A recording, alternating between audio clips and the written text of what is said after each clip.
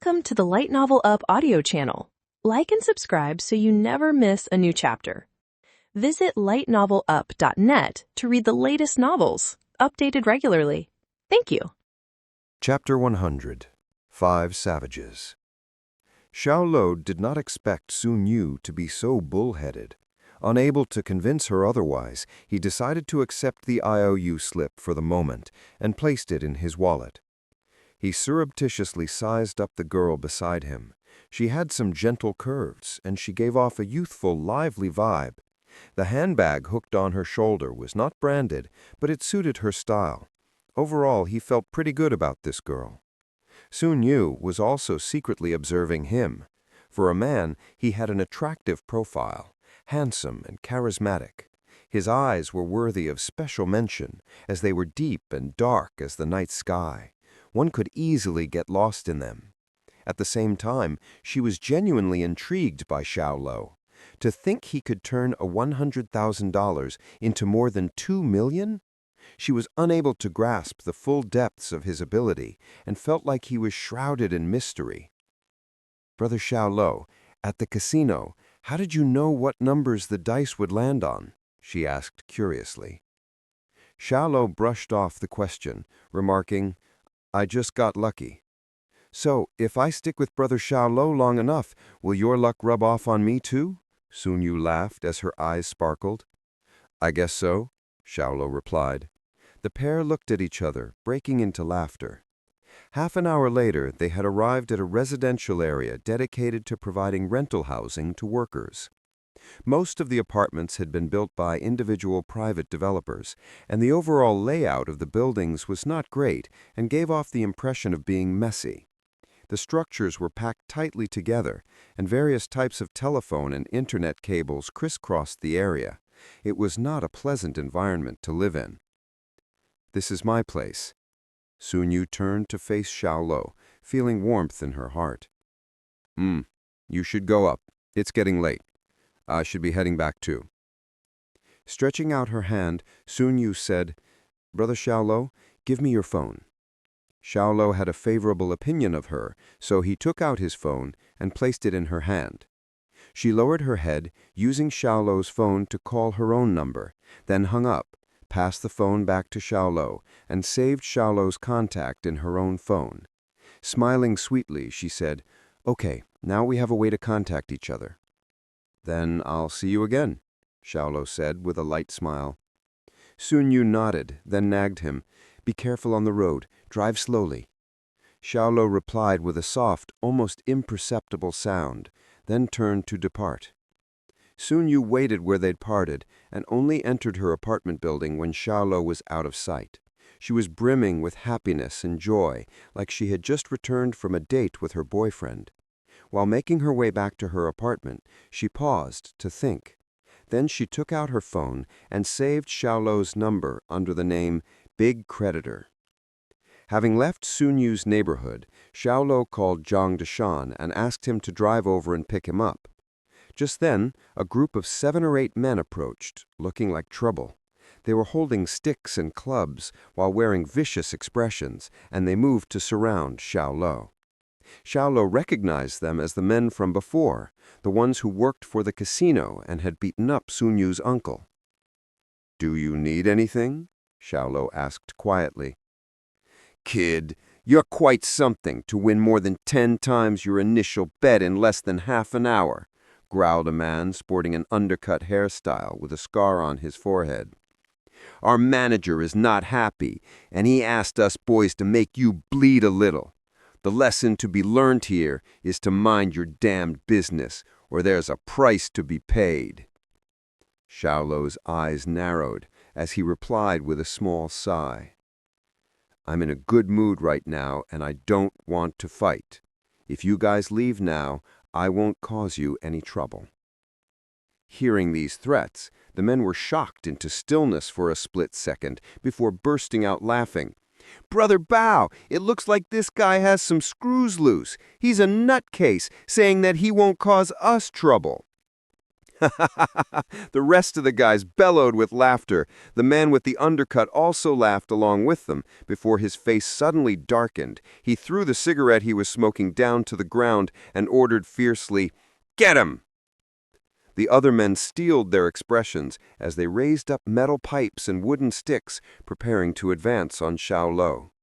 "God damn it! I can't stand watching you city folk. You guys have no balls, ganging up on someone like this." A rugged voice boomed suddenly, stopping the men in their tracks. Xiao Luo looked toward the source of the voice and saw 5 savage-looking men sauntering over leisurely.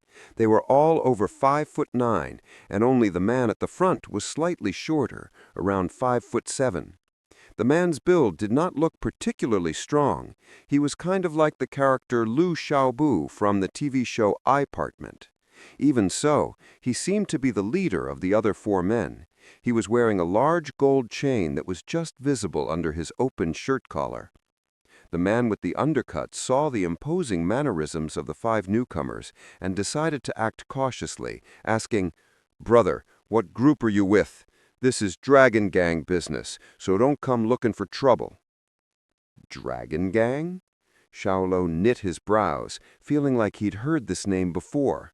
Thinking for a while, the memories came to him. If he wasn't mistaken, the crime syndicate that had been trafficking child beggars before had also identified themselves as members of the Dragon Gang. Pah! The man wearing the heavy gold chain raised his hand and delivered a tight slap to the face of the man with the undercut. It was a solid slap, not watered down in the slightest, and the sound it made was crisp. The blow stunned the man with the undercut, as it had come so suddenly, without forewarning, and he'd been completely unprepared. Nobody could have expected the man with the heavy gold chain to suddenly resort to violence. Xiao Luo raised his brows with a slight grin and thought to himself, "This should be interesting." Then the man with the heavy gold chain yelled out loudly, "I don't care what gang you're from, Dragon Gang, Horse Gang, I've never even heard of it. And what do you mean, don't look for trouble? We may be from the country, but that doesn't mean you can scare us away with your bullshit." The man with the undercut shook his head, regaining his senses. His face burned hotly with pain, and he was practically shooting fire from his eyes. "You dared hit me, asshole?" "So what if I hit you? I hit you because I acknowledge you. I hit you because you deserve to be hit. I hit you because you spied on the widow Wang from the neighboring village while she was taking a bath." The man with the gold chain began to explain straightforwardly, but his voice trailed off as he went on. He realized that something was wrong. He'd gone off topic and started talking about his own village affairs. He scratched his head, then spat angrily, "God damn it, why did I start talking about the widow Wang? Brother Feng, you're the one peeking at the widow Wang while she was bathing." "That's right, Brother Feng, so why are you exposing your own shameful behavior?" "It's a good thing that these people don't know us, or that would have been so embarrassing." 4 of his companions laughed as they made fun of him. The man with the gold chain went red in the face. Clearing his throat, he announced, "Bullshit. There's nothing to be embarrassed about. So what if I spied on the widow Wang in the bath? When I was young, I bathed together in the nude with Hong Hong and even touched her privates. And you know me. When have I ever lied to you guys?" "Brother Feng, you're too awesome. I admire you.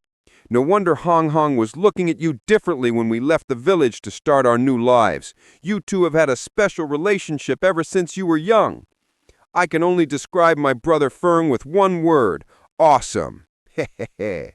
The 4 men looked at the man with the gold chain with unending adoration. They gave him 2 thumbs up as they praised him. Chapter 102. Duel. The 5 of them stared at Xiao Luo like they were staring at prey caught in a trap.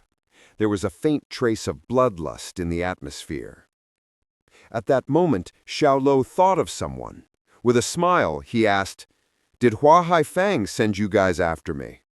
A month ago, he'd had some friction with a rich man by the name of Hua Haifang. "What Haifang? I don't know who that is." Fang Huihan and his lackeys didn't react much, making it obvious that they did not know who Hua Haifang was. He stared at Xiao Luo. Revealing a hint of excitement at the corner of his lips, he said, "Big brother, you are the first assignment that we have undertaken since leaving home. You can chalk it up to bad luck that we bumped into you today." "Are we really going to fight?" Xiao Luo sighed.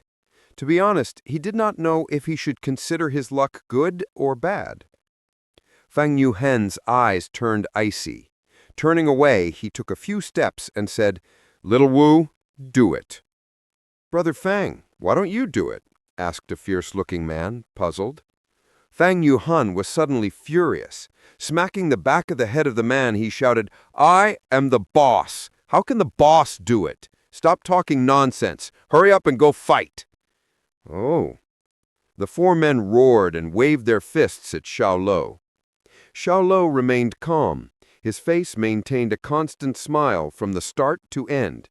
The very next second, his body abruptly moved, and his toes silently brushed the ground. Accompanied by a quick rush of air, his body shot off the ground. With an elegant 180-degree twist that spanned a distance of 2 yards, his slender right foot swept out in a trick angle. Pang, pang! With 2 muffled noises, 2 men were immediately sent flying. "Eh?" Fang Huihan and the remaining 2 men were startled. They'd never expected a weak-looking kid to actually have that scarily explosive power. The corners of Xiao Luo's lips turned up.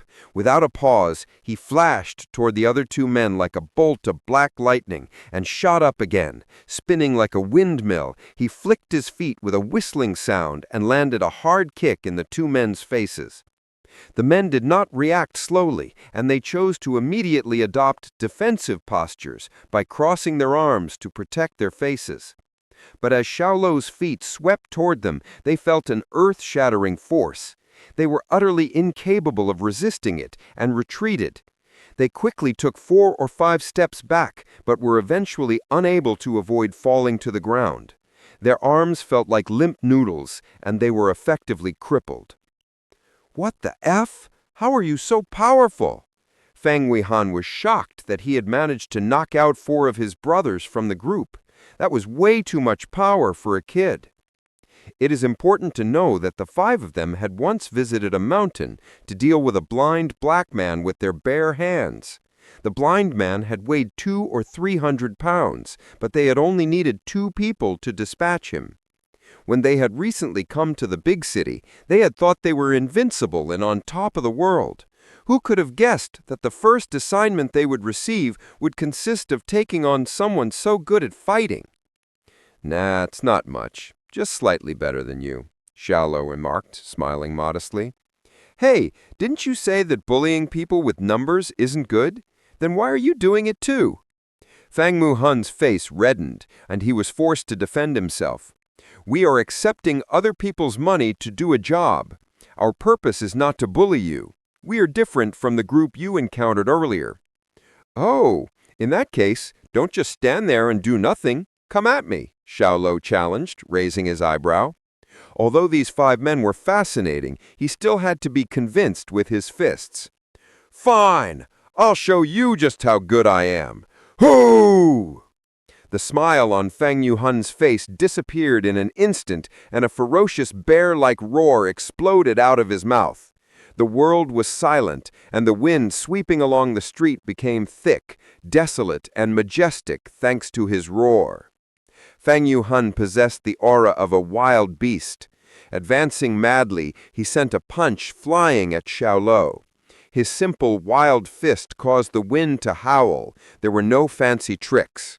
"Wow, that's a bit scary," Xiao Luo remarked, snorting lightly. But he did not retreat. Instead, with his right foot forward, he aimed at Fang Yuhan's abdomen like a wild whip. He didn't stop and gave Fang Yuhan no time to react. The crisp yet dull sound caused Fang Yuhan's body to leave the ground. With just one move, the violent, windless attack that had rolled out like a wave was immediately contained. Fang Yuhan's body flew backwards like a bomb. He forcibly reversed his center of gravity mid-air to avoid falling on his back, and managed to land in a semi-kneeling position. Still, he slid backwards about a meter before coming to a halt. Gulp. The other men breathed in deeply, looking at Xiao Luo and his black shirt giving off a wicked aura. They couldn't help but swallow their saliva. Xiao Luo at that moment appeared insurmountable to them. He was an outstanding fighter. "Are you still going to fight me?" Xiao Luo demanded sarcastically. He hadn't gone all out, otherwise his foot would have injured Fang Yuhan even more. "Of course I'll fight," Fang Yuhan roared and rushed at him. He leapt at Xiao Luo like a cheetah from 3 or 4 yards away. His whole body suddenly turned into an artillery shell with a thunderous, powerful force directed at Xiao Luo. He clenched fists while moving at high speed, and they became his only weapon. Zzz! A ear-piercing whistling sound tore through the air as he came closer and closer to Xiao Luo. All 4 of his companions straightened up in excitement and almost shouted out. They expected Xiao Luo to be overwhelmed and knocked down by their leader, Fang Yuhan. But the reality was cruel and not at all what they had expected. Bang! The dull sound fizzled out, and Fang Yuhan's cannon-like fists fell straight into Xiao Luo's right palm. Fang Yuhan's pupils dilated, and his mouth was slightly open. He felt like his iron fists were bound by some other power. It felt like he had punched into cotton and was now gripped by a pair of steel clamps. The force was strong and the momentum was firm. You should have trained by taking on wild beasts in the forest. The problem is that your move was too dead. It was not flexible enough. Against someone who does not know how to fight, it's okay. But against someone who knows how to fight force with force, you lose its destructive ability. Bullshit! Fang Yuhan was an irritated beast. He retreated only to get ready to rush forward again. He quickly broke into another dash. He jumped up high, and his waist was parallel to Xiao Luo's head. His body flew through the air, and he used the force of the rotation to kick out his foot. This foot was aimed directly at Xiao Luo's head. If the blow had landed, the impact would have been so intense that even a wild bull would have been flipped over. "Okay, all right," Xiao Luo laughed. He took one step and dodged Fang Yuhan's fierce foot. Then his right hand turned into claws. He grabbed Fang Yuhan's ankle like an eagle, and his shoulders jutted forward. He spun around 360 degrees and hurled Fang Yuhan. Fang Yuhan's 2 companions had no time to dodge their boss's body, which was like an artillery shell rushing their way, causing them to shriek in pain. Chapter 103. The Confidence We Once Had.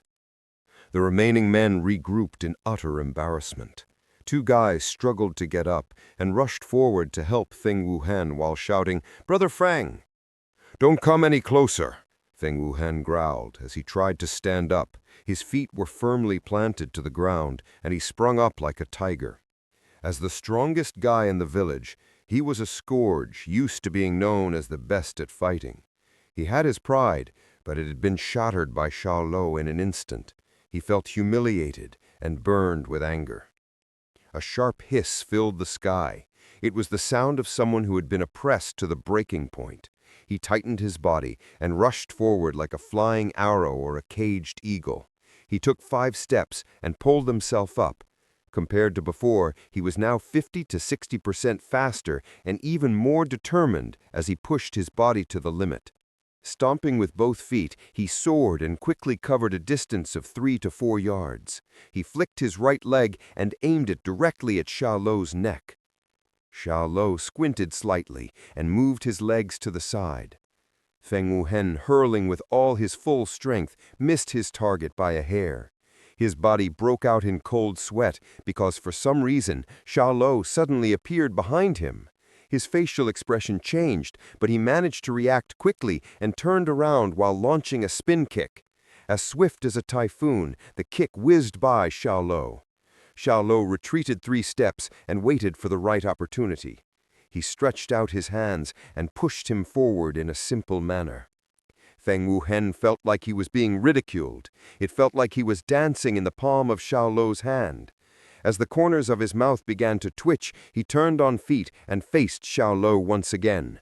"Die!" he roared. With both fists out, he struck at Xiao Luo like a rainstorm. His footwork was rather fast. Xiao Luo, on the other hand, was backing off. Faced with this dazzling display of straight punches, uppercuts, flatboxing, and countless swings, Xiao Luo maintained a smile on his face. Taking his own time, he kept moving back. Feng Wuhen threw dozens of punches, and each one was filled with immense power. However, throughout this flurry of attacks, Xiao Luo remained entirely unharmed. He stood right in front of Feng Wuhen and was able to easily avoid all these punches. "Time to end this," Xiao Luo said, smiling. He made his move in a flash. His right palm was like a poisonous snake about to seize its prey as he sturdily stamped it on Feng Wuhen's chest. The violent surge of power came in contact with Feng Wuhen's body and spread wildly across it. Like a kite without strings, he lost control and flew backward. He fell on the ground hard, and his blood circulation was disrupted. He tasted sweetness gushing in his throat. As he opened his mouth, blood trickled out the corners of his mouth, and his 2 rows of teeth were dyed entirely red. Besides that, the gold chain he was wearing on his neck was broken, flung alongside him. "Brother Feng!" The 4 men shouted and rushed to his rescue. After helping up Feng Wuhen, they rushed at Xiao Luo. Xiao Luo knocked them out with a couple of punches and kicks. All of the men were left grabbing their hands and legs and crying in pain. Things were looking bad. Things were really bad. Feng Wuhen was dejected. They had left Big Mountain looking to make a name for themselves in this noisy and bustling city. But without any qualifications or education, it was hard for any of them to get proper jobs. They had almost used up the couple of $1,000s that they had come with, and they still couldn't find any work. When they were at their wits' end, a stranger had found them and promised to give them $20,000 if they could break some guy's arm. However, little had they expected things to go as they had. What should have been an easy 20 grand had become such a difficult task. Xiao Luo was a monster, and he had beaten all 5 brothers to a pulp. He stooped over them and picked up the big gold chain. With a playful smile, he said, "Why did this gold chain break?" Feng Wuhen got up. Although he was afraid of Xiao Luo, he quickly replied, "It's a counterfeit chain to make me look good. After a blow like that, how could it not break?" "I see. It was only plated with a layer of gold. Still, the plating is rather exquisite. If I had not looked at it closely, I wouldn't have been able to tell that it is fake gold." Xiao Luo fiddled with the chain and put it in his pocket. "I'll be taking this. Consider it compensation for failing to deal with me." After finishing his sentence, he turned around and left. Feng Wuhen let out a sigh of relief, lifted his hands, and wiped the blood from his mouth. "Oh, by the way!" Xiao Luo stopped and turned around. Feng Wuhen and his 4 companions were frightened. Their expressions became unnatural. Xiao Luo smiled and said, "Don't worry, I won't put you guys on the spot. I'm giving you a piece of advice. You can be shameless, arrogant, selfish, but it is important to walk on the right path. Nothing in this world is unachievable. There are only people who aren't willing to work hard and put in the effort. Everything lies within your grasp. The world is your oyster." As soon as he stopped, a white Corolla pulled up right in front of him. It was Jiang Dashan. Tong Ren and Xiao Ruyi were in the car.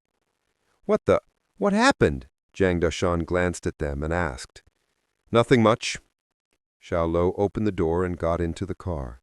Jiang Dashan's face was filled with suspicion as he slowly started up the engine. The guy with round eyes and a well-formed forehead that resembled a leopard's asked, "Brother Feng, what should we do?" "We received $10,000 from the client as a deposit, but we weren't able to get the job done in the end. Moreover, we had almost used up all of the $10,000. There's no way that we could come up with that much money if we decide to return it now." "What else can we do? We'll fight him if it means dying," said a guy while gritting his teeth. "Shut up," Feng Wuhen said, exhaling. "Not even 10 of you can match him.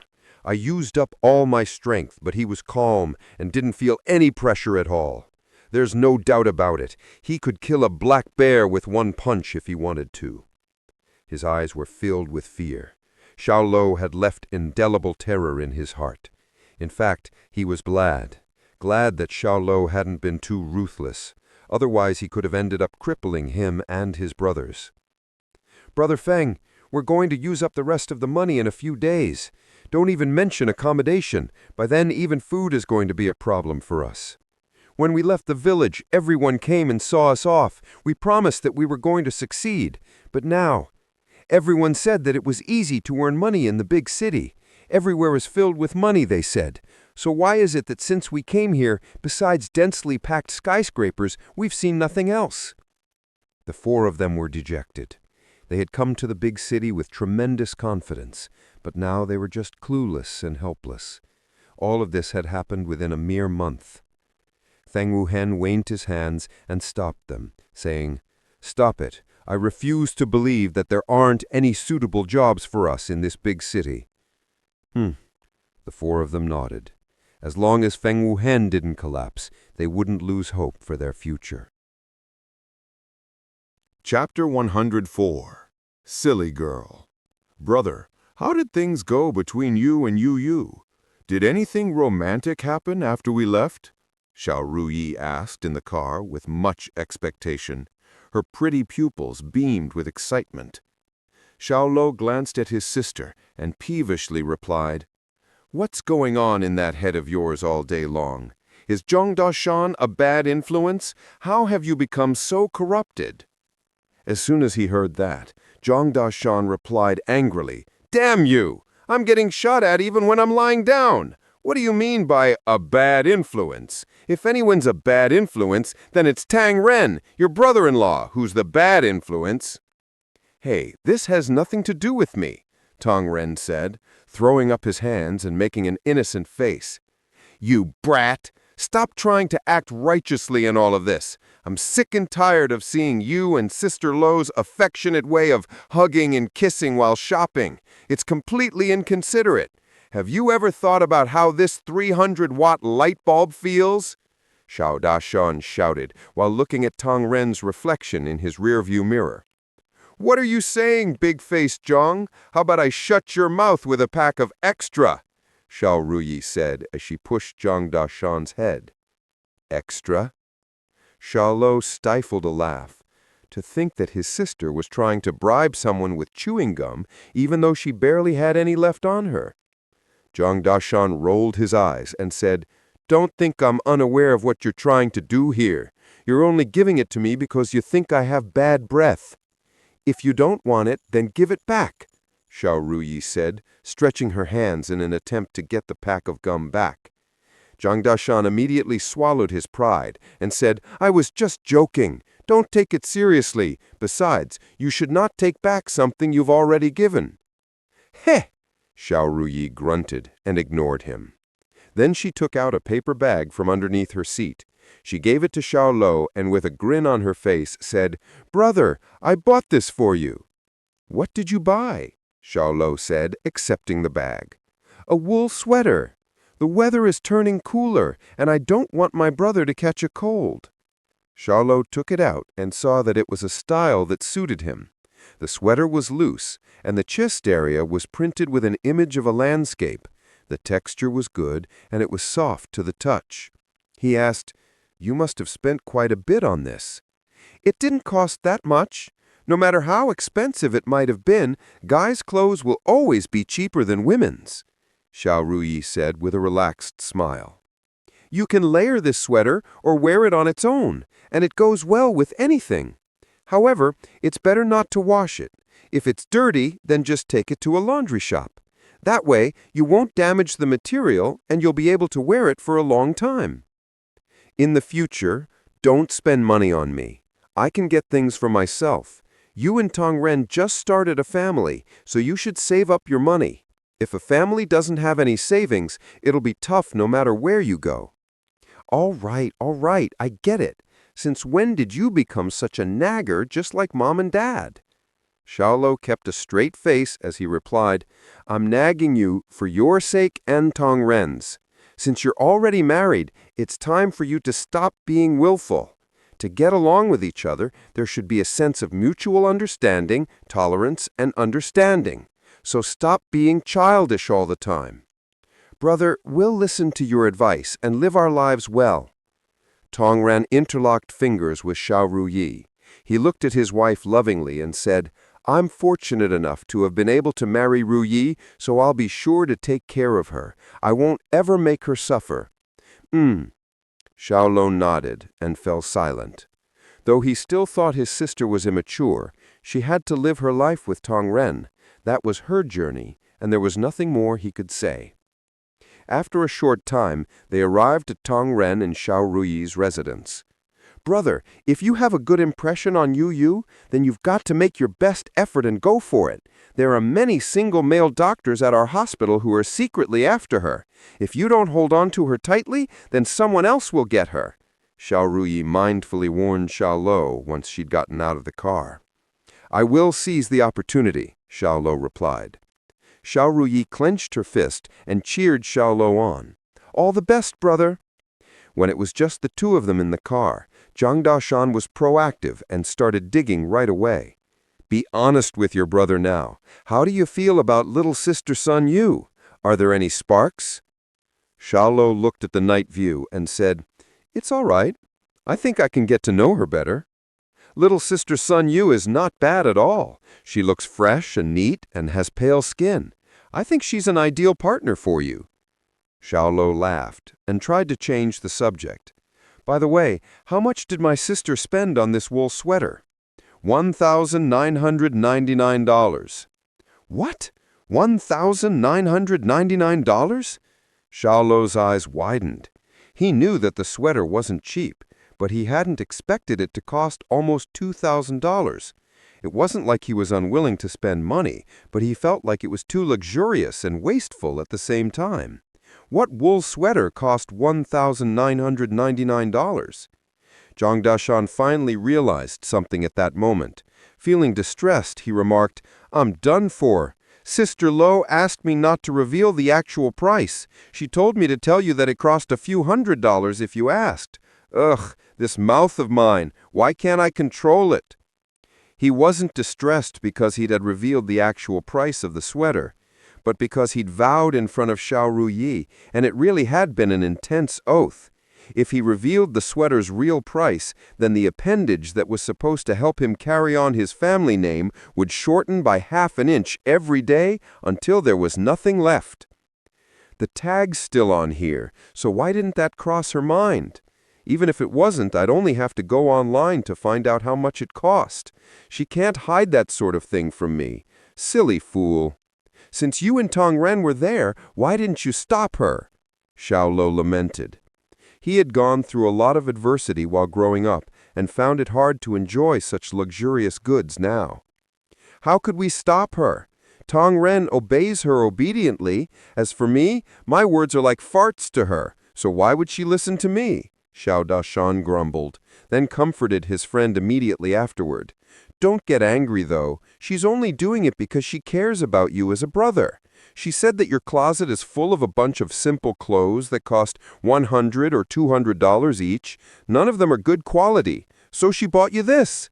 You'll look much better if you wear it. There's a saying that goes, 'Clothes make the man.' No matter how good-looking you are, you've still got to put on a set of stylish clothes." Xiao Luo exhaled and calmed himself. It was too late to say anything now. Since she had already bought the sweater, getting a refund wouldn't do. Still, he felt bad for his sister. Her salary wasn't enormous. On the other hand, Tong Ren was still finishing his internship and currently earning even less than his wife. The two of them still had bills to pay. Now that they had spent $2,000 on this wool sweater, they would barely have enough money left to spend on themselves for the rest of the month. That silly girl. Xiao Luo felt a sense of unexplainable warmth. What he wanted most in the world was not for Xiao Ruyi to buy him things or give him anything, but for her to spend her days happily with Tong Ren. This was Xiao Luo's wish for Xiao Ruyi. Chapter 105. Discussion. Zhongshan International Hotel. A loud, piercing ringtone sounded. "Old housekeeper, you better have something proper to report, otherwise you'll get it from me," Hua Haifeng said, furious that he had been interrupted. A somewhat old-sounding voice replied on the other end. "Master, that Xiao Luo has appeared." "Xiao Luo? That's great. I've been trying to find him for almost a month. It's about time he showed up," said Hua Haifeng, suddenly on alert. Anxiously, he added, "I asked you to find someone to cripple one of his arms. Has the matter been attended to?" "Well, about that, not yet." "Not yet? What does that mean?" Hua Haifeng demanded. The housekeeper answered, "So as not to cause any trouble for master, I intentionally found 5 strangers. They're very skillful, and 20 of our company's bodyguards couldn't match their abilities. It's just that—" "Just what?" Hua Haifeng demanded coldly.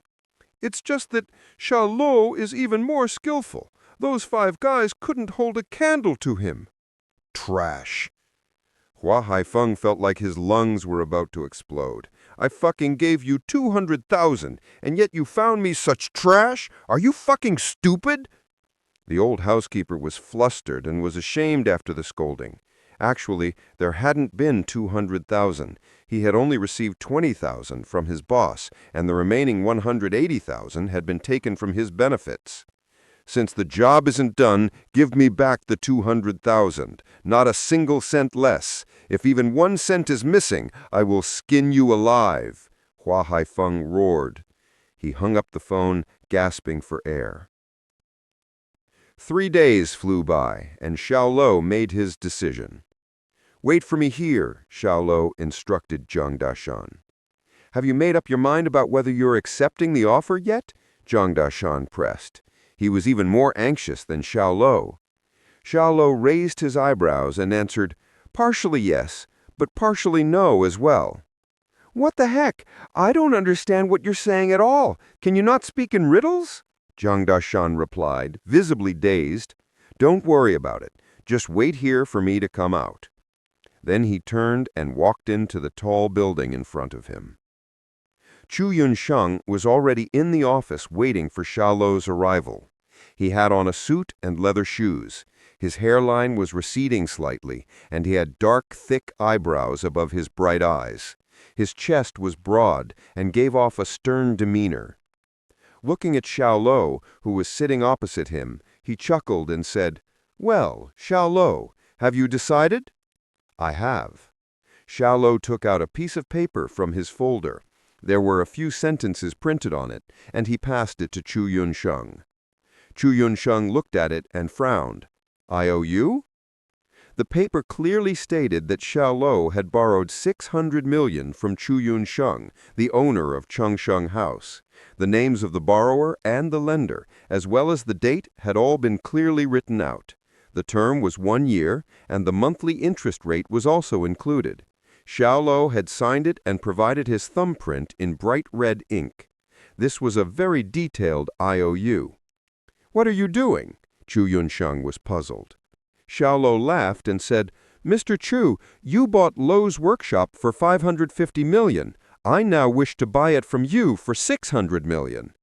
Chu Yunsheng was wide awake. "You wish to talk to me about business?" He aroused the businessman within him. Xiao Luo nodded. "According to my calculations, Luo's workshop is currently losing $300,000 every day. It's a difficult matter to settle, and everyone is uncomfortable with it." While he was speaking, he delivered Luo's workshop's financial loss report to Chu Yunsheng. He glanced at it briefly, then covered it and said, "Luo's workshop is experiencing financial hardship, so why do you want to buy it?" "Because I am confident that it will make a comeback," Xiao Luo answered calmly and with determination. Chu Yunsheng's eyes narrowed. He had bought Luo's workshop merely out of convenience to help the poor man Feng Changmiu. He himself wasn't confident that Luo's workshop could make a recovery. Additionally, he wanted to use Luo's workshop to retain Xiao Luo's talent and to use him as a personal assistant. Whether or not Luo's workshop could make a comeback was beyond his consideration. But the fact that Xiao Luo believed in the business, even though Chu Yunsheng wasn't optimistic, inspired his pride as a businessman. The problem with Luo's workshop doesn't just lie on its reputation. There are many major issues with the factory and the company's management. Aside from that, they have a huge competitor in taste buds. Are you really confident that you can restore Luo's workshop to its former glory? Chu Yunsheng asked, as he stared at Xiao Luo. I shouldn't have to answer that now. All I want to know right now is whether you, Mr. Chu, are willing to sell me Luo's workshop. This kid was very ambitious. Since he wanted Luo's workshop, then let him have all of it. Chu Yunsheng smiled and said, I spent 550 million to acquire Luo's workshop. Now you want to spend 600 million to buy it from me, which means I will have already earned 50 million from it. On paper, it seems that I should agree, especially given the current state of the business. There's no reason I shouldn't, except that what you're giving me isn't 600 million. It's merely a piece of paper, an IOU. It looks like you're trying to gain something valuable with something worthless. Xiao Luo raised his eyebrows slightly. Before coming here, he had already mentally prepared himself for things to go either way. If Chu Yunsheng agreed, he would accept Luo's workshop and take it on as a challenge to stoke his passions. If he disagreed, then that was fine too. However, just then he had yet to think of how to respond. One day he would realize what it was he was meant to do. Chapter 106. Downcast Men. I'm going to add another criterion.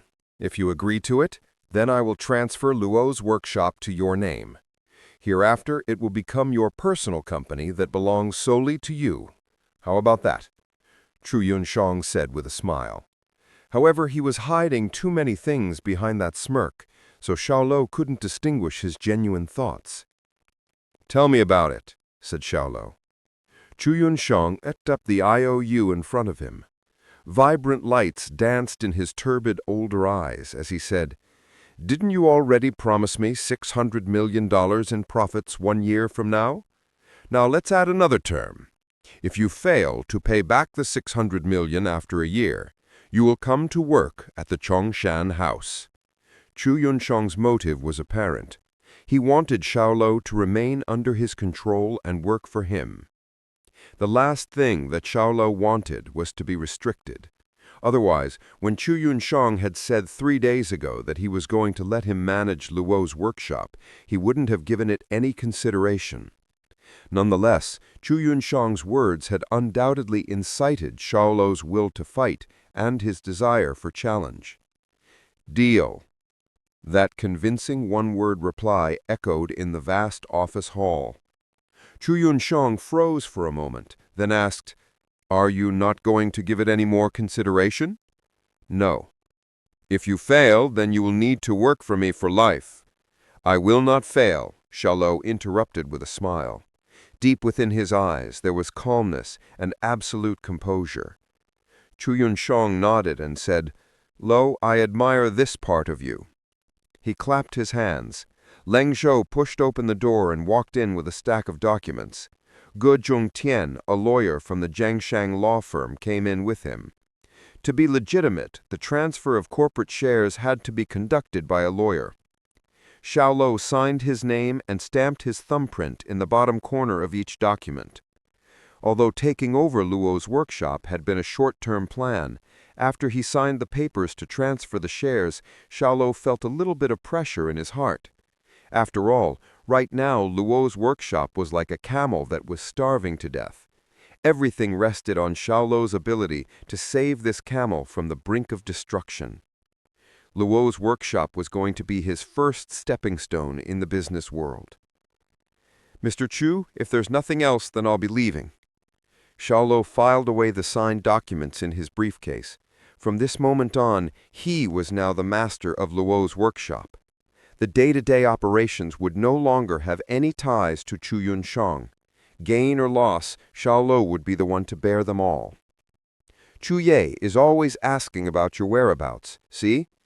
I don't want to do with anyone at Huaye. They have their own lives and I have my own. If we insist on barging into each other's worlds, then somebody will inevitably get hurt, Xiao Luo faintly said. All right, I know what to do. It's done? Yeah. Xiao Luo nodded. Zhang Deshan glanced at the stack of documents finalizing the share transfer inside Xiao Luo's briefcase. He couldn't contain his excitement on his face. Xiao Luo was about to soar high up into the sky, and as his good old brother, Zhang Deshan certainly had to follow him. Just the thought itself sent him into a tizzy. Ha ha ha! He couldn't help but crack up. Luo's workshop has nothing to do with you, so why are you so hyped up? Xiao Luo rolled his eyes at his friend. Zhang Deshan abruptly bottled up his laughter and shot back, "What the heck, big boss? Want to burn the bridge after crossing it, or want to kill the donkey the moment it leaves the millstone?" Xiao Luo sneered at him. "And what exactly would you do were I to give you an in?" "Hey, you little chicken shit, I said I'd be the assistant GM. I didn't work at the bank for 3 years for fun, you know. At least my network is wider than yours, and I know a few of the bosses from various sectors." "Fine, fine, go get your car. Let's find some place to fill our bellies." Xiao Luo shifted the conversation topic. Xiao Luo would not definitely turn his back on Zhang Deshan. Although he was now the boss of Luo's workshop, aside from the shop manager, Sun Jiannan, he didn't know any of his staff. Zhang Deshan would have had to been involved in Luo's workshop even if he hadn't wanted to. With his good old brother there with him, they could keep an eye on a lot of things while taking care of each other. "All right, boss." Zhang Deshan took the lead and dove into his role as assistant general manager. He chuckled and revved up the engine.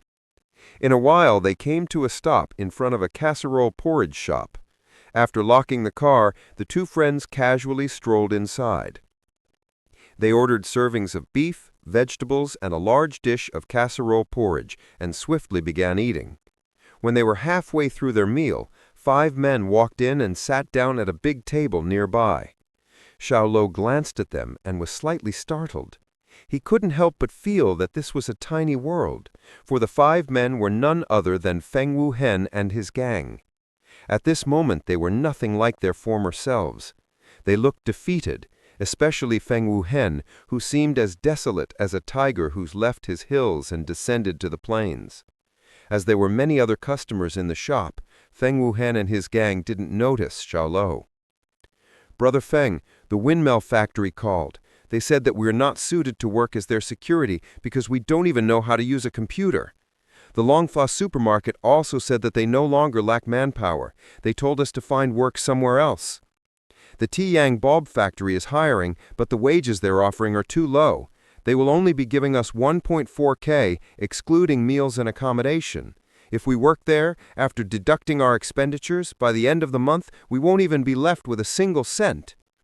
Their words in their entirety fell into Xiao Luo's ears. Xiao Luo couldn't help but sigh and say, "There's a saying that goes, 'Don't bend your back for 5 Dao rice,' but reality is cruel. Humans need to survive and live. Without 5 Dao rice, people starve to death. Even 5 competent men are unable to escape this fate." "Brother Feng, I think we should just go back to the Guangming district. Being a gangster is better than living like this," Shuawu, who had big round eyes, suggested. "And how would we do that? We've offended the Dragon gang. We should be thanking the heavens that we escaped with our lives and go back, you say? They have thousands of people, and there are only 5 of us. You want to go back to suicide?" Feng Wuhen finally understood how formidable the Dragon gang really was. They were Zhangshang City's most prominent underground organization. With some 3,000 to 4,000 members, one could say that their influence encompassed the entire Guangming district. If the 5 of them had not fled, they would have died. Feng Wuhen gulped down his tea and spoke again undiscouraged. "Let's hold out a while longer and find ourselves legit jobs. As long as the pay is decent, it's fine if we need to suffer a little bit more. All right, let's drop the topic and eat. Order whatever you like. I still have some cash to spare." The other 4 men nodded and began browsing the menu. "What are you looking at?" asked Zhang Deshan when he noticed Xiao Luo's strange expression. "Is there a pretty lady?" Out of curiosity, he turned and looked in the direction where Xiao Luo was staring. He immediately was disappointed. "What the heck, bro? What's so nice about 5 grown men? Don't tell me you're gay now." "Shut up!" Xiao Luo glared at him. Zhang Deshan truly exemplified the saying, "A filthy mouth cannot utter decent language." In a short while, Xiao Luo and Zhang Deshan left the restaurant after finishing their meal. Once Feng Wuhen and the rest of his gang had wolfed down their food, they too stood up and went to pay their bill. However, the shop owner told them, "Your bill has already been paid." "Paid?" Feng Wuhen was shocked. He looked at the rest of them and asked, "Who paid for us?" "Your friend. Oh yeah, he left you a note." The shop owner took out a piece of paper from his pocket and handed it to Feng Wuhen. When Feng Wuhen looked at the note, his eyes instantly widened in shock. "Xiao Luo?" Written on the paper was Xiao Luo's contact information. The other four were equally startled. They had not expected to meet Xiao Luo here, nor could they ever have imagined that Xiao Luo would pay for their meal. He said that if you really have nowhere else to go, you can seek him out. He will give you all the help he can, the shop owner conveyed Xiao Luo's message. Feng Wuhen felt warmth in his heart. Although it was only a meal, it truly meant a lot to them. Chapter 107. Taking Office. On the day of share transfer, Chu Junsheng and Ge Zhongtian were both present. Additionally, all the middle and upper management personnel, such as the store managers and main store department heads, all attended. I initially thought that Luo's workshop would go on forever with Chongshan House's backing. I never expected someone to take the wheel so quickly. I couldn't agree more. I heard that our new boss is a young kid in his 20s. Yup, the workshop is done for. Without the Chongshan House shielding us, taste buds will gnaw us down until even our bones are gone. A few store managers gossiped together. Currently, Luo's workshop had absolutely no capital for contending with taste buds. Their arms were not even the same size. Now that they had lost the Chongshan House's protection, their business would soon completely crumble. Nevertheless, at the same time they were very curious about this new chairman.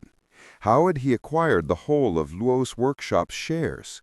Although Luo's workshop was now like a dying camel, purchasing it still called for some $500 to $600 million. For a kid to have so much cash at such a young age, he must be 2G rich. Sun Jianan was silent as he stared at the company's front gates without blinking. He'd already heard that their new boss went by the name of Xiao Luo. Was the name of his new boss just a coincidence, or was he the very same young lad who had saved his life before? At that particular moment, Sun Jianan was more anxious than anyone else because he was eager to discover the new boss's identity. Not long after, a white Corolla slowly drove through the front gates. The door opened, and Xiao Luo, dressed in a black tuxedo, was the first to exit the car. Zhang Daoshan, on the contrary, was relatively casual in his attire. After all, today was Xiao Luo's debut. He mustn't overshadow his friend. Xiao Luo had smiling eyes, which were narrow and long like a celebrity's, a pointy and suave nose, a mouth with the corners slightly lifted, and unruly black hair. At the sight of Xiao Luo's appearance, all of Luo's workshop's employees who had come to welcome him dropped their jaws. Subsequently, uncontrolled exclamations and whispers were stirred up among the crowd and then exploded with furor into a full-blown discussion. The employees buzzed like a swarm of bees. "Is that Mr. Xiao? He's so hot. What's wrong with his face? Why do I feel like he looks better than the celebrities on TV? His temperament is extraordinary. He must come from some noble family." The girls at Cheeks especially felt a little warm as they gazed on Xiao Luo's cold, handsome face. "What the f***?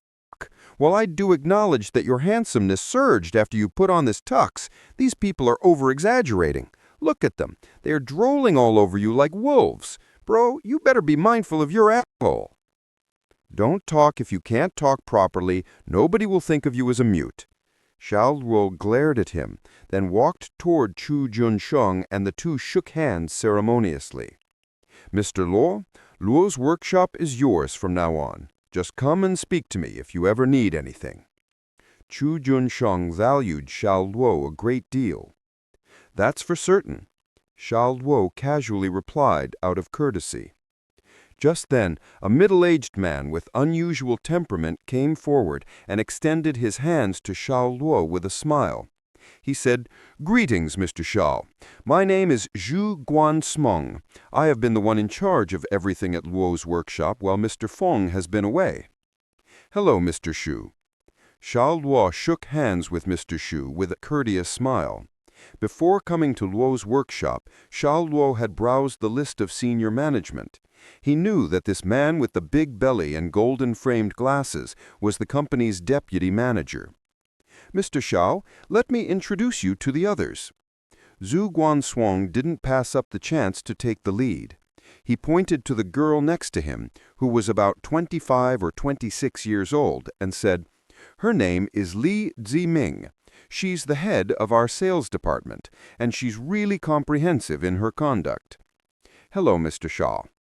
Li Ziming quickly extended her hand and shook hands with Xiao Luo with a smile. Xiao Luo nodded and said, "Hello." Zhu Guanshuang then introduced the next person.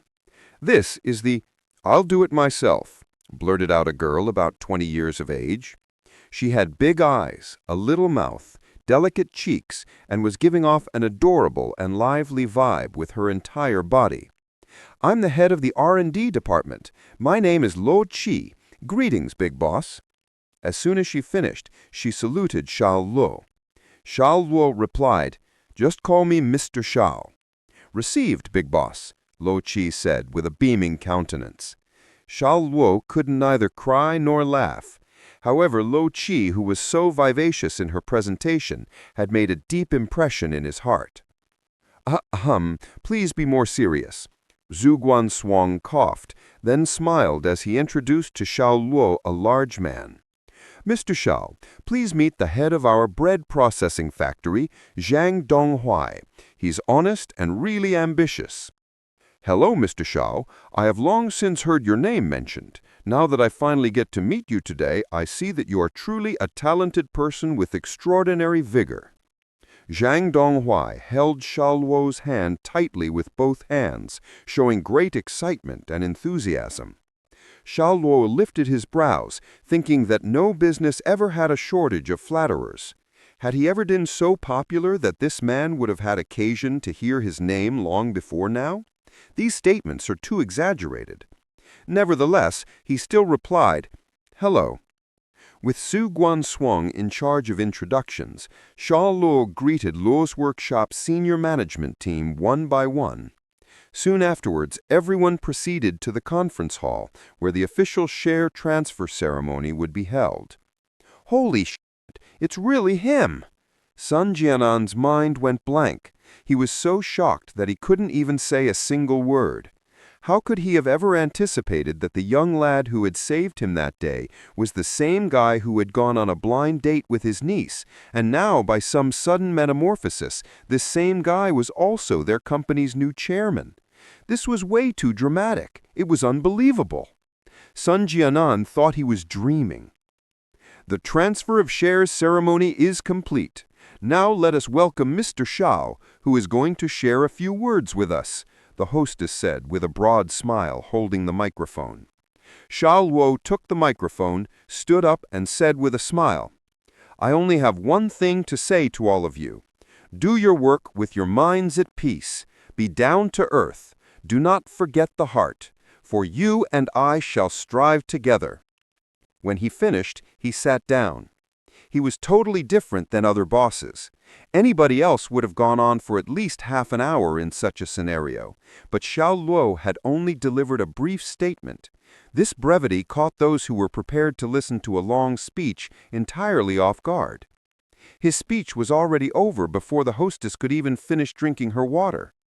Although she was taken as surprise, her response nevertheless was impeccable. She moved forward to mediate the scene with a smile on her face, saying, "Mr. Xiao really does treasure his words like gold. Nevertheless, his aphorism is worthy. Let us all ponder it and learn from it." Just then, someone ran into the room in panic. He whispered in Zhu Guanshuang's ear. Then Zhu Guanshuang went over to Xiao Luo and murmured to him, "Mr. Xiao, all the factory employees have gone on strike." Chapter 108. Collective Strike. A collective strike? Xiao Luo knitted his eyebrows slightly. This wasn't good news. Striking as soon as he took office implied that the workers were already against him. "I'll go and take a look." He stood up and walked toward the factory, following Shu Guansong's lead. Soon after, everyone in the conference hall was informed of the strike. "Let's go and see." Chu Yunsheng was intrigued. Luo's workshop was presenting Xiao Luo with a tough task as soon as he took office. He wanted to see how Xiao Luo would handle the issue, so he tagged along with Gei Zhongchen.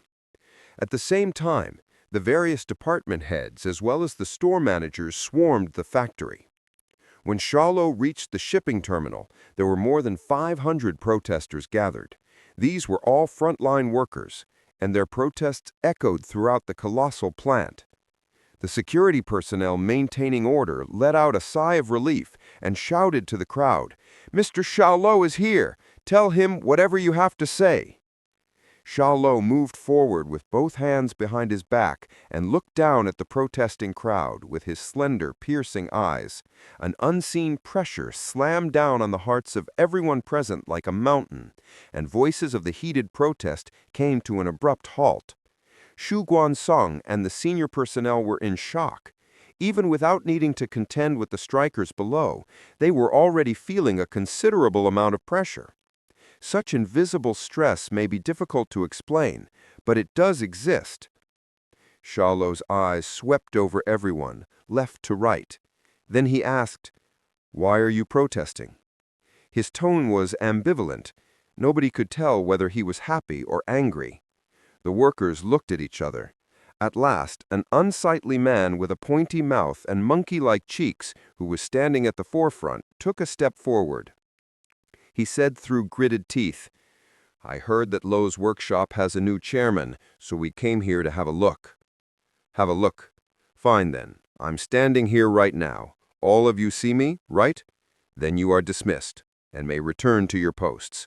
Do not disrupt the company's normal operations," Xiao Luo said with an amused smile. The man with a pointy mouth and monkey-like cheeks sneered. His expression changed, and he said, "Tisk, you're going to dismiss us just like that? Mr. Sharla, each of us has gathered here today because we feel that our efforts are not matched by our benefits. It shouldn't be too much for us to demand a raise. Am I right?" Everybody, yes. "We make hundreds of millions in revenue for the company every year, so why are we given so little? The amount we get is barely enough to satisfy a beggar." The voices of disharmony sounded once again, and many raised their hands in support. Chu Yunsheng raised his eyebrows and murmured, "This truly is a tough challenge for our company. Luo's workshop's financial budget is already about to bottom out. Now, with this strike, I feel like we'll have even more of a headache." Gei Zhongchen echoed, "That's for sure. These workers are obviously taking advantage of the fire. Why can't they think about how, if Luo's workshop collapses, they will become jobless?" "This can't be that straightforward." Chu Yunsheng smiled without clarifying his assumption. He had already reminded Xiao Luo a long time ago that still waters ran deep with Luo's workshop's management team. The reasons for the strike could hardly be as simple as they appeared on the surface. Avarice's wage is death. Under someone's instigation, these well-paid employees with massive bonuses suddenly flummoxed by a craving for money. "Shut up," Lin Chongdong, head of Human Resource Department, exclaimed in anger. "Are you people even underpaid? Including OTs and performance bonuses, more than half of you earn over $5,000 a month. Even the least among you earns about $3,500. The company is now going through a difficult time. Many of our store managers are only receiving a $5,000 to $6,000 in salary, and you're actually telling me that you're underpaid? Do you still have any conscience left?" "Why don't you talk about those times when they were receiving some 20 to 30 grand, when the company was in a good spot? They are the ones who landed the company in this state. So what does it have to do with us bottom-level workers?" Yeah, we've been on pins and needles for the company. We work overtime every day. Why don't you mention that? Lowe's workshop is almost empty. We don't even know if the company's going to collapse tomorrow. If we don't ask for more now, then should we only ask for what we deserve when the company is no more? The crowd's anger wasn't quickly dispelled. They raised their fists in opposition and shouted vehemently. Unable to best the crowd with his words, Lin Chung-dung's face swelled in red, and his body trembled with rage. Xiao Luo felt a little pissed off and a little amused. These people were probably slaves who rode on their masters' heads during ancient times. He waved his hands and said faintly, "Since you've already said that, may I ask you all a few questions?"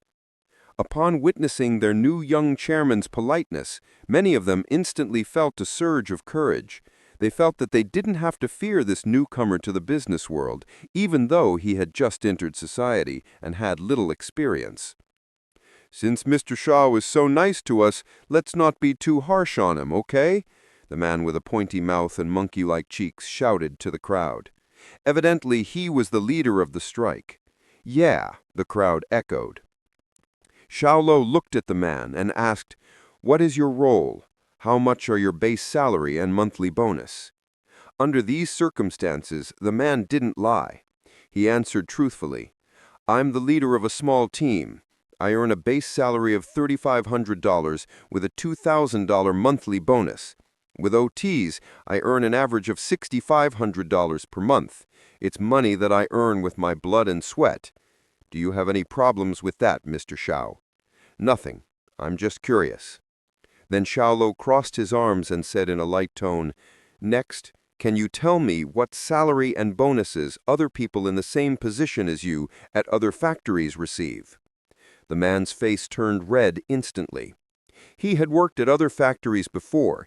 Even including overtime fees and bonuses, the salary was still far from $6,500. Otherwise, he wouldn't have stayed at Lowe's workshop and worked so hard to become a team leader. He spoke again after quite a long time. "I don't know about other factories, but I know about taste buds. People in the same position are earning some $500 to $600 more than what we are receiving at Lowe's workshop." Although the man was properly addressing Xiao Luo, he was also utterly disregarding him. "Oh, so that's the issue." Xiao Luo's reply was flat. He turned his eyes to a small employee in the crowd. He pointed at him with his finger and said, "Tell me your position, base salary, and bonus." Seeing that everyone had turned to look at him, the man felt nervous all of a sudden. He stammered, "I'm a regular employee. My base salary is $2,600. The money I can earn per month comes out to about $4,500. "Then, do you know how much other workers in the same position as you at other factories are earning?" Xiao Luo's eyes were chilling, like a beast staring at its prey.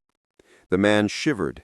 He dared not look directly into Xiao Luo's eyes as he replied, "The base salary in other factories is about $2,200 to $2,300. They may or may not have bonuses.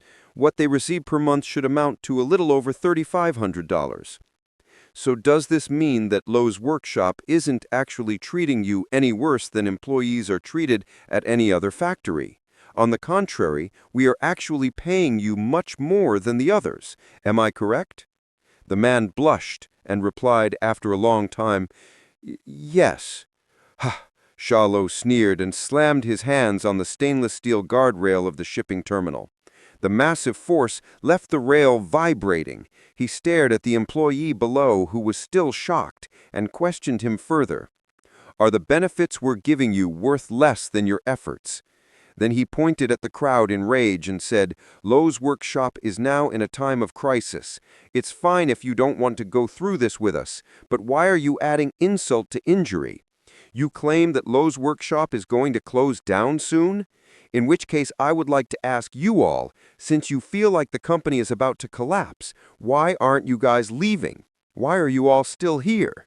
As humans, learn to be content and grateful."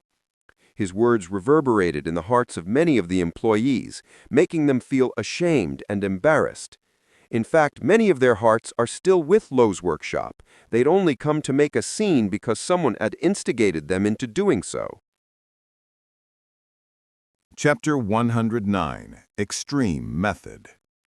Bullshit. The man with the pointy mouth and monkey cheeks refuted Xiao Luo's statement.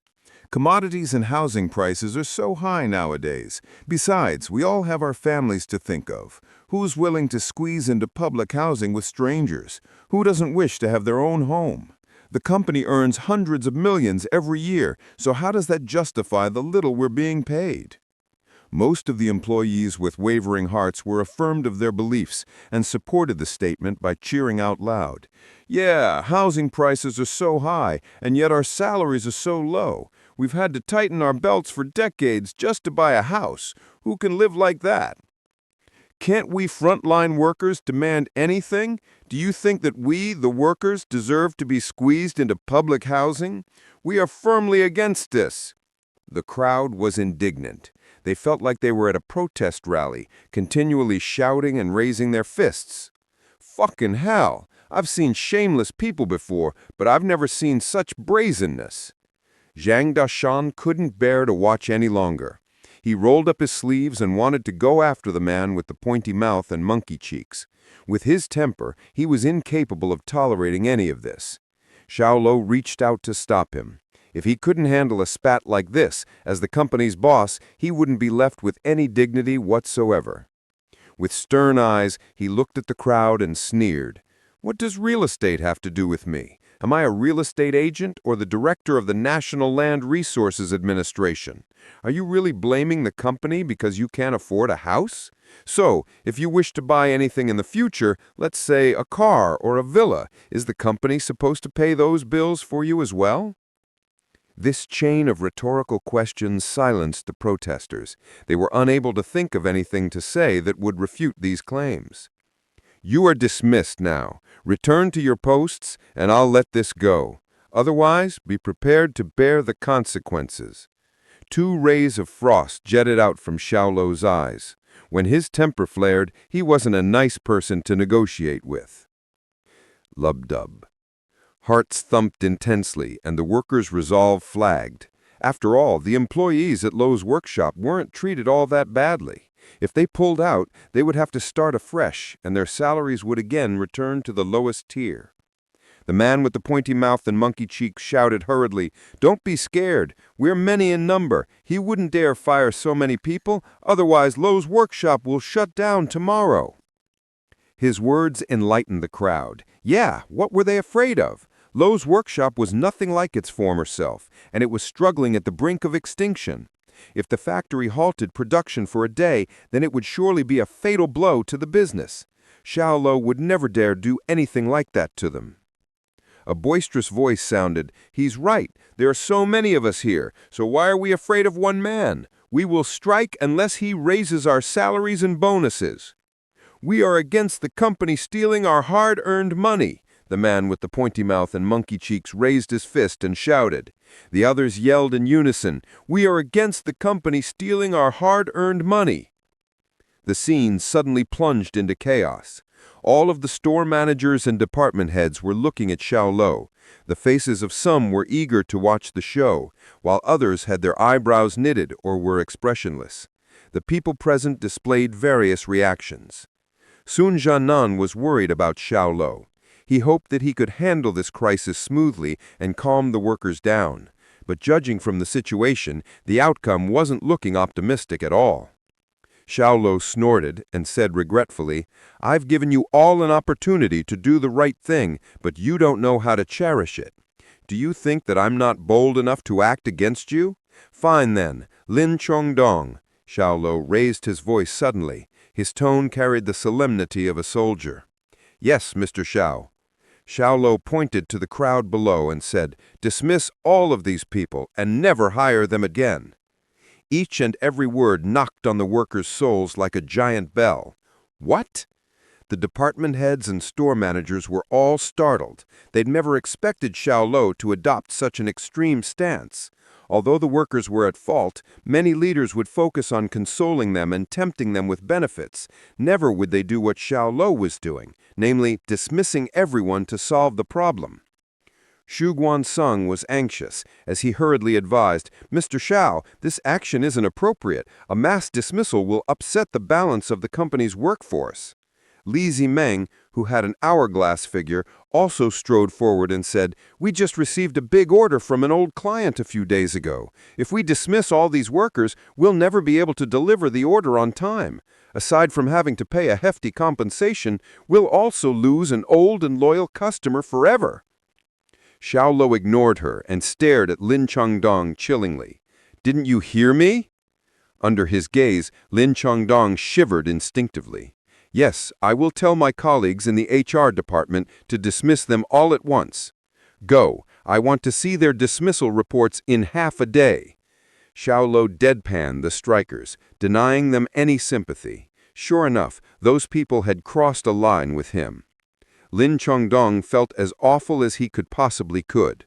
Although such a chore had no technical requirements and was easy, he had to prepare more than 500 copies. Having to settle and write the reports in half a day was indeed stressful. However, he also felt immense satisfaction. Xiao Luo's vigorous and stern conduct had incited some excitement and enthusiasm in his dull eyes. "Mr. Xiao, you can't do this to us. I don't want to raise. I don't want to raise any more." Seeing that Xiao Luo truly meant what he said, the workers were flustered. They'd never expected their new chairman, who looked so kind and friendly, to bully them and be so ruthless in his conduct. He was actually bold enough to fire them all. The workers were now scared. Where else would they find such a great job? If they couldn't work here, then the houses they'd be planning to buy a few years down the line would probably have to wait for another decade. Did they still want to establish families or not? "He must be trying to scare us. He wouldn't dare fire us all. He can't handle the consequences." The one who shouted this was again the man with the pointy mouth and monkey cheeks. However, now he sounded much less firm. Chapter 110. Begging is useless. Not long after, all 500 or so workers who'd been on strike were chased away, but they did not leave. The gaunt, ugly man was still loudly proclaiming his views, arguing, "Don't worry, this Xiao fellow will come back crying and begging for us to return to work soon. Without us, Luo's workshop cannot produce any goods. We are the ones with the fate of the company in our hands. We need to stay confident and have the guts to go up against these capitalists to the very end." Although the man was speaking spiritedly and loudly, the rest of the workers were shrouded in a general air of dejection. They had sat down and their heads dipped solemnly. Now that they had calmed down, they felt like something was amiss. They had good jobs, so why had they gone on strike? If they were honest with themselves, their pay and benefits were undoubtedly better than what they'd get at other factories. However, in the end, their deep-rooted greed had won out, and they'd chosen to join the strike. Many of them were now regretting their decisions. If they were really all fired, their families would lose an income source. Some of them had to provide for nursing babies, children attending school, and older parents with no ability to work. With so many mouths to feed depending on their earnings, what were they supposed to do? As they contemplated this, some of the workers were smoking, and their hands gripping the cigarettes trembled uncontrollably. In contrast, Xiao Luo had ordered someone to bring over a table and 4 stools. He was sitting with Chu Yunzhong, Shang Dashan, and Ge Zhongtian, leisurely enjoying freshly boiled hot tea. Not a single shred of nervousness could be detected about him. Of course, Shang Dashan was not entirely at ease. He had never dreamed that one day he would be sitting at the same table as Hua Nation's legendary entrepreneur, Chu Yongzhong. Compared to them, the various department heads of Luo's workshop were extremely anxious. They all felt the pressure mounting and could not help but worry. If the bread processing factory lost all its workers, then the machinery would be left unmanned and useless. Not only would they be unable to produce anything of value, but the company would continue to suffer losses, which would only balloon as time went on. President Xiao, we cannot keep waiting like this. Let's at least try to satisfy some of their requests and get them back in position to work. Zhu Guansong tried to persuade Xiao with his eyebrows knitted together. Xiao made no move to acknowledge him. He only turned to look at Zhang Dashan and demanded, "Are they coming?" Zhang Dashan checked the time and replied, "They should be on their way." "How many?" "Around 320 people. All workers from the bread factory. They can start working as soon as they arrive." Xiao Luo nodded again and continued sipping his tea. As they heard this brief exchange, a wave of surprise swept over Zhu Guansong and the other department heads. 320 people? He had actually managed to rustle up 320 people with experience working at a bread processing factory? That was impossible. Zhu Yunzhang harbored similar doubts. Now was not the prime season for hiring, and to be able to hire 320 workers at once was bizarre and difficult to comprehend.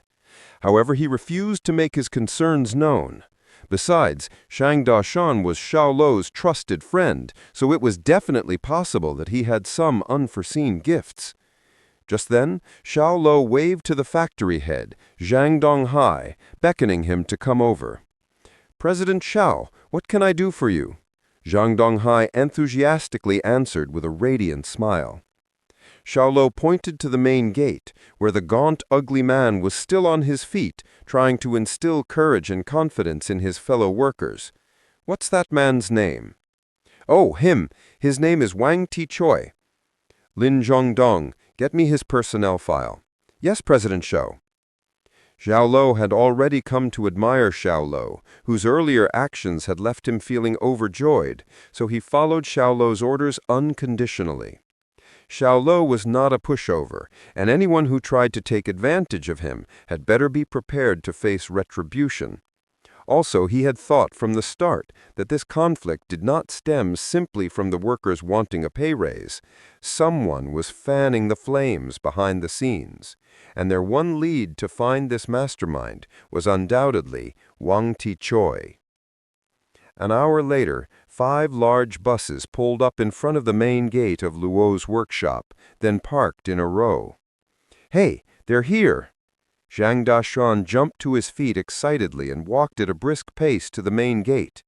Seeing the manpower alighting from the buses, Zhu Yunzhang was astounded. He commented to Xiao Luo, "Luo, your friend over there is not to be sniffed at." Xiao Luo chuckled back, "He just happens to know the boss of a bread factory. Taste Buds is currently undergoing expansion, and their boss was forced out of business. He had to declare bankruptcy and lay off all his workers. Coincidentally, since we need workers here, Zhang Dashan asked around in his circle of friends. They came to an agreement, and the boss quickly sent his men over to us. It looks like I shouldn't underestimate any of you," Ge Zhongtian laughed hearing this explanation. Xiao Luo had nothing more to add. He had not expected Zhang Dashan's connections to be so widespread. It indeed proved what Zhang Dashan said before. His 3 years working at the bank were not for naught, and many of his work contacts were leaders of their own businesses. In terms of networking, he completely bested Xiao Luo. When they saw more than 300 people streaming out of the 5 buses, Luo's workshop's original workers all went pale in the face. Even Wang Tichoi, who had been keeping morale up and loudly advocating for the strike, went utterly ashen.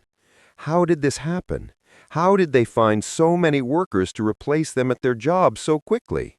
No, this couldn't be happening. This couldn't be happening. This was their livelihood. "President Xiao, we know that we were in the wrong and admit our mistakes. Please don't fire us. We won't protest. We won't ever protest again. As long as you don't fire us, we will agree to anything. President Xiao, please forgive us." The cries and wails of their pleading resounded from the main gate.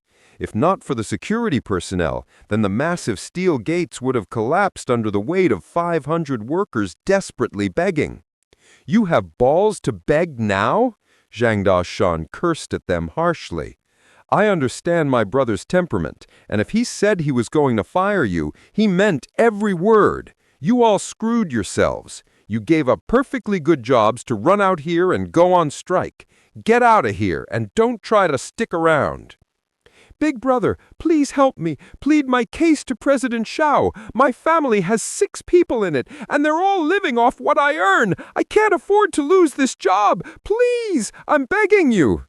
A man pleaded tearfully. He grabbed onto Zhang Dashan's leg like a child as he wept. Zhang Dashan let out a long sigh. Bro, I'm sorry to hear that, but there's nothing I can do for you. My brother has made his decision, and nobody can change his mind now. You better start looking for a new job. Pushing the man away, he made the security personnel open a small side entrance and let in the new workers.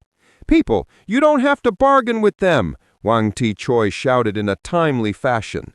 There are other opportunities elsewhere. Luo's workshop is facing imminent collapse, and there's nothing great about working here. If they want to fire us, so be it. We can just find work elsewhere.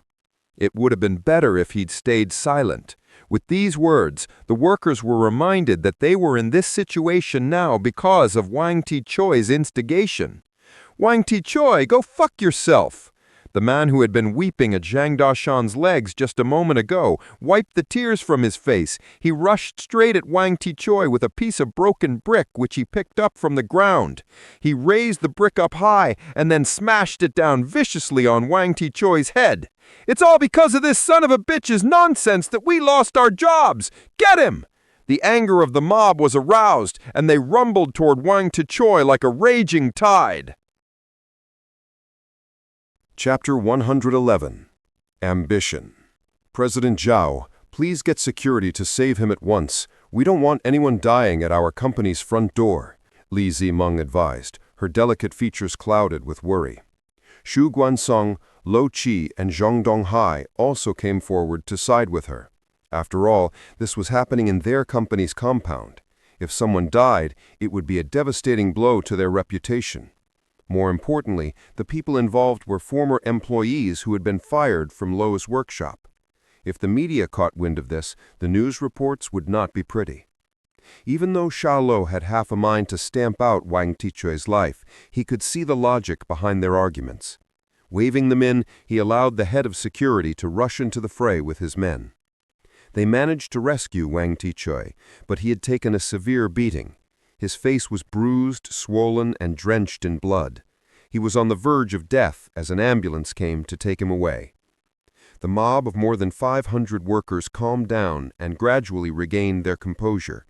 When they saw blood splattered on the ground, they quickly dispersed, afraid of getting into more trouble if they lingered. Just like that, the workers' strike was settled. The various department heads and managers of various outlets had come to understand Xiao Luo better through this event.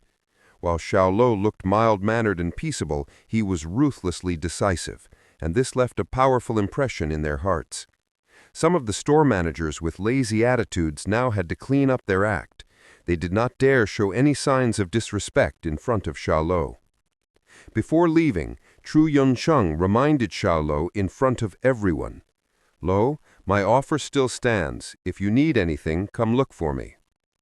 This statement helped reassure everyone that the legendary entrepreneur Tru Yunsheng still vouched for Xiao Luo. At the same time, they also began to wonder who this Xiao Luo was to have gained his trust. In addition to the $1 million that President Zhao has invested, the company account has $5 million in liquid assets. Guo Fu, head of Lo's workshop's finance department, was sharing the company's financial report with Xiao Luo in his office. Xiao Luo's brow furrowed as he listened. $5 million may be a large sum to an individual, but to a company it was a paltry amount. To put things into context, Lo's workshop paid out nearly $3 million each month to their employees. Now they were in the red every day. If they did not quickly turn the situation around, Lo's workshop would be finished by the end of next month. I get the picture. Please return to your work. Oh yes, and ask store manager Sun Jianan to come and see me. Yes, President Zhao. Guo Fu bowed slightly and left the room. Zhang Dashan got up from the sofa, walked over to Xiao Luo and said, This workers' strike came at a perfect time, huh? It's allowed you to flex your authority as the boss in front of the whole company." "It's all thanks to you," Xiao Luo replied with a slight smile. "You can save your breath when it comes to words of gratitude. I want something tangible." "What are we talking about here?" Xiao Luo asked, puzzled, raising his eyebrows. Shang Dashang brought his teacup down onto the desk hard and scolded, "Bastard, stop acting stupid in front of me. I want the position of vice president, old gal." He made his way to the balcony in the office, looked down at the view below, and stretched his arms out wide. He took a deep breath and said, "I never dreamed that one day I would be a big boss, gazing down on all my employees from my ivory tower." He had obviously already embraced his self-ordained role as vice president. "Okay, quit your daydreaming. You can be my assistant for now, and when Luo's workshop is back on its feet, I'll let you have my position," Xiao Luo said in annoyance. "What the Bro, are you for real? You're not messing with me, right?" Xiao Luo rolled his eyes at him. "When have I ever messed with you?" "Ha ha ha! My good brother, Lao Xiao, you really are my good brother!" An elated Shang Doshang was cracking up, but he quickly realized that something was amiss. Frowning, he said, "No, something's not right." "What's not right?" "If you give me your position as president, then what are you going to do?" Xiao Luo brushed him off, saying, "I'll move on and develop some other business. It's not a problem." Shang Dashang was taken aback. If he could successfully helm Luo's workshop, he would be satisfied. He'd never thought beyond that. Yet his brother fully intended to move on to other businesses. While Xiao Luo spoke flippantly about it, Shang Dashang knew that he was not kidding. "I feel like you're going to become the next Chu Yunsheng." "Well, I hope to surpass him." As he said this, Xiao Luo stood up and patted Shang Dashang on the shoulder. His body was integrated with a high-tech system. If he only managed to match the standards which Chu Yunsheng had set, he would never be satisfied. Gulp. Shang Dashang swallowed down a mouthful of saliva. This was the first time he discovered that lofty goals and ambition had been lurking in the depths of his brother's heart all this time. Dunk, dunk, dunk. At that moment, someone knocked lightly on the door to the office. "Come in." Xiao Luo sat back in his seat. The door was pushed open. Sun Jianan shuffled in obediently and looking presentable in a suit. He was walking rather stiffly on account of his nerves as he made his way in front of Xiao Luo's desk. Raising his head to look up at Xiao Luo, he inquired, President Zhao, you asked for me?" From the young man he'd first encountered a few days ago to the President Zhao of today, Xiao Luo's identity was changing too rapidly for him to keep up with. He was feeling a bit dazed, as though caught in a dream. "Take a seat," Xiao Luo gestured politely for him to sit down. Sun Jianan nodded, taking a deep breath to stabilize his emotions before sitting upright opposite Xiao Luo. "Store Manager Sun, I have been told that the Luo's Workshop food safety violation transpired inside your store." Yes, that's correct." "Do you believe there is an issue with the products we are selling?" "No, there is definitely nothing wrong with our pastries," Sun Jianan replied, adamantly shaking his head. "I had my eye on that old man the instant he stepped into our store." "Why is that?" Xiao Luo asked. He began to recount from memory. It was because his face looked abnormally discolored. It was pale, like he was suffering from an illness. His breathing was also labored, as though his windpipe was clogged. I even remember specially pouring him a cup of hot tea. Xiao Luo nodded, urging him, "Tell me your theory." "I believe the old man did not die from eating our bread, but suddenly passed away from a pre-existing condition." Sun Jianan laid bare his innermost thoughts as he continued, "However, the medical professionals and the old man's relatives all insist that he suffocated when our bread got stuck in his windpipe. If that is true, then doesn't it mean that Luo's workshop has been unjustly framed?" Shang Dashang could not hold back his objections. "I can't be completely certain, but my gut tells me that Luo's workshop is not responsible for the old man's death," Sun Jianan conjectured. Xiao Luo waved him out, saying, "I understand. Go back to what you were doing." Sun Jianan got up and bowed, turning to leave. "Hold on." What else do you need, President Xiao? Don't tell Sun Yu about me. Sun Jianan was slightly surprised by this request, but he nodded in acknowledgement. Yes. Then he pushed open the door and exited the office. Lao Xiao, it seems like you have a thing for the beauty Sun, Zhang Daoshan teased. He knew perfectly well why Xiao Luo wanted to hide his identity. It was not because he wanted Sun Yu to let down his guard so that he could take advantage of her. Rather, he wished to meet and understand her on equal footing as ordinary guy and girl. There were too many examples of rich men courting great beauties these days. A simple, pure romance, untainted by the stench of money, was a rare occurrence. Chapter 112. Caught in a Gunfight. Meanwhile, at the hospital, almost every inch of Wang Tiechui's body was wrapped in white bandages. He lay on the hospital bed like an Egyptian mummy. He had taken a beating from more than 500 angry workers and was riddled with broken bones and open wounds. His most grievous injury had been dealt by the man who'd pleaded with Zhang Daoshan. He'd smashed open Wang Tiechui's head with a brick.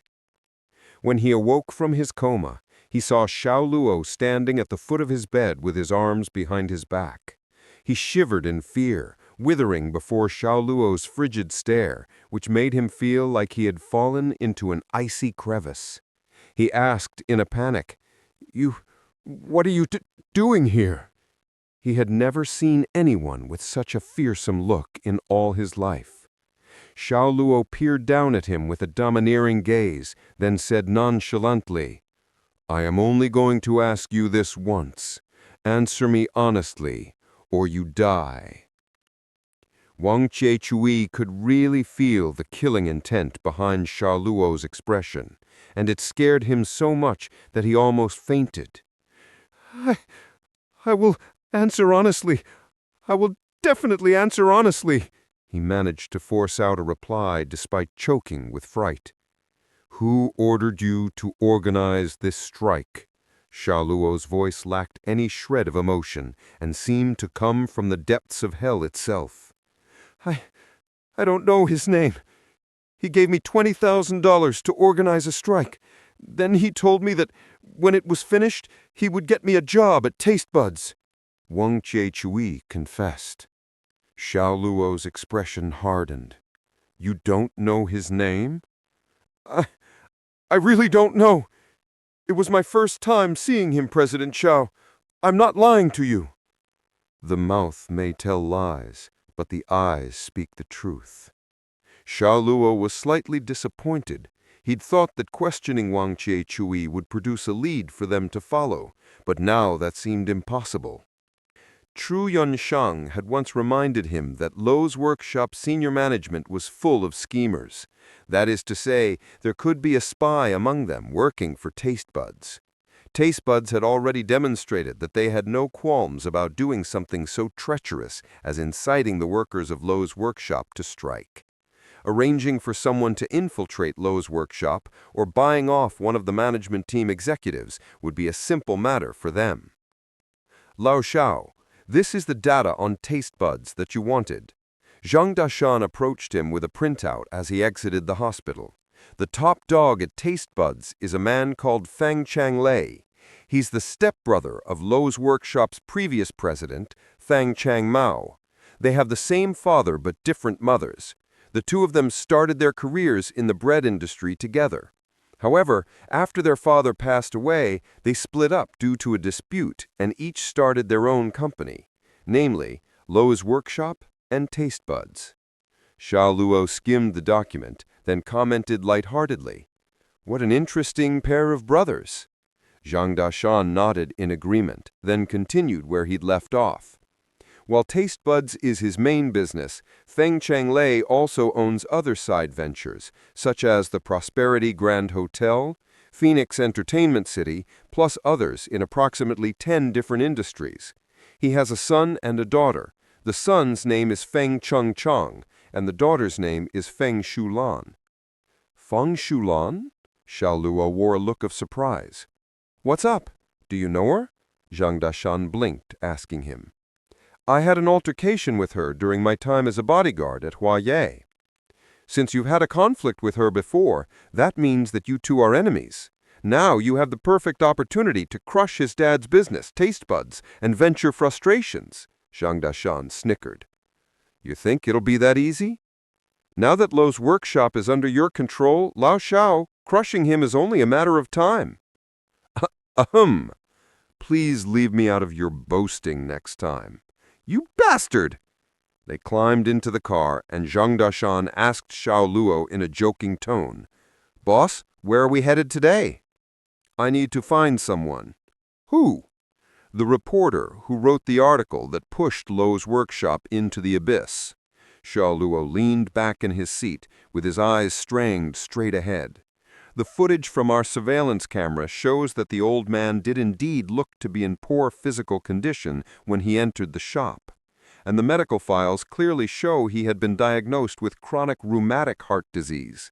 The evidence points to a heart attack as the cause of death rather than anything to do with eating bread. The medical practitioner who performed the autopsy has left the country to study abroad.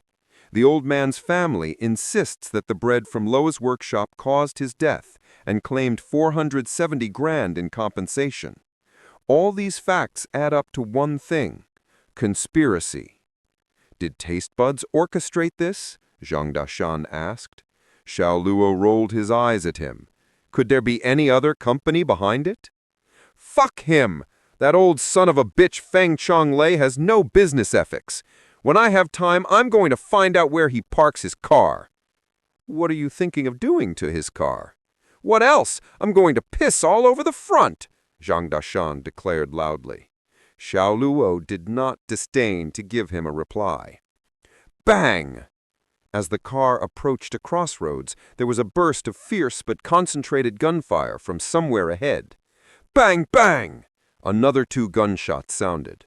Pedestrians and drivers in the area became flustered and tried to flee lest they get shot by accident. They ignored all the traffic lights in the process. This resulted in a series of serious accidents and road injuries, and the shrill sound of police sirens rang out. Fuck, this is some luck! Zhang Dashan shuddered and slammed down on the brakes hard. He had only seen gunfights in the movies, and now that he was in the midst of one, there was no way he could maintain his composure. Xiao Luo's eyes narrowed, his gaze grew more focused, and he stared straight ahead like a hawk. A man dressed in black rode from a side street on a motorcycle. His head was covered by a helmet, and his hand grasped a short firearm. He rode valiantly, firing as he rode, while 2 police cars gave chase close on his tail. An older policeman, who was extremely bold, stuck half of his body out of the window to take aim at the man in black. Bang, bang! The gunshot seemed never-ending as bullets whizzed through the air at high speeds. The bullets tore open holes in the police vehicles, and 2 shots narrowly missed the man in black. Finally, with a loud impact sound, a 3rd shot buried itself deep into the back of the man's shoulder. The man in black was knocked off his balance by the shot and tumbled off his motorcycle. The motorcycle skidded more than 10 yards away before coming to a stop under the wheels of a truck. The man immediately picked himself up off the ground, tore off his helmet, and revealed his blood-stained face. He looked like a foreigner. Don't move! Get down with your hands behind your head! Taking advantage of this moment of opportunity, 3 policemen rushed forward nimbly with their guns up. They pushed through the crowd to try and arrest the man in black. The man in black grinned ferociously. He flexed all his muscles, which expanded explosively. Leaning forward readily, his coat rolled off his body. As if a black curtain had been draped before them, his coat blocked the policeman's view. At the same time, the man in black slid backward, and his strong, sturdy body lightly slipped out of the black trench coat in one clean motion. He took 2 steps back, then pushed forward with his right leg, on which his body's center of gravity rested. He probably weighed over 200 pounds, but moved with the dexterity of a cheetah chasing its prey. The instant the black trench coat obscured the policeman's sight, he charged at them recklessly. Bang! Bang! Two of the policemen were hurled backward, colliding squarely with the multi-purpose vehicles parked at the roadside. Rebounding from the impact, they collapsed unconscious on the ground. Chapter 113. He is a newbie driver. The man dressed in black's explosive force was immensely powerful.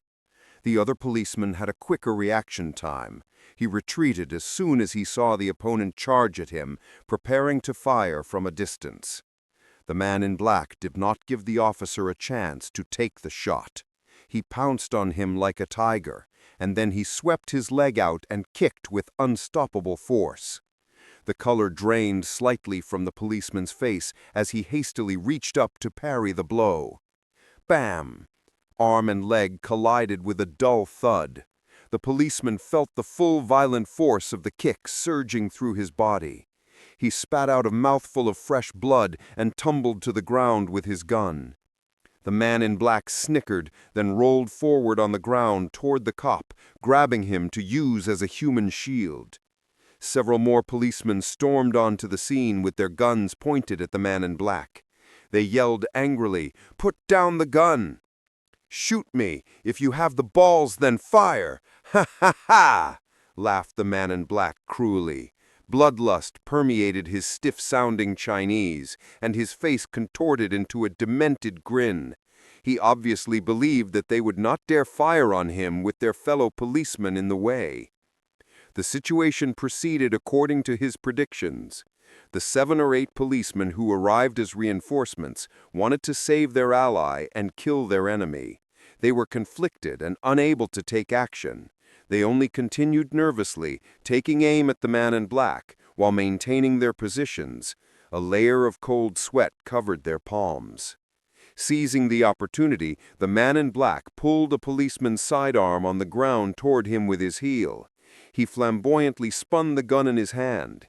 It made 2 full revolutions before it stopped, with its pitch-black muzzle pointed directly at the policeman. "Die!" With a hideous sneer, the man in black mercilessly squeezed the trigger. Bang, bang, bang! A stream of flames shot out from the muzzle. The policemen sensed the danger but were too slow to return fire. They only managed to get down on the ground or take cover behind the vehicles closest to them. Even then, they were too late. Bullets tore through the air toward them. In the blink of an eye, 5 men were brought down, and 3 vehicles were blown to pieces. Shards of glass and other debris went flying, and clouds of dust billowed. It was a powerful attack. Having shot down almost half of the policemen, the man in black kicked away his human shield and made a dash for Zhang Deshan's white Corolla. Zhang Deshan swore under his breath and moved his foot to the accelerator, ready to make a getaway. However, the silhouette of a small child flashed in front of the car, and he had no choice but to take his foot off the gas. In that brief period, the man in black caught up. He opened the door and slid into the back seat. Pressing his gun to Zhang Deshan's head, he shouted harshly in stiff Chinese, "Drive, or I will shoot you!"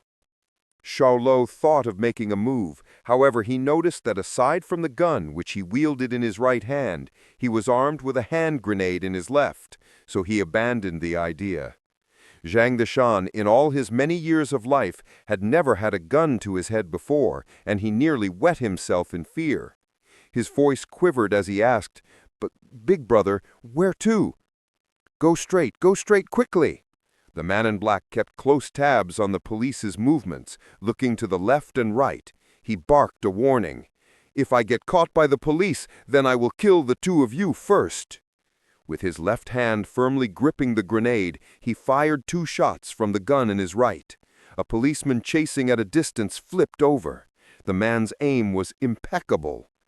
The shots fired caused the rest of the policemen instinctively to get down on the ground, slowing down their advance. The man in black turned back to Zhang Deshan and shouted, "Why aren't you driving? Do you want to die?" "Big brother, don't be hasty. I'm driving! Zhang Deshan started up the car in a hurry, stepped on the pedal, and the vehicle sped off. "Faster! You need to go faster!" With the gun to Zhang Deshan's head, the man in black continued to roar at him, go as fast as you possibly can. You absolutely cannot let the police catch me, or you will be the first one I kill." I understand. Terrified, Zhang Deshan was pale as a ghost, but he hurriedly followed the man's orders, driving faster and faster. He sensed an intense bloodlust emanating from the man. Since he didn't seem to think twice about killing policemen, the man would have no qualms about killing a small fry like Zhang Deshan. At that moment, Zhang Deshan's mind was racing as he considered whether he was really going to lose his life here.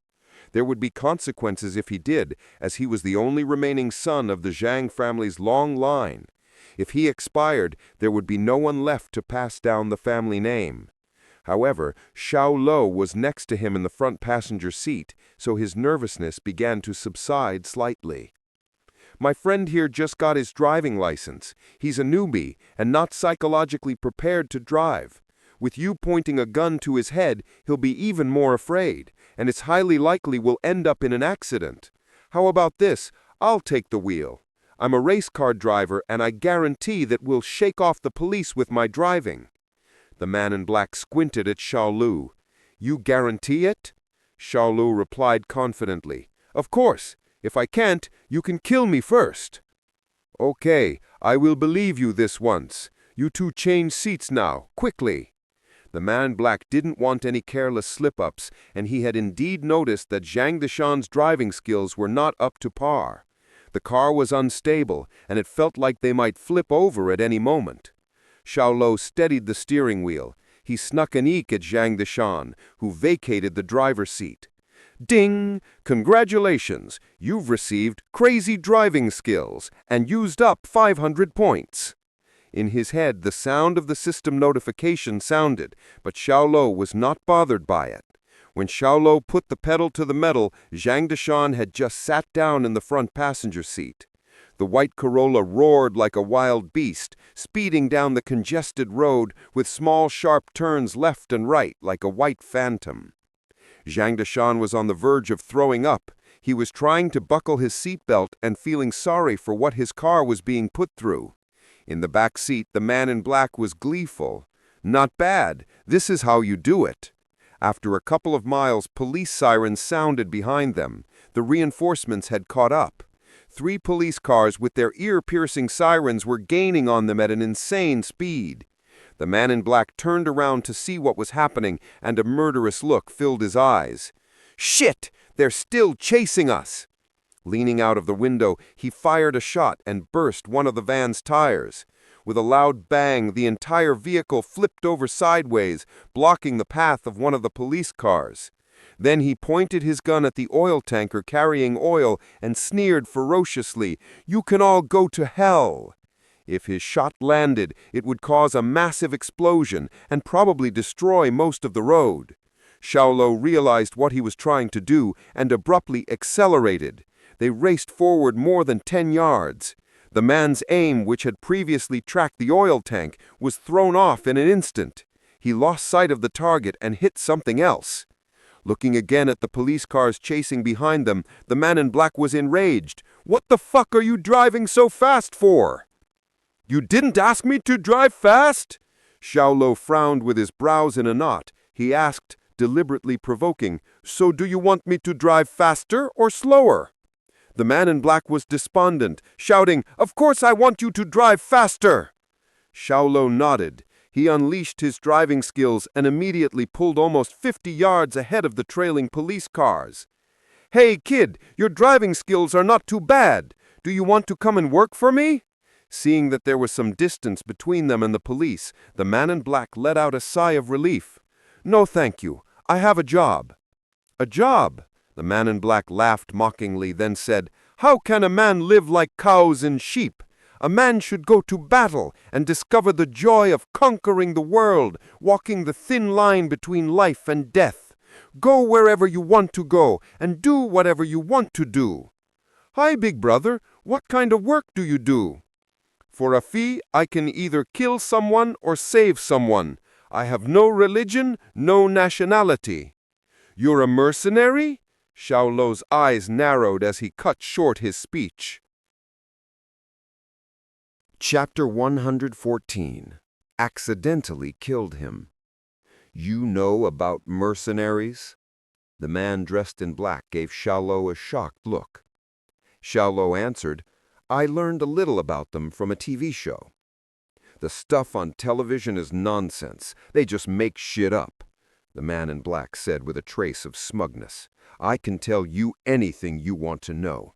I'm a bona fide mercenary with more than 10 men under me, each of whom is a seasoned gunfighter. Big brother, are you still hiring newcomers? I would like to learn how to be a gangster like you. Although Zhang Dashan had never encountered a situation like this before, he understood what to do to increase his probability of survival. The first step was to keep the gangster appeased, so he started to kiss ass. Unfortunately, he was barking up the wrong tree. The man in black used the handgun to slap him hard across the face. He used so much force that Zhang Dashan's teeth bled. The man came down on him hard and snapped, I already said I'm a mercenary, and you still call me a gangster? A fucking gangster?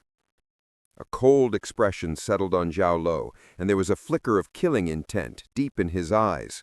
If it had just been the man in black and himself in the car, he would not have been so forgiving.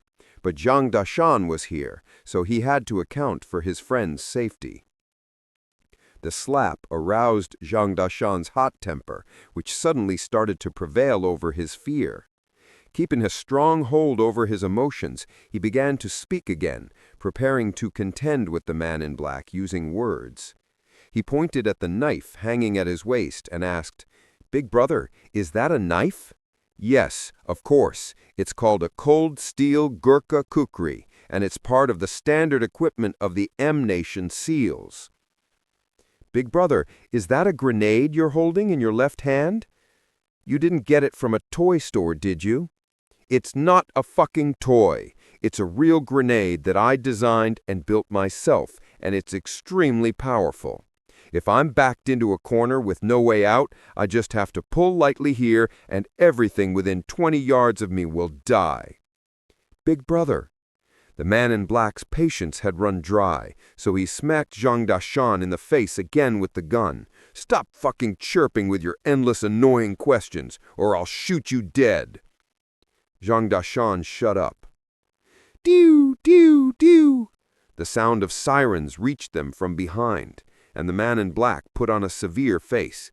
He pressed the gun back to Xiao Luo's head and ordered, Shake them off, quickly. Okay. The corner of Xiao Luo's mouth lifted in a sly smile. Seeing this, Zhang Dashan subconsciously grabbed onto the car because he knew that Xiao Luo was going to make his move. Kathunk! As they rounded a sharp turn, Xiao Luo's left hand twitched and the tires drifted to the side, rolling onto a protruding roadblock. The Corolla, which was moving at high speed, suddenly tilted, and the front of the car shifted toward a 2-yard-tall stone slab on the side of the road. Inside the car, Zhang Dashan was relatively unaffected by the loss of control. His seatbelt was on, but the man in black had no way of keeping his balance. In that same instant, Xiao Luo slipped into the back seat from the driver's seat like a ghost, while Zhang Dashan grabbed hold of the wheel, bringing the car back under control on the main road. Splash! There was a flash of steel, and the man in black registered pain in his body. Looking down to see what had happened, he saw that the cold steel Gurkha kukri, which used to hang at his waist, was now sticking in his abdomen. He flared up in anger, preparing to counterattack, before realizing that during the brief confusion, the handgun and grenade had slipped from his hands. On closer inspection, they were now in the hands of the harmless-looking young man before him. Gulp! He gulped hard, swallowing a mouthful of saliva and breaking out in cold sweat all over. He had just realized that he had stumbled upon an incredibly fearsome reality. You have a scorpion tattoo on your neck, and you're a mercenary. So tell me, how are you related to the Red Scorpion Mercenary Corps? Xiao Luo asked with a smile. He sat in the seat beside him, calmly fidgeting with the police handgun and grenade. The man in black's eyes widened. You! How do you know about our mercenary group? Who the hell are you?" "Looks like I wasn't mistaken. You are the leader of the group that escaped off a cliff and is still at large. You are Red Scorpion." Xiao Luo snorted softly. Red Scorpion felt a chill from the cold sweat that covered his body. He asked again in a loud voice, "Who the hell are you? Who the hell are you?" With a playful smile, Xiao Luo replied, "About 10 of your comrades have already died at my hands, so who would you say I am?" What the? It was as though a bomb had exploded inside Red Scorpion's brain. He would never have imagined that the enemy they had been bitterly searching for was the young kid now before him. His eyes widened like saucers as he stared in disbelief at Xiao Luo. "It's not possible! How can it be you? It's not possible!" Xiao Luo brushed aside his stunned expression and continued talking unhurriedly. "You're lucky to have survived the jump off the cliff. However, you should have put down everything and fled Hua Nation before sticking around and doing whatever you liked." As he spoke, he pressed the gun in his hand squarely against Red Scorpion's head. Red Scorpion had a savage expression on his face, and his eyes refused to leave Xiao Luo. "I'll admit that you have me, but I have one request before I die. Tell me, who are you?" He couldn't accept the fact that his mercenary group had been destroyed by an enemy whose identity they couldn't even grasp. It was too much for him to take. "Even if I told you, you wouldn't have heard of me." Bang! Xiao Luo squeezed the trigger, and the bullet left the chamber, piercing the space between Red Scorpion's brows. It tore out the back of his head and flew straight through the car's glass windows with a high-pitched smash. Zhang Dashan, who was in the front passenger seat, struggling to control the vehicle, jumped in fright. He turned off the ignition, bringing the car to a stop. Turning around, he looked at the dead body in the back seat of his car in horror. You really killed him?" His voice quivered, and his eyes filled with fear. He couldn't believe or dare even imagine that Xiao Luo had it in him to kill a man. "He deserved to die," Xiao Luo replied impassionedly, then opened the car door and got out. It was time for Zhang Dashan to witness this side of him and come to terms with it. Just then, a large police contingent caught up to them and surrounded Zhang Dashan's Corolla. Their leader was a woman with a refreshingly beautiful face, short hair, and eyes as elegant and pure as water. It was Gu Qianlin. "Officer Gu, it's been a while." Xiao Luo placed the gun and hand grenade he was holding onto the trunk of the car. "Xiao Luo." She came up briskly, and when she saw Red Scorpion's dead body lying in the back of the car, she looked at Xiao Luo in surprise and asked, "You killed him?" "To be exact, I accidentally killed him. He put a gun to my head and ordered me to drive, so I carelessly snatched his gun and carelessly ended up killing him." Accidentally killed him? What the? This was Red Scorpion of the Blackwater Company, an infamous mercenary with an international reputation. He was ridiculously skillful, and more than 20 of her colleagues had been wounded or killed in pursuit of him. Yet this kid was saying that he had accidentally killed him. The faces of the police officers around them changed. They were utterly shocked by Xiao Luo's understated account of events. Chapter 115. A Little Cute. Xiao Luo followed Gu Qianlin back to the police station. After they finished with the inquisition and making a record, Xiao Luo stood up and bid her farewell. "Xiao Luo, who are you exactly?" Gu Qianlin stared at Xiao Luo with her big eyes as she asked him the same question as Red Scorpion had. Xiao Luo smiled, then replied, "I'm a law-abiding citizen." "You know that's not that I'm asking." With pursed lips, Gu Qianlin said solemnly, "According to the records of Fang Shengqiang and others, you were also present that day when Chu Yue was assaulted and the 17 Red Scorpion Mercenary Corps were killed. You did that, right?" As soon as she said that, the cops nearby gaped at them with shocked faces. Did the 17 Red Scorpion Mercenary Corps really perish at this kid's hands? How was such a thing possible? He looked ordinary, and his body was not even sculpted. How could he have possibly killed 17 monsters with specialized training? Nope. Xiao Luo made sure that his answer was clear-cut. He wasn't obligated to confess everything. But you're the prime suspect. You know Chu Yunheng, Chongsung House's boss, and coincidentally, you were there that day. I have my reasons to suspect that you're the bodyguard whom Chu Yunheng hired to protect Chu Yue and ensure her safety, Gu Qianlin said. Xiao Luo replied with a playful smile. That's all just speculation. You don't have any actual proof.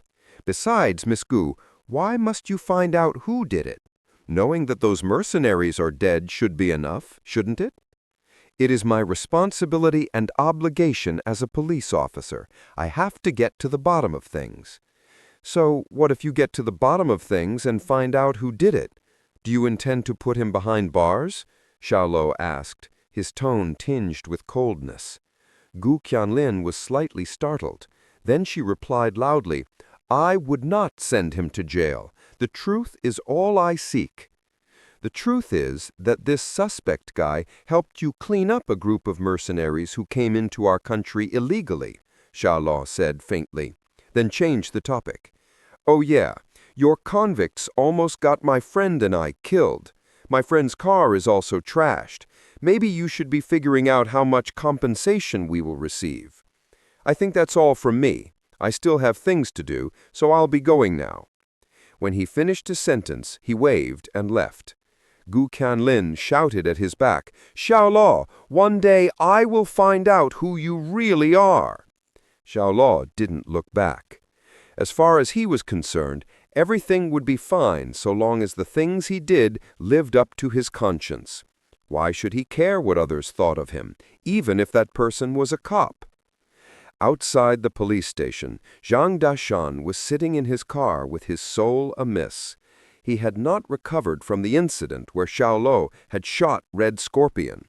Although his behavior was ruthless and aggressive, he had never killed anyone. His best pal had, however, pulled the trigger, killing someone who was very much alive right before his own eyes. The scene of the bullet piercing Red Scorpion's skull looped in his mind like a movie. The car door opened. Xiao Luo snuck in and sat in the front passenger seat. Zhang Dashan looked at him without saying a single word. He had the sincere, honest look of a child. I'm giving you a few days off. Get that brain of yours moving. He knew how Zhang Dashan was feeling right now, just like he felt after he'd killed someone for the first time. It would take some time to process. Are you really Xiao Luo?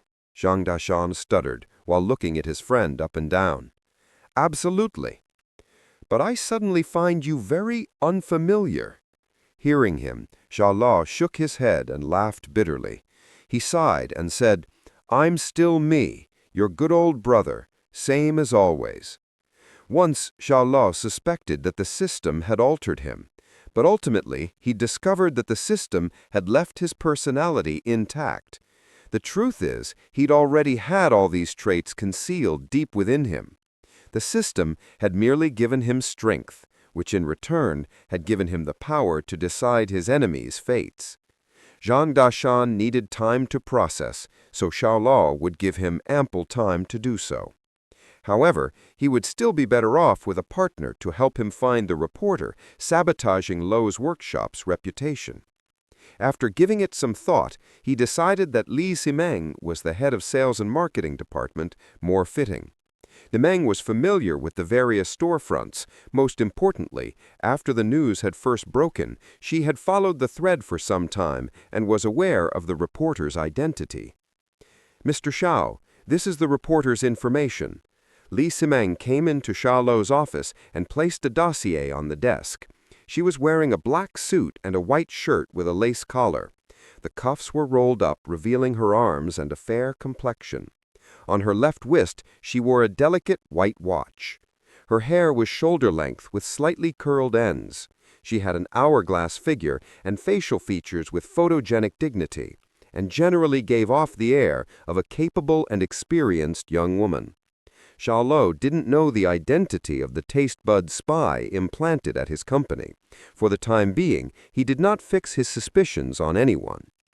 Xiao Luo went through the document under his eyes. There was a picture of a man with tiny eyes and little flesh on his face. He looked somewhat scrawny. The black wool hat he was wearing, however, was rather fashionable. "Miss Li, you've been in contact with Chen Baibei. What do you think of him?" Xiao Luo inquired. Li Zimong thought about it seriously and replied, "He's an unreasonable man. When he heard that I was from Luo's workshop, he immediately issued an order to lock me out." "Is that so? I'd like to meet him right now." Xiao Luo grinned. He really wanted to know how unreasonable Chen Baibei was. A Tango red Audi zoomed out of the parking garage. Li Zimong was driving, with Xiao Luo in the back seat. In all honesty, chauffeuring her boss stressed her easily. Most importantly, Xiao Luo had not uttered a single word since getting into the car, which made the atmosphere during their journey very awkward. She felt like she was sitting on pins and needles as she drove. At last, she attempted to break the silence. "Mr. Xiao, how do you intend to deal with Chen Baibei?" Xiao Luo answered her directly. "I'm going to ask him why he is slandering Luo's workshop. He will never admit to that. He'll only say that something is wrong with our product and it caused someone's death. He'll insist that he was only reporting the truth. Besides, I heard that he considers himself to be brothers with some ruffians. I'm afraid that if we go to him just like that, it'll be fine. I'm just going to chat with him." Xiao Luo smiled and redirected the conversation. "This car of yours cost at least 300 to 400,000, am I right? It's really comfy and quiet." Li Zimong laughed a little unnaturally. It was a little strange that her boss was praising her car. "Mr. Xiao, I bet your car cost somewhere in the millions." "My car? I don't have a car." "No car?" Li Zimong looked surprised. "Don't doubt what I say. I don't have a car." Xiao Luo knew what she was thinking. He mocked himself. "I have no car, no chauffeur, not even a bicycle." "Mr. Xiao, why don't you get one?" "Given the straits that Luo's workshop is in now, do you think I'm in a position to buy a vehicle?" Xiao Luo's line of questioning rendered Li Zimong speechless. She didn't know what to say, and she thought to herself, "This can't be right, can it? He's the boss of a company, and he can't even afford a car? Oh, this is so awkward." She stole a covert glance at Xiao Luo in the rearview mirror. Out of the blue, she thought he was kind of cute. Yes, cute. Chapter 116. The Arrogant Chen Jianbai. At that hour, the night sky was empty, and the neon lights turned Zhangcheng into a sleepless city. Li Zimeng parked the car at the corner of the park, looked toward the basketball court, and exclaimed, "Mr. Xiao, Chen Jianbai is right over there playing hoops." Looking in the direction where she indicated, Xiao Luo saw Chen Jianbai. He had small eyes, wasn't too tall, and wore a jersey over a black singlet. He was very agile on the court. Although he was moderately short, his jumping ability was astonishing. He managed to accomplish several offensive rebounds against his bigger and taller opponents. Li Zimeng said, "All of the guys on the court are his friends.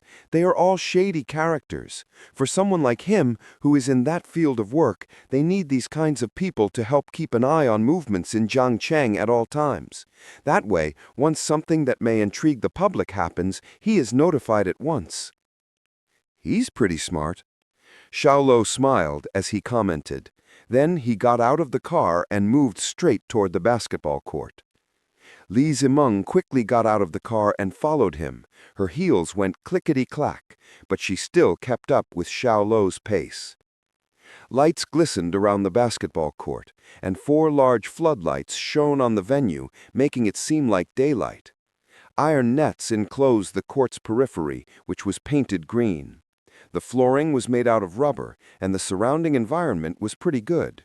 For basketball enthusiasts, this was a sacred land where sporting dreams came true. When they were almost at the entrance, Li Zimeng reminded him in a quiet voice, "Mr. Xiao, Chen Jianbai is right over there playing hoops. Let's speak in a nicer tone when we're asking him questions later. I'm afraid that they will beat us up." The corner of Xiao Luo's mouth lifted into a playful crescent as he finished her sentence, speaking her thoughts out loud. "Yes." Li Zimeng nodded. She did have some concerns in that regard. Those people were big and bulky, and some even had tattoos. They looked like rascals. At first glance, one knew that they were up to no good. If friction were to escalate, she and Xiao Luo would not end up on the safer side of things. "I got it." Xiao Luo lifted his eyebrows to signify that he understood. Then he raised his feet and stepped inside the court. "Mr. Xiao is still quite approachable." Li Zimeng pouted as she considered the situation. Her boss wasn't as cold-hearted as that time when he'd first come and fired more than 500 employees. He was charming and easy to get along with. At least to me, he didn't seem to possess the demeanor of a typical boss. However, she changed her mind the very next second, and her expression quickly morphed into one of panic. Xiao Luo had walked onto the court and snatched the gang's ball while they were indulging themselves in their game. He cradled the ball in his arms, halting the match in this most simple, most straightforward way. "Oh my gosh, what is he trying to do?" Li Zimeng was shocked. She never expected Xiao Luo to do something so rash. Why wasn't he afraid of being beaten up by these people? Sure enough, as Xiao Luo held the ball in his arms, the 8 men who were playing immediately gathered around him. Another 5 at the edge of the court also came over. Evidently, they were all part of the same group. Chen Jianbai stared furiously at Xiao Luo as he questioned him loudly. "What are you doing? Do you have a problem?" The others also glared at Xiao Luo. They were not happy about being interrupted by him. Xiao Luo chucked the ball at someone else and said to Chen Jianbai with a smile, "I'm Luo's Workshop's boss. I'd like to talk to you." "You're Luo's Workshop's boss?" Chen Jianbai adopted a playful expression. With a tinge of disdain in his eyes, he sneered, "You wish to talk to me about what? About your bread poisoning people to death?" "I'm unaware of any evidence you may have that claims our bread has killed someone. That being said, this information in my hands proves that you are tipping off the press with fake news, negatively impacting Luo's Workshop's reputation. The reason I came to you today is that I hope that you will stand up and clarify this matter." "Use my ass? You seem like a fool. I bet you'll like this." He shouted to the crowd, "Ignore him. Let's continue." The group dispersed and went to continue their match. However, Li Zimeng quickly pulled Xiao Luo back toward him from underneath the basketball hoop and said sheepishly, "Mr. Xiao, let's wait until they finish playing. These aren't nice people to be messed around with." Seemingly agreeing with her, Xiao Luo silently turned around and walked off. Li Zimeng quietly let out a sigh of relief. She thought, "Thank goodness, nothing awful happened." But before she could even finish sighing, Xiao Luo bent down and picked up a basketball which was beside the iron net. He then wordlessly hurled the ball at Chen Jianbai, who was in the mid-air with a ball in his hands, performing a jump shot. "Psst!" Li Zimeng gasped. She was startled. Time slowed down for her as she watched the ball in Xiao Luo's hands smash right into Chen Jianbai's head. The force of the impact was undoubtedly colossal. Chen Jianbai, who was doing a jump shot, slammed onto the ground with a horrible shriek. "Oh no!" This was the only thought left in her mind. She couldn't believe that Xiao Luo would do such a thing. Why did he do it? Didn't he know that we had a whole bunch of people on our side? What was he exactly trying to accomplish by smashing one of them viciously in the head with a ball? Chen Jianbai picked himself up from the ground and shook his head, which was spinning. He looked around for the person who had hit him and ultimately confirmed that it was Xiao Luo because he was waving at him. He dashed at Xiao Luo, taking 3 steps in one, and roared at him with a stern face, "You bastard, what the fuck do you want?" "I already told you, I want to talk." Talk your ass. I'm going to utterly destroy Lowe's Workshop's reputation and deny you even a single customer. You mean that you've deliberately reported false news to deceive all of Jiangcheng into thinking that our bread poisons people to death? Zhen Jianbai thought that Xiao Luo was scared. He sneered in disdain while exercising his wrist, saying, "I write whatever I want. When I say that your bread kills people, your bread kills people. If I say the opposite, that will also become the truth. One single news story from us has the power to decide the fates of companies like yours. When you're standing in front of me, you have to respect me like you're my grandson. Got it? If you make me unhappy, then I'll publish a story tomorrow saying that an employee of yours has an infectious virus and purposely mixed his blood with the flour that you use to make your bread. We'll see who does business with you then." Chapter 117. Big Trouble. This is slander, defamation. You will have to accept legal responsibility for this. When the panicked Li Jimeng heard Chen Jianbo's words, his eyebrows suddenly pressed together. They pointed directly at Chen Jianbo in accusation. "Accept legal responsibility. I'll just laugh then." Chen Jianbo sneered. "Even a well-known celebrity doesn't dare talk back to our reporters, let alone you guys. We're the winding vine of public opinion, and it's extremely easy for us to ruin your reputation. What's so great about Lowe's Workshop? What's so great about you guys? However..." A pair of small eyes indecently scanned Li Jimeng's tall, slim body up and down. Then, with an equally inappropriate chuckle, Chen Jianbo said, "If the beautiful Miss Li agrees to spend a night with me, perhaps I will let Lowe's Workshop off the hook." Ha ha ha ha! Everyone else laughed. Mocking a woman brought them great joy. "You bastard!" Li Jimeng ground her teeth in anger and glared at Chen Jianbo in frustration and embarrassment. Chen Jianbo paid her no mind and continued to tease her.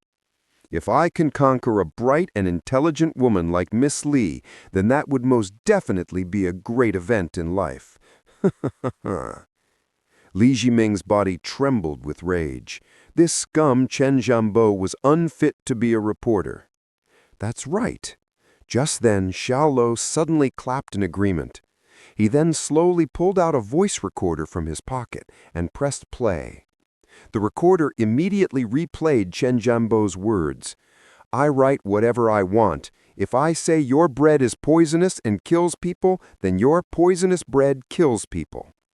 The quality of the sound was crystal clear. Chen Jianbo's expression immediately changed, as he turned to Xiao Luo with hostility and charged. "You dare to threaten me?" Xiao Luo didn't even respond and handed the voice recorder to Li Jimeng and said, "Sue him for slandering Lowe's Workshop's reputation. I'll let you handle this situation. I just have one small request, that all of Jiangcheng and even Hua Nation must know about this." This task was intended as a challenge for Li Jimeng to see whether she worked for taste buds or not. Of course, the main goal was to rehabilitate Lowe's Workshop's reputation. This was the most urgent task because only a repaired reputation could bring in customers again. Otherwise, the business would be forever damaged. Sure." Li Jimeng was overwhelmed by this honor and nodded as she praised Xiao Luo's meticulous methods. This recording pen, which had captured Chen Jianbo's threats, would be an essential piece of evidence in court. Even Chen Jianbo would not be able to deny its validity. But would Chen Jianbo really let them leave here with this pen? As expected, dozens of Chen Jianbo's friends surrounded them with hostile expressions on their faces.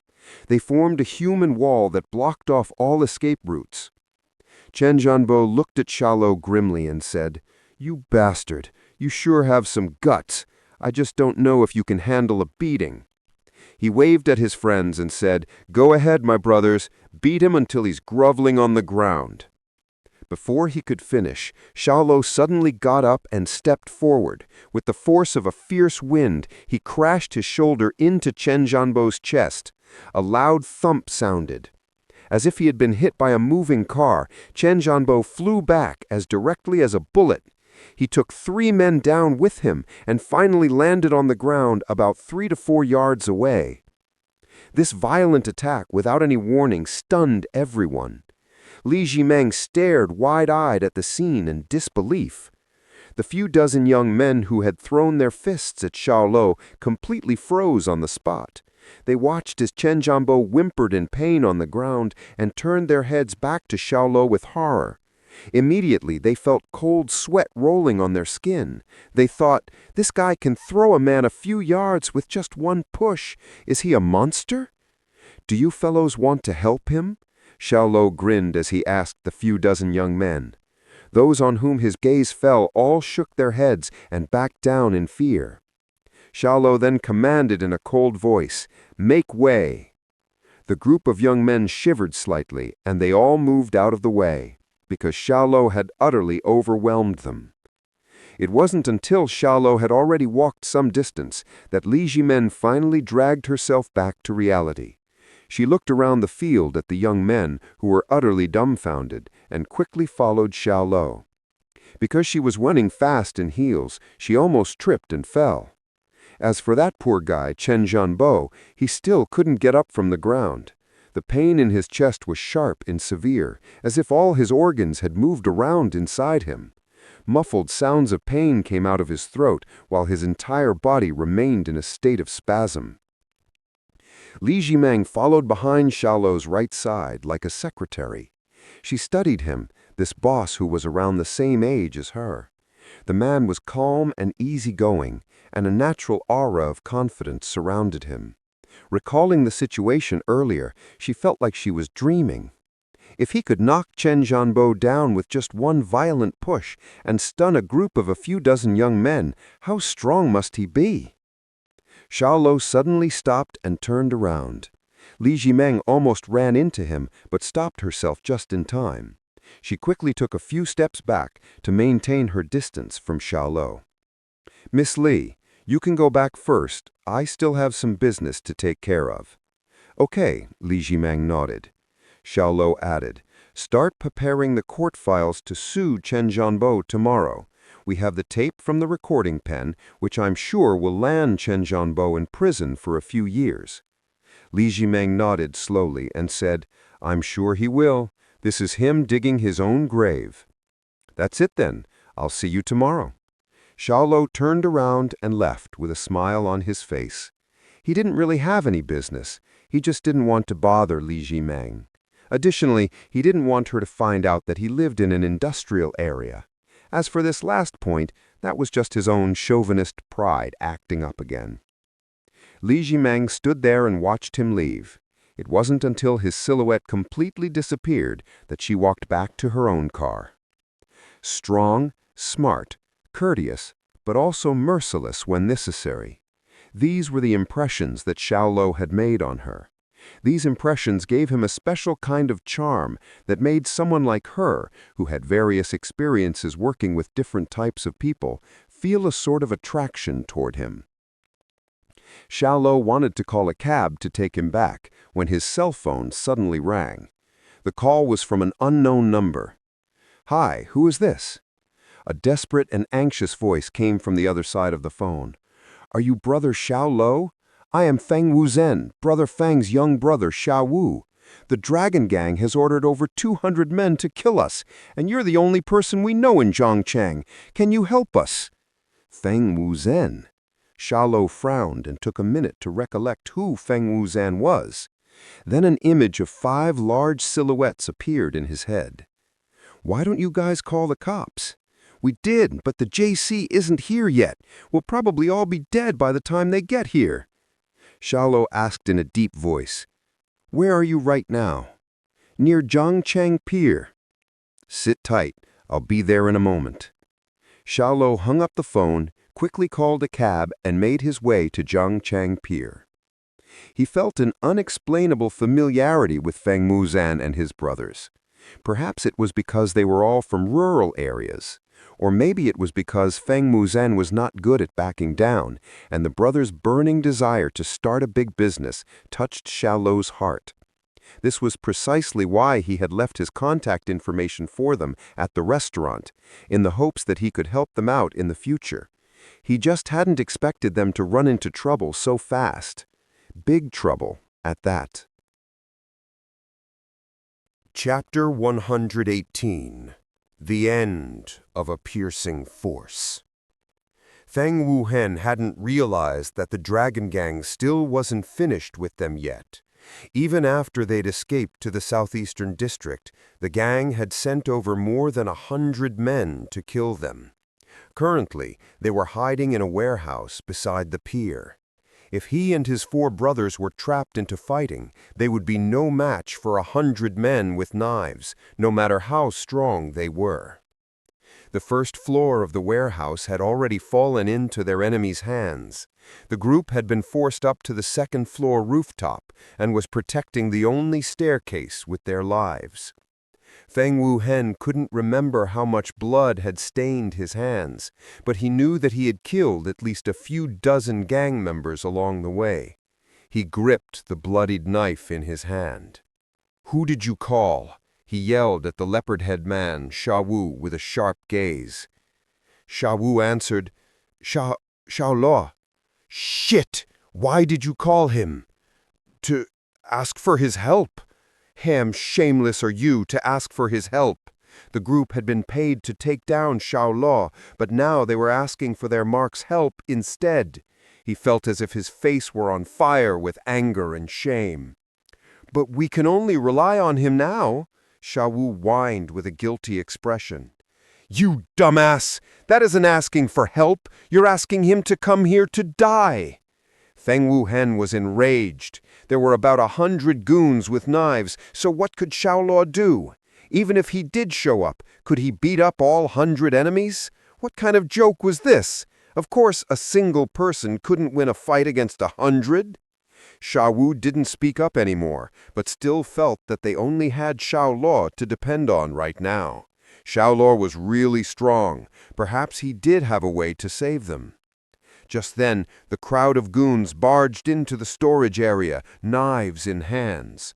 They split up into 2 teams like a well-trained army and surrounded the second floor, which was smaller than 500 square feet. Feng Wuhen immediately rooted to the spot, guarding the staircase.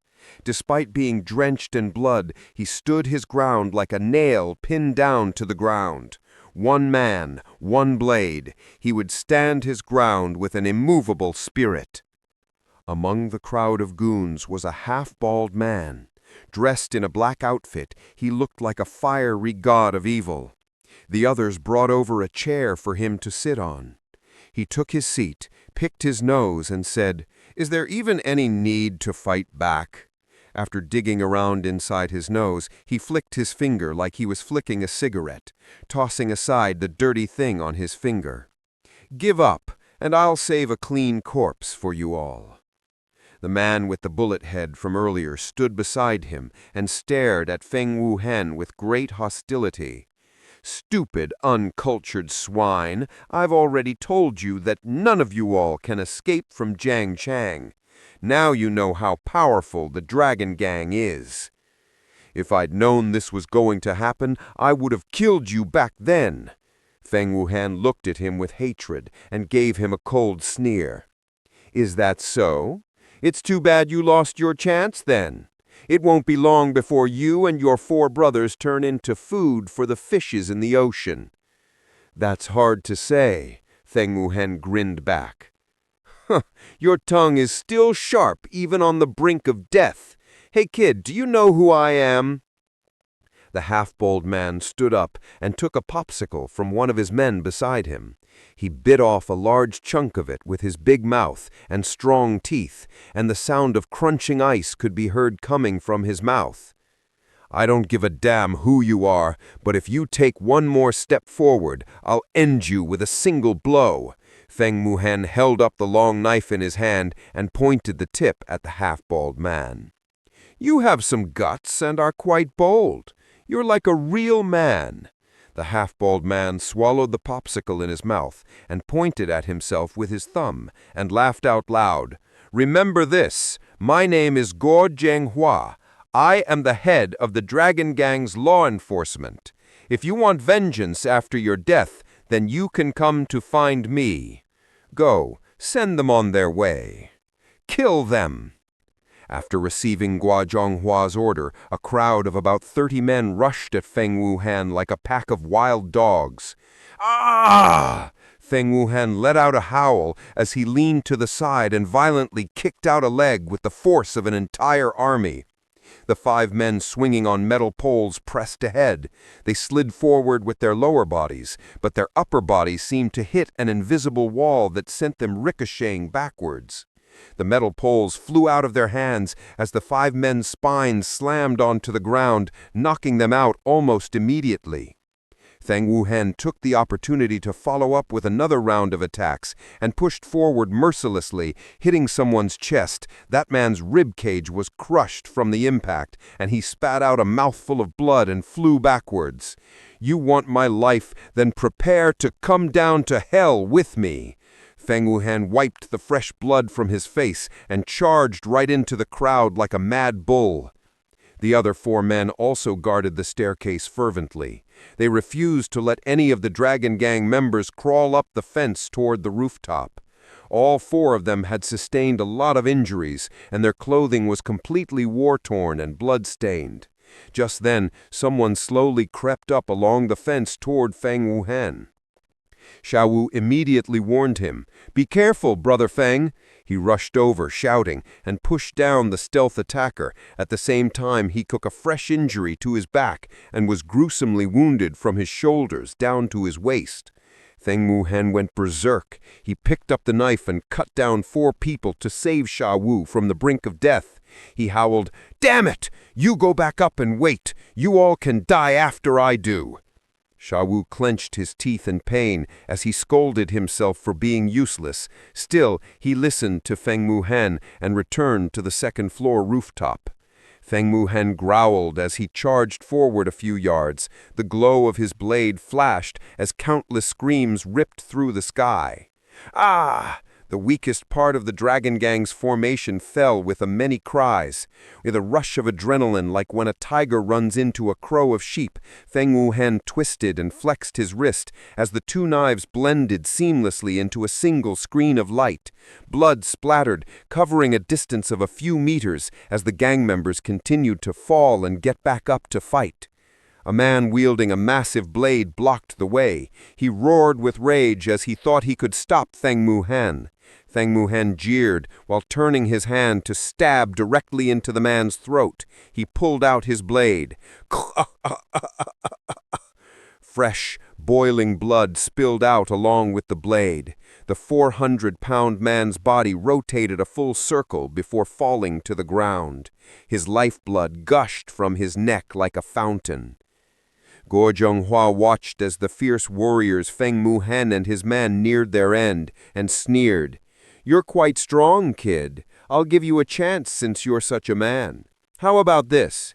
You kill all your 4 brothers over there, then turn yourself over to us. I'll let you go, and even let you live and work under me. How's that?"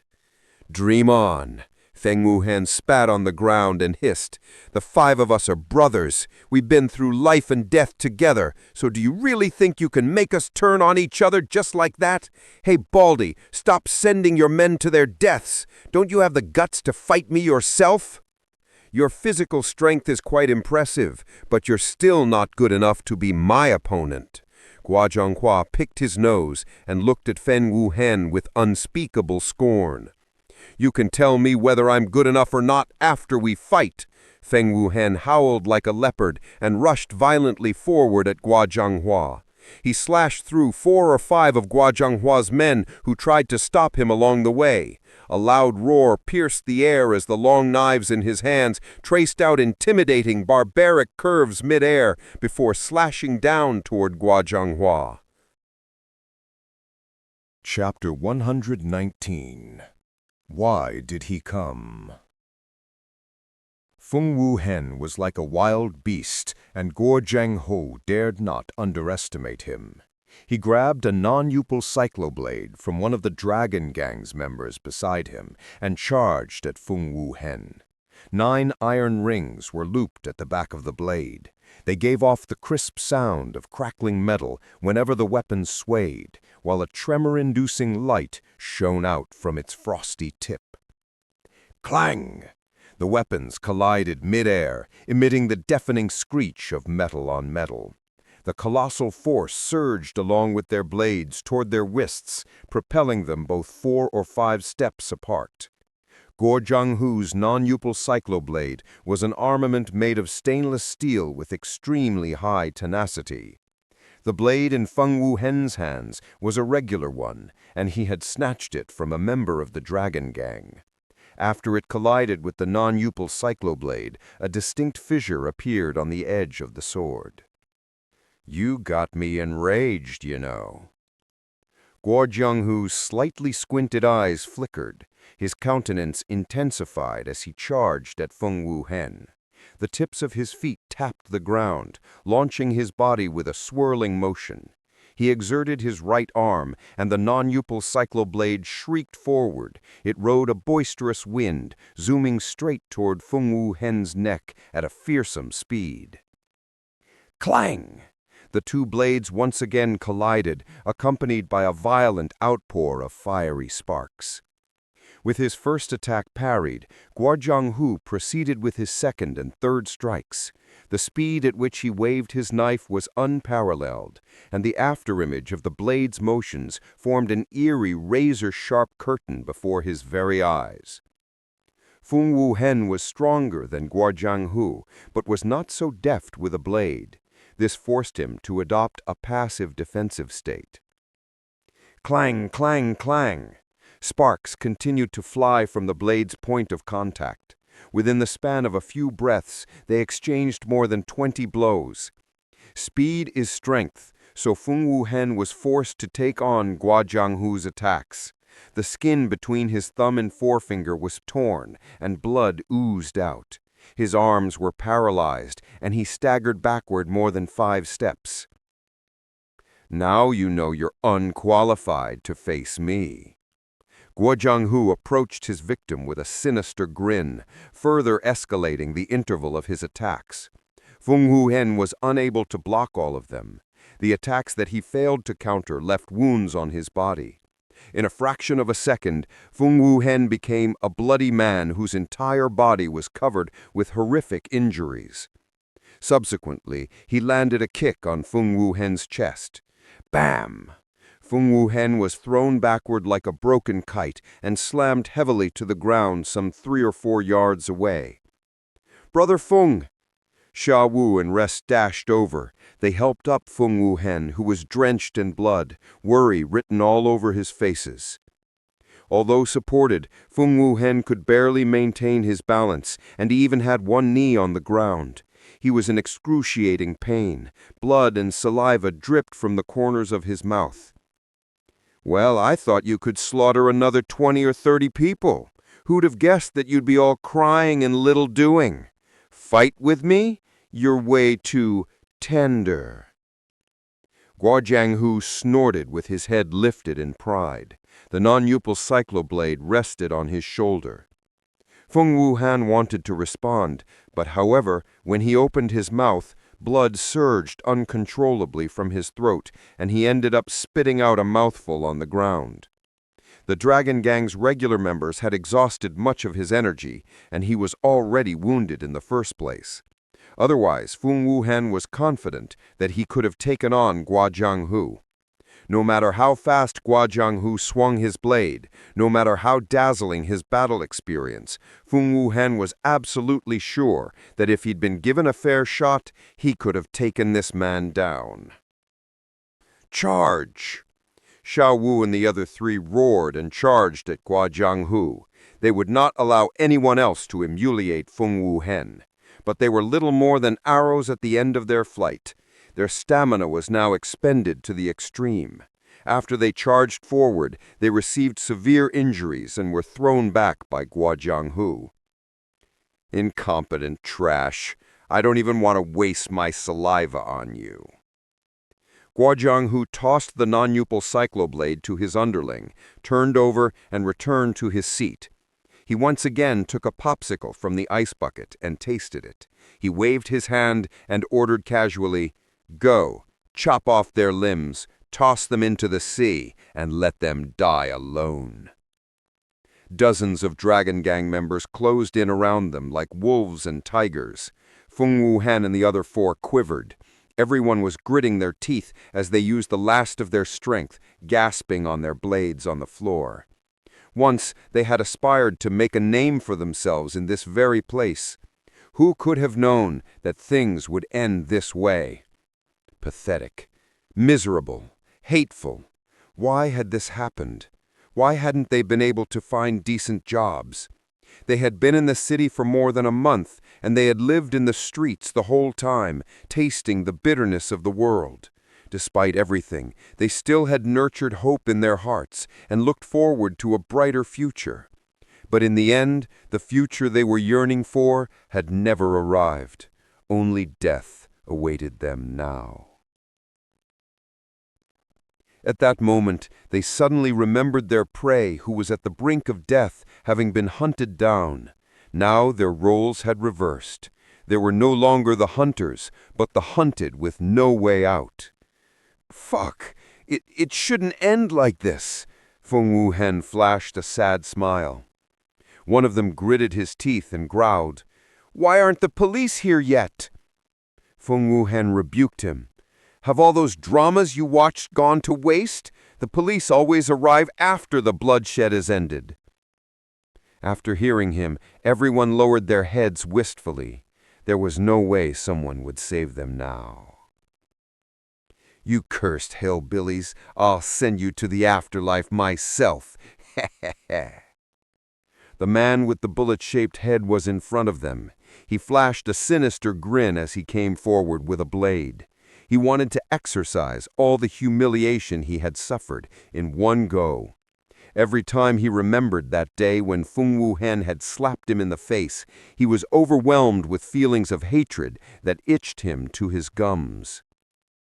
Just then, a silhouette descended from the sky, or more precisely, jumped down from the second floor of the warehouse. The figure entered with a blast and landed silently in the middle of the 5 besieged men and the 100 aggressors from the Dragon Gang. The Dragon Gang's 100 members in Guojianghu were all startled. They thought, "Where did this guy come from?" Feng Wuhan and the others likewise were stunned. Although his back was facing them, they quickly recognized who he was. It was Xiao Luo. Why is he here? Why has he come? Why did he dare to come? Mixed emotions surged in Feng Wuhen's heart. After the feeling of shock receded, his eyes went red. They'd caused Xiao Luo trouble, and not only had this boy not sought revenge, but he'd returned good for evil. He'd paid for their meal before. Now he was rushing to their aid, about to take on more than 100 members of the Dragon Gang. And it was all thanks to a mere phone call. Touched beyond words, Feng Wuhen felt unspeakable shame and unparalleled warmth. This was the first time that a man who stood 7 feet tall felt the urge to cry. Xiao Luo stood still as a pine tree. His bangs gently swayed on his forehead in the breeze. His face was fair and clean, and his brows were raised rebelliously. His eyes were deep and chilling, and his entire person exuded an evil yet charming quality. In front of him stood the Dragon Gang. After they regained their senses, they glared at him menacingly. "It's him! The cops found us because he rescued a girl from us. Then he got Brother Baldy and the rest of them arrested too," piped up a terrified man with chubby cheeks. If Xiao Luo still remembered the past, he surely would recognize this man as one of the gang members who had overseen the begging children. Chapter 120. Mighty like God. "So it is you. I already thought as much. Since you've come, we will settle our new affairs together with the old ones. You didn't need to die, actually, but now you have to, together with your 5 hillbilly friends." The man with a bullet-shaped head grinned and stared at Xiao Luo.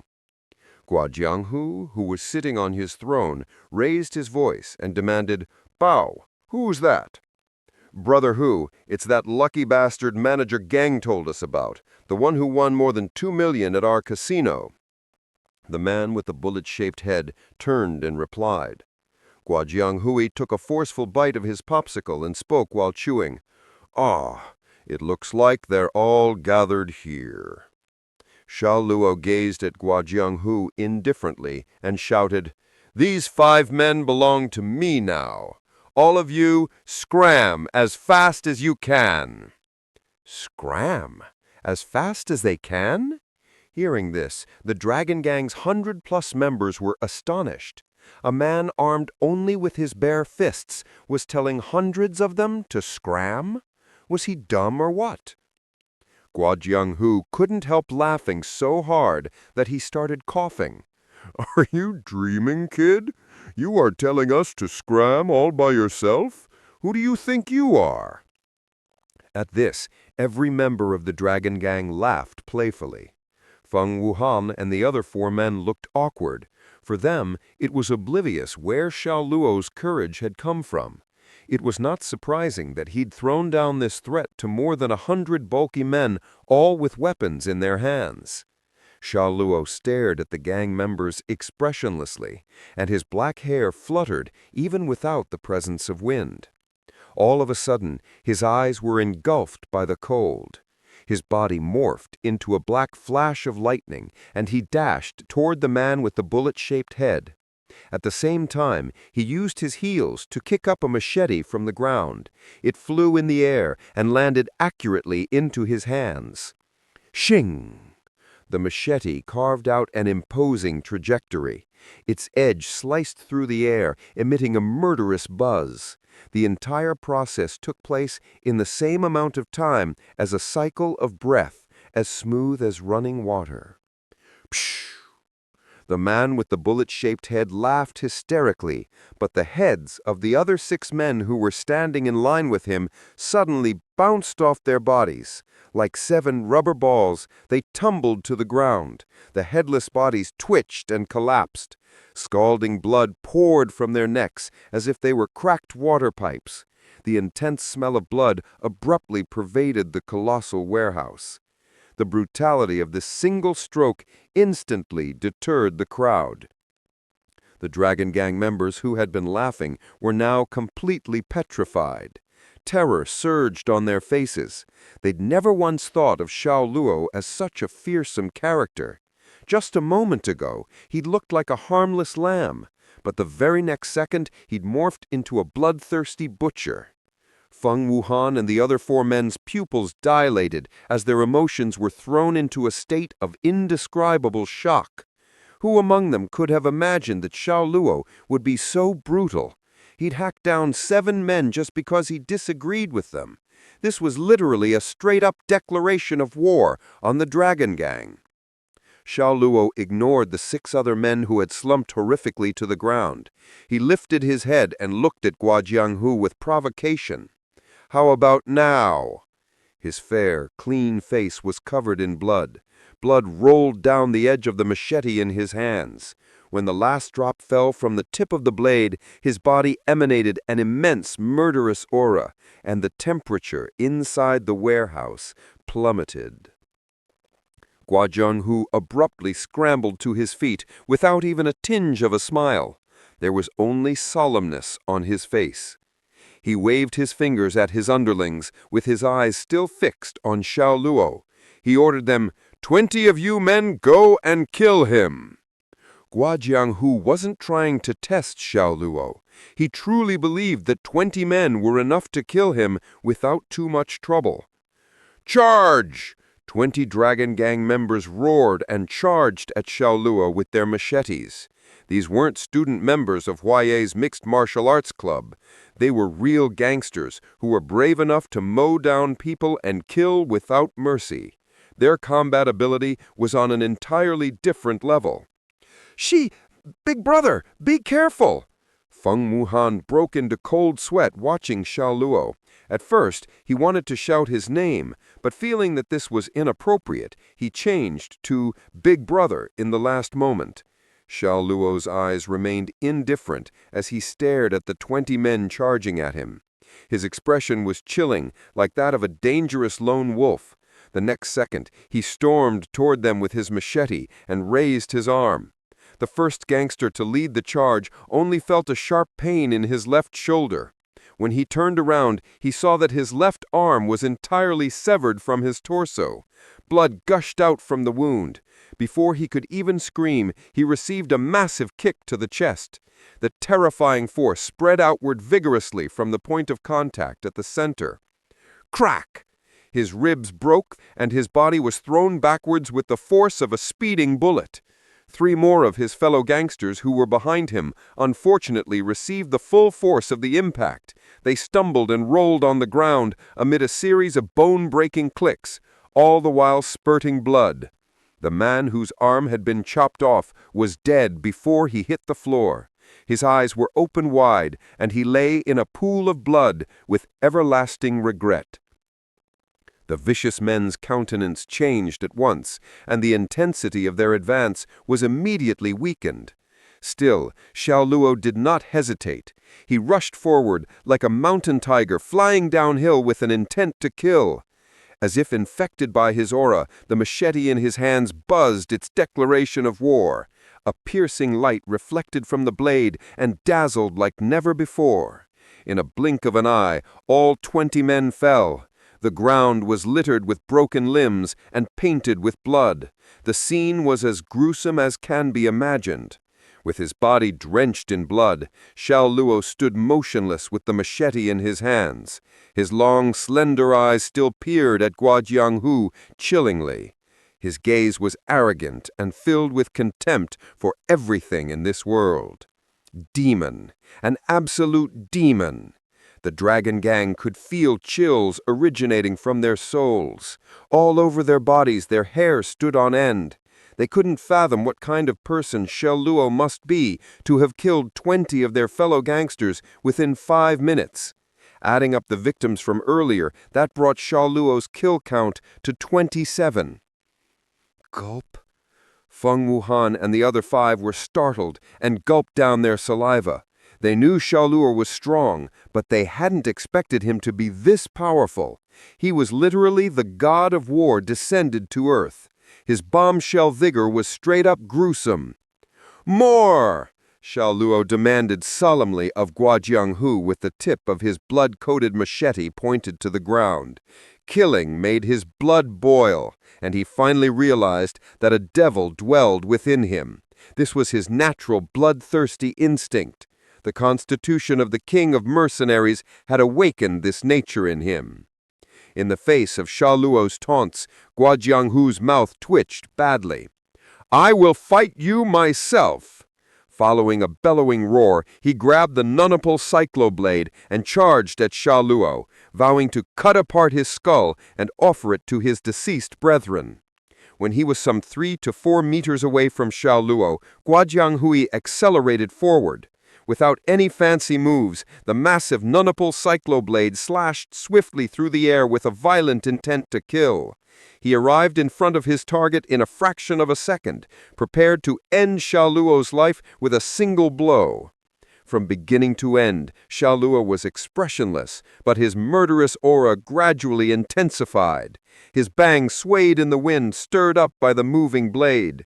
The moment before Guojianghu's nunapal cycloblade came down on his skull, he parried it with his machete. Shing!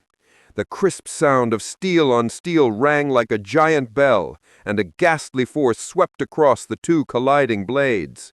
Crack! Xiao Luo's machete broke into 2 pieces. He took 2 steps backwards to stabilize himself. Guojianghu rapidly staggered backwards as if he'd been struck by a violent cyclone. He kept going until he was stopped by the other Dragon Gang members. He raised his head and looked at Xiao Luo in awe. Then he lost his senses, as the arm wielding the blade couldn't withstand the intense vibration. Chapter 121. One man, one hack. After this single confrontation with Xiao Luo's blade, Guo Zhenghu became intensely aware of his opponent's prowess. He hadn't fathomed that such terrifying explosive power was hidden within this scrawny body. However, what gave him slight relief was the fact that Xiao Luo's machete was broken. Faced with a bladeless Xiao Luo, he was confident that he could hack him to pieces. Xiao Luo frowned as he looked at the severed blade in his hands. The broken machete was like a person who had lost his life, deprived of its former glory and capacity for terror. It was nowhere near as good as a dagger of the same length. It had to be thrown away. "You little brat, I will take your life now." Guo Zhenghu approached Xiao Luo with a sinister grin, imposingly juggling the nunupal cycloblade.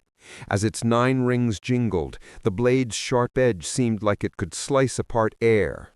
Xiao Luo was forced to evade the attacks. The intervals between Guo Zhenghu's offensives were too tight, leaving him no chance to pick up a weapon from the ground. The chilling edge swung a mere spitting distance from Xiao Luo's throat several times. It was only an inch or two away from coming into contact with his windpipe.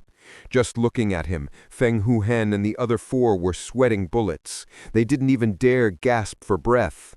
Swoosh, swoosh, swoosh! Guo Zhenghu's attacks became even faster. He who was famous for his rapid blade swings was exerting his strength to the fullest. Ultimately, Xiao Luo couldn't evade him and took a blow to the arm. As if he'd been bitten by the fangs of a ferocious beast, the nunupal cycloblade tore open a bloody wound in Xiao Luo's flesh. "Nice one, Brother Hu. Now finish him."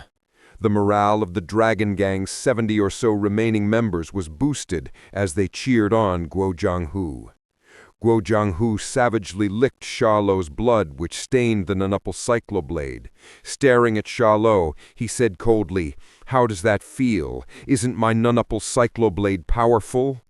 Xiao Luo examined the wound on his arm, then turned his head to gaze at his opponent chillingly, but did not scowl in the slightest. He uttered not one word, and only stared at his enemy, indifferent as a silent and deadly beast relishing its prey. Being stared at like that by Xiao Luo felt really awful. Following a mighty roar, Guo Zhenghu's footsteps thundered wildly. The vessels in his forehead bulged as he once again charged at Xiao Luo like a mad bull. The nunupal cycloblade, which he was holding above his head, slashed down toward Xiao Luo with enormous momentum. The blade was imbued with unparalleled devastation, and it was even capable of inciting a hissing cyclone. "Die!" Guo Zhenghu let out another thundering roar.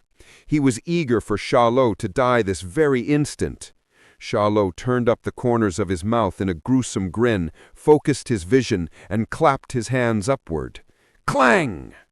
A dull impact sound could be heard throughout the vicinity. Guo Zhenghu's eyeballs bulged as he gaped at the scene before him in disbelief. A voice abruptly sounded from deep inside him. He held the blade with his bare hands. It was unbelievable and implausible. How was such a thing even possible? Likewise, everyone else watching widened their eyes in shock and shook with tremors. Whether they belonged to the Dragon Gang or Feng Huhen and his group, all jaws in the room dropped. Taking on a blade with bare hands?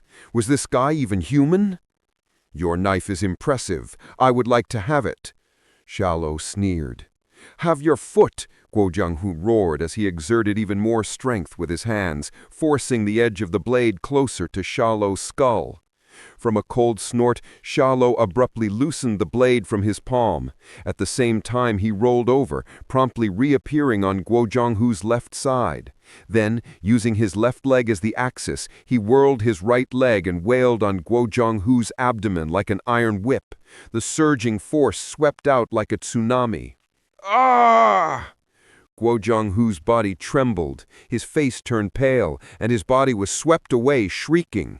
The nunupal cycloblade detached from his hands. Seizing the opportunity, Xiao Luo snatched it and waved it a few times in the air. Whether due to its weight or grip, the blade felt just right. Xiao Luo couldn't resist shouting, "It's a good weapon indeed!"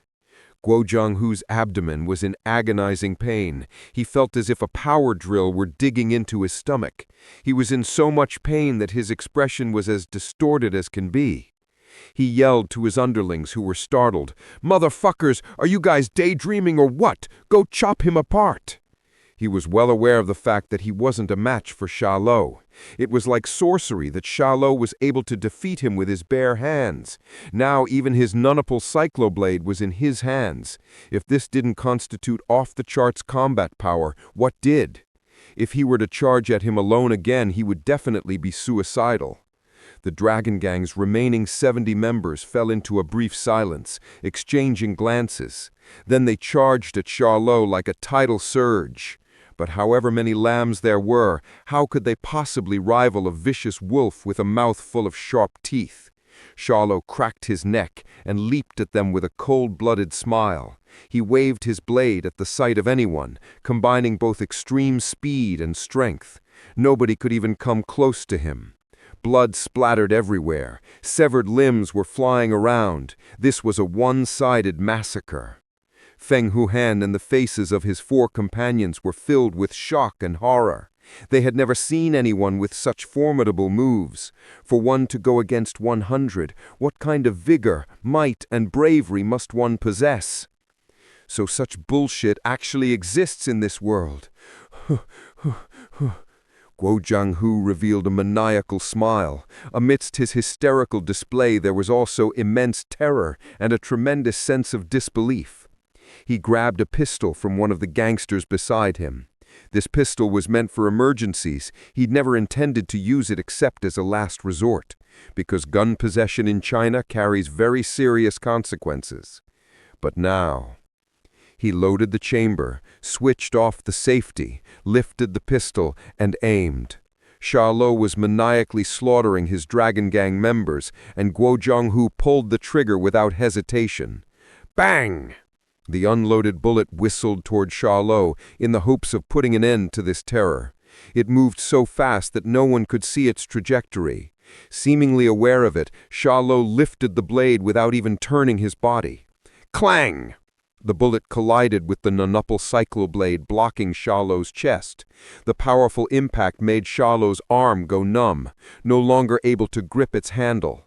The nunapal cycloblade whirled out at high speed. It sliced open one of the Dragon Gang members' throats with a splurt and cut into one of the warehouse's wooden pillars. Part of the blade that was exposed to air vibrated intensely and gave off a buzzing noise.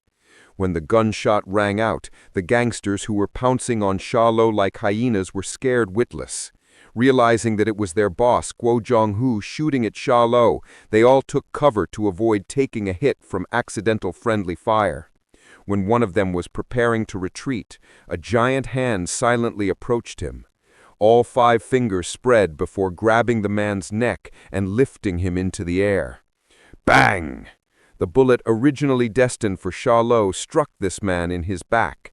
The pistol's penetrating power was clearly not strong enough to clear a human body, so Xiao Luo was safe and sound. Fuck!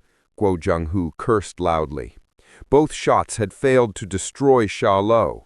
Instead, he had murdered his own men, which made him feel both aggrieved and infuriated. So you have a gun. Aren't you afraid that the cops will invite you over for some tea? Xiao Luo asked chillingly, while positioning the Dragon Gang member's corpse as a human shield. At the same time, without blinking, he gestured with his eyes to Feng Huhan. The Dragon Gang is never afraid of the cops. You scum, if I don't kill you today, I'll call myself a worm instead of a tiger, Guo Zhanghu roared with swollen red eyes. Chapter 122. Decision to Eradicate All Evil. A worm, you say? Twice Xiao Luo sneered, "Uh-huh. Interesting." At that very moment, Feng Wuhen expended all his remaining strength to hurl the machete in his hands at Xiao Luo. He shouted, "Big brother!" Xiao Luo's benevolence, might, and imposing disposition had caused him to yield willingly. The cry, "Big brother!" came from the bottom of his heart. The machete twirled in the air toward Xiao Luo. Xiao Luo, who was twiddling around with Guo Jianghu, steadied his face as he channeled all his might into his right leg.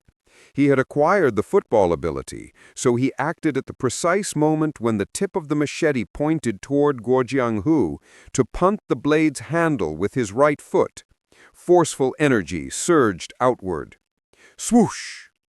The machete instantly morphed into one of those flying swords seen in fantasy worlds. It sliced its way through space like a gleaming lightning bolt, advancing toward Guo Jianghu with intent to kill. It moved too fast, so fast there was no reaction time. Guo Jianghu subconsciously dodged it to the side. At the same time, Xiao Luo flung away the corpse of the gangster in his hands and dashed toward Guo Jianghu like a gust of wild wind. Then he backflipped into the air and used his foot to deliver terrifying tsunami-like power. This was a sure kill. Guo Jianghu's expression changed immediately. At this critical moment of life and death, he promptly dragged the confidant beside him in front of his body to absorb the blow from Xiao Luo's feet in his place. Bam! The strike came from the tip of Xiao Luo's feet. His murderous impulse, in addition to his body weight, caused the gangster's chest cavity to collapse inwards. Syrupy blood flowed from the dent as the man's body flew outwards like a cannonball and smashed relentlessly into Guo Jianghu. Guo Jianghu shrieked as he was sent flying. His blood splattered, and he whammed heavily onto the ground some 4 or 5 yards away. Beep, beep, beep, beep, beep, beep. Here and now, the piercing sirens of police vehicles screamed outside the warehouse. The cops had finally arrived. A dignified voice rang out from a loudspeaker. "Everyone inside, listen up. Stop fighting, lay down your weapons and surrender. Come out with both hands in the air." Guo Chuanlin. Xiao Luo frowned. He really bumped into her whenever he went. Someone ran to the door and glanced outside, only to see 20 police cars blocking all the entrances. The Dragon Gang members who were out on patrol were arrested by the cops for the first time. Many of them were pressed to the ground like they were being preyed on by starving tigers. They were handcuffed before they could even react. Subsequently, 3 explosion-proof police cars with pulsating lights rammed into the warehouse. Also, 3 special police task forces with approximately 24 fully armed members also majestically appeared. Snipers conquered the commanding high ground. All of them were poised with ammunition loaded. They were prepared to rush in and wipe out everything. "Brother Hu, the cops have surrounded us!" One of the Dragon Gang members gasped in terror while helping up Guo Jianghu, whose corner of the mouth was bleeding and his face was pale. As if to immediately affirm his words, outside the warehouse, Guo Chuanlin again shouted through the loudspeaker, "You are surrounded. Do not attempt any futile resistance. I'm giving you 3 minutes to decide.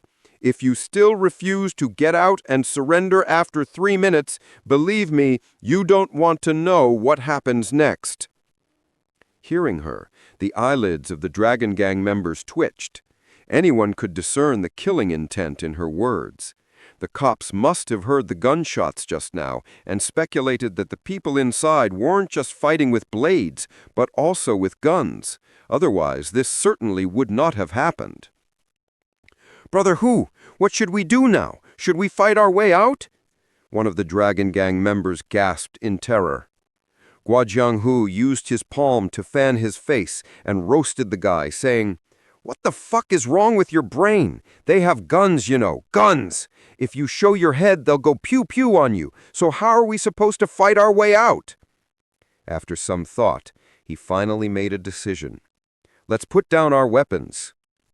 Hearing this, the 70-plus remaining Dragon Gang members looked at each other, then placed down their weapons. "Didn't you say that you would never be afraid of the cops, so you're going to surrender now, huh?" Xiao Luo smiled playfully. The corners of Guo Jianghu's mouth twitched. The remark was a slap in his face indeed. He glared at Xiao Luo and said viciously, "Don't be too full of yourself, little brat. Just wait. I'll dig up every bit of information about you. All the women you know, I'll rape them, then kill them. And your guy friends, I'll cripple them all. And for you, kid, I'll toss you into living hell." His abhorrence for Xiao Luo was unequaled. Initially, Xiao Luo had wanted to let him live, but now sparing him meant sowing seeds of future trouble for himself. At that instant, he remembered his own sister, Xiao Ruyi, her husband, Tong Ren, and of course, Zhang Dashan. If these three were to get hurt because of him, he would never forgive himself. His only choice was to eradicate the problem at its root. "You won't have the chance to do that," Xiao Luo answered faintly. "No chance? What a joke! Do you think I'll be locked up for a long time? Let me tell you, I'll be out in less than half a month, and when that day arrives, it will become the death anniversary of each and every one of your acquaintances. Let's go, my brothers." Guo Jianghu chuckled. He waved his hands, led out his fellow Dragon Gang members, and strolled out of the warehouse like a team that had won a triumphant victory, bolstered by an unparalleled sense of pride. They walked to the outside with their hands in the air. Guo Jianghu put on an innocent look and shouted to the cops opposite him, "Sirs, I surrender. I didn't kill anyone. I'm only passing by, and I don't know anyone here."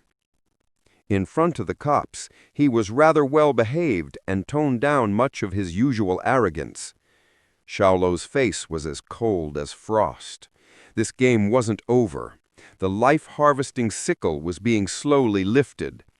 He turned his head and asked Feng Wuhen, "Do you guys know how to swim?" "Yeah, we often played in the river when we were young. Water doesn't scare us, no matter how deep or how fast. If we dive in, then we can let them think that we've drowned." "Now that'll make things a lot easier." Xiao Luo nodded. He said, "I don't feel like sparing any of these people from the Dragon Gang. So as not to land yourselves behind bars, go now. Jump into the sea from the window on the second floor. Wait for me on the rooftop of Block 96 of Gong Village." What? Did he want to kill all of them?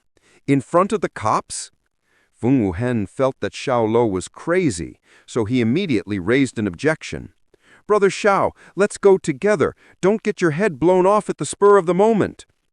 "Stop talking and just do as I say," Xiao Luo rebuked him. The five of them zipped their lips immediately. Without another word, they ran up to the second floor and leapt into the sea.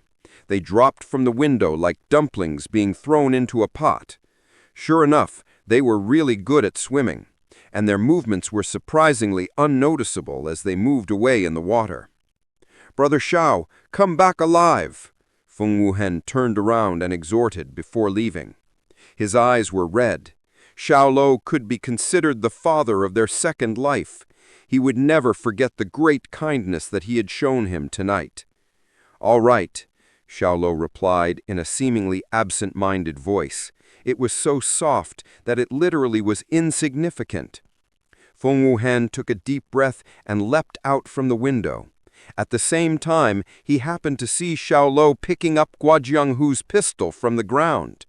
His heart quivered. What was he trying to do? Chapter 123, Block 96, Gong Village. Guo Jianghu led out the 70 or so surviving members of the Dragon Gang, with their hands raised to surrender to the police. A pitch-black muzzle peeked out sneakily from an inconspicuous window. It rapidly fired 3 shots at the police outside. Bang, bang, bang! Piercing gunshots broke the night's silence. The fired bullets soared through the air and tore apart space, hitting 3 police officers wearing body armor. They let out deep groans and dropped on the spot. This unexpected development occurred too suddenly and without any warning. It not only stunned the police, but also left Guo Jianghu and his men entirely at a loss. However, Guo Jianghu was smart as a whip and immediately understood that Xiao Luo was intentionally provoking the police. This way, Xiao Luo did not have to do anything directly, and the heavily armed SWAT team outside would take all of his enemies out. He broke out in a cold sweat as he figured all this out. Then a sense of speechless fear welled up from the bottom of his heart. Never had Guozhang thought that Xiao Luo would be bold enough to do something like this. This made him wonder who was the fucking gangster here. Xiao Luo could even murder with a borrowed knife. And the most unbelievable thing of all was that Xiao Luo was borrowing a knife from the police? He immediately swung his arms and shouted with all his might, "Officer, we did not shoot! We did not shoot!" This was his vain attempt to calm the police, as the provoked officers could easily open fire and clear the area in one clean sweep. Guo Ganlin also felt that something was odd. As she was about to order the police to hold fire, another bullet soared by. It penetrated the windshield of the police vehicle beside her, with a loud bang. The windshield shattered into countless pieces of broken glass scattered on the ground. She automatically dove to the ground. "Fire!" The SWAT team's captain finally gave the order to fire with a roaring voice. Pow, pow, pow. The rain of bullets formed an enormous net of light in the air, shrouding Guozhang and his people. The bullets' trails resembled flaming snakes with long tails. Pow, pow, pow. Guozhang and a dozen of the Dragon Gang members momentarily collapsed, with numerous bloody gunshot wounds appearing on their bodies. He lay in the pool of blood with his body twitching violently. It was the last struggle before death. His eyes were wide open, and blood oozed from his mouth and nose. He stared into the warehouse with panic in an offensive manner, as if Xiao Luo's cold and cruel face had appeared to mock him from the dark warehouse. If he could have started over again, he would not have belittled Xiao Luo. There would have been none of this snide nonsense. Even if he wanted to take revenge, he should have kept it in his mind. However, it was pointless to say anything now. He certainly had run out of chances, and felt extreme hatred. As Guo Ganlin recovered on the ground, she was confident that Guozhang and his people had not fired. The person who had fired secretly had not aimed at the officers' vital organs, but at their body armor. Besides sustaining some external wounds and a bit of shock, their injuries were not life-threatening. Hence, she concluded that the attack had been planned to force the police to fire at Guozhang and his men and decimate them on the shooter's behalf. "Stop shooting! Stop shooting immediately!" she commanded loudly with her hands up. The sounds of gunshots ceased gradually, but it was too late. Everyone, including Guozhang collapsed on the ground. None of them survived. Their corpses were littered all over. They were all dead and gone. At the same time, Xiao Luo immediately rushed up to the second floor and jumped into the sea through the open window. His constitution of king of mercenaries already included the ability to swim. Still, to ensure a fast and efficient escape, he spent another 500 points to redeem another swimming ability. As Feng Weihen had done earlier, he dove in with such force that it created the impression that he was drowning. When Guo Ganlin finally led a squad of police into the warehouse, there was no one left inside. The invisible gunman had vanished into thin air. "Guo Squad, the window on the second floor is open. The gunman must have jumped into the sea to escape," reported Officer Wang Hanxuan. "First squad, second squad, and third squad, you guys search along the coastline at once. Do not let any suspicious persons go." "Roger that." The squads had received their orders and started searching both ends of the coastline. Bastard! Guo Ganlin stumped on the ground, and her delicate face was filled with anger. Tricking the police as if they were monkeys was an insult beyond the mark. On the other hand, she was exceedingly terrified by the gunman's courage and accurate marksmanship. This definitely was a calm, wise killing machine. To think that such a person was hiding in Zhongcheng was indeed an extremely frightening news. She swore to find out this person's identity.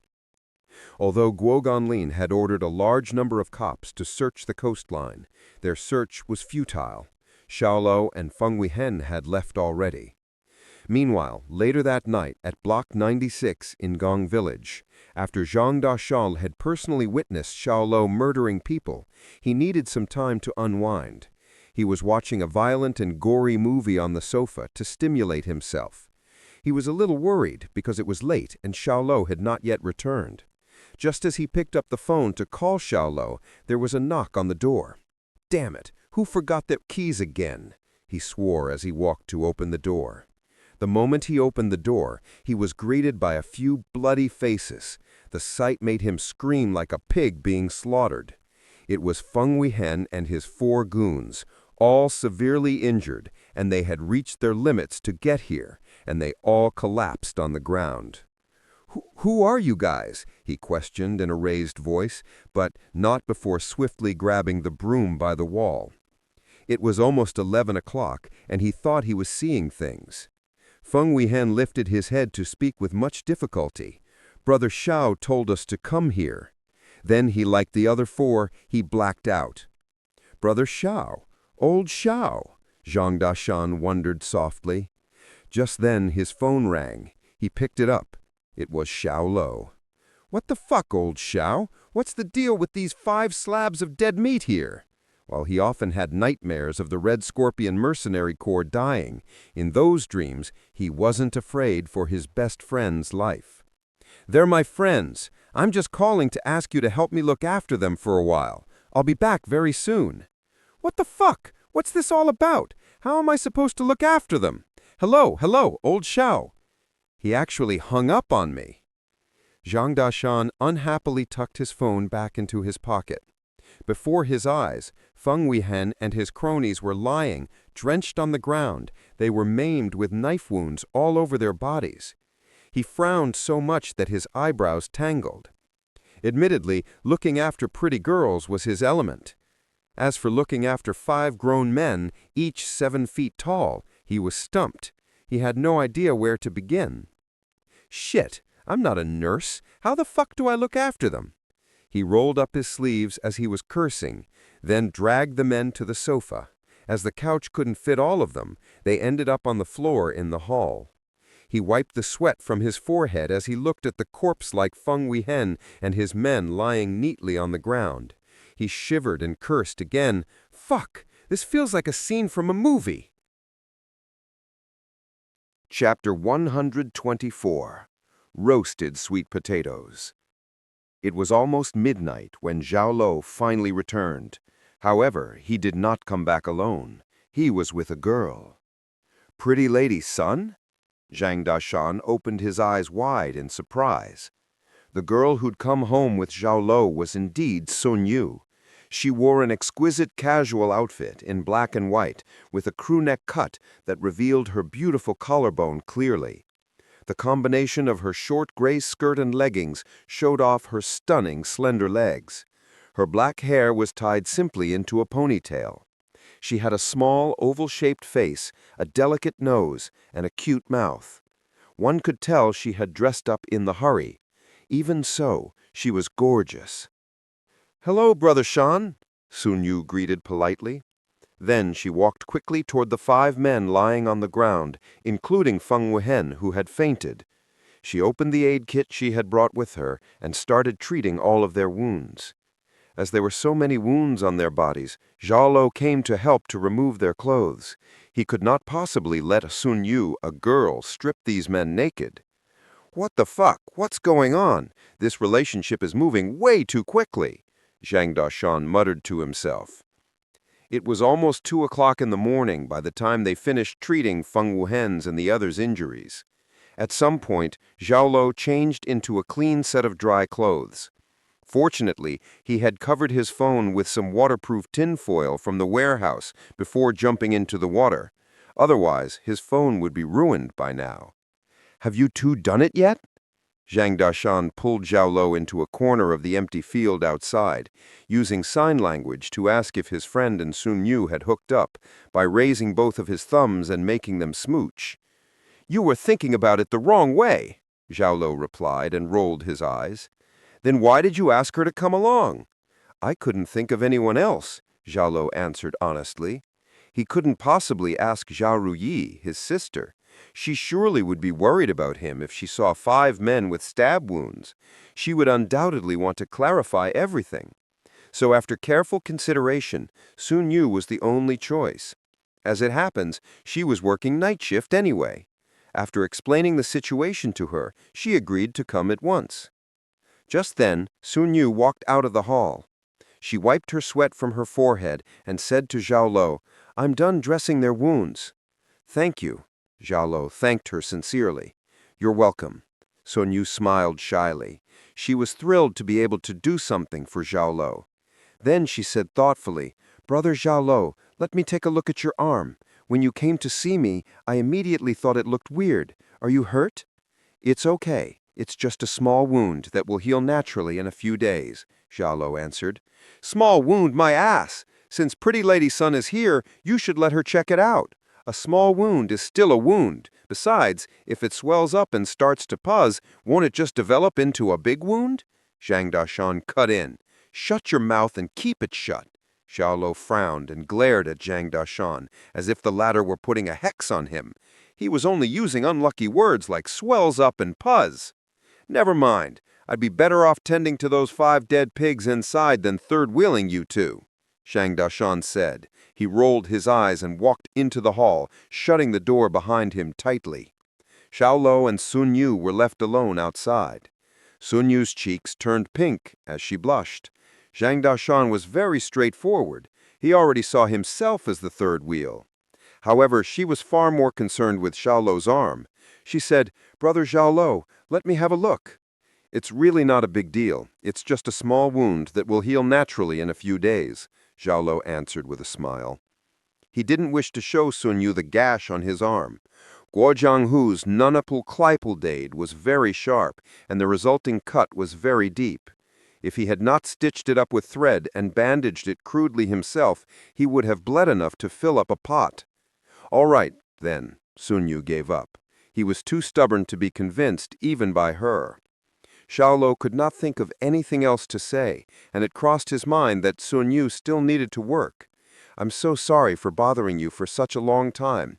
I'll take you back to the hospital right now." "Oh, okay," Sun Yu answered delicately and nodded. Xiao Luo knocked on the door and took the car key from Zhang Dashan, ready to drive Sun Yu back. It was late at night and tranquil when a white Corolla drove down the street. "Are you not going to ask me who those men were?" Xiao Luo asked as he drove, breaking the silence in the car. "They are your friends, so I'm sure they are good people," Sun Yu answered and shook her head. "Good people?" "Yeah, Brother Xiao Luo is a good man, so your friends ought to be good people too," Sun Yu answered with a nod. On her delicate face beamed a pure smile. Xiao Luo's smirk, however, was a little unnatural. If Sun Yu knew that he had just murdered more than 20 people, she shouldn't think the same way about him as she did before. In fact, she should be afraid of him and shun him at all costs. "Brother Xiao Luo, the Mid-October festival is approaching. Do you have any plans?" "I shouldn't have any." Sun Yu broke into a smile, and her eyes filled with hopes. She said with a pleasant laugh, "Then come to our hospital to watch the performances. Our hospital hosts a specially prepared Mid-October festival party." "Will you perform on stage?" "Yes, I have been preparing a dance routine with my sisters from the hospital. Sister Ruyi seems to be working an act, but I forgot what she's going for." Xiao Luo smiled and agreed. "All right, I'll come." "It'll be amazing. You definitely won't be disappointed," Sun Yu chirped gleefully. Xiao Luo smiled. He had a particular affinity for this girl and felt very relaxed around her. Her company was not stressful at all. "Brother Xiao Luo, can you pull over?" Sun Yu's eyes brightened up as she suddenly noticed a food stall by the road. Xiao Luo pulled over slowly. "Do you like to eat roasted sweet potatoes?" "Mm-hmm." "Then let's get some. Look, there's a stall by the road selling them." Before Xiao Luo could agree, Sun Yu opened the car door and ran off excitedly. It was apparent that she was very fond of roasted sweet potatoes. Xiao Luo could only get out of the car and follow her. From afar he smelled an incredibly delicious fragrance, which instantly reminded him of many childhood memories. "Boss, I'd like 2, please." "It's $10 for 2. The boss took out 2 round sweet potatoes from the oil tank beside him, which served as an oven. He wrapped them in oil papers and passed them to Sun Yu. She was about to pay, but Xiao Luo had already handed 20 bucks to the boss and said, "I'd like 2 more." He was a little hungry. Since he was eating roasted sweet potatoes, he should obviously eat enough to feel fully satisfied. Sun Yu raised her head to look at him, then smiled joyfully. Xiao Luo drove to a park in the Guangming district, then sat down before a stone table with a go board engraved on it. The two of them were the only people in the vast park. The lights were slightly dim, and if they looked up, they could see stars. Unknown insects came out from the corners of shrubs, buzzing so loudly that it was as if they were flying right beside their ears. Chapter 125. Persist. How? Although the park was deserted, it was the perfect place for Xiao Luo and Sun Yu to eat roasted sweet potatoes. The potatoes were crusty on the outside and tender on the inside. They tasted quite delicious. In front of Xiao Luo, Sun Yu was usually more mindful of her appearance, for instance, her posture and smile. However, she didn't dare exaggerate her behavior too much.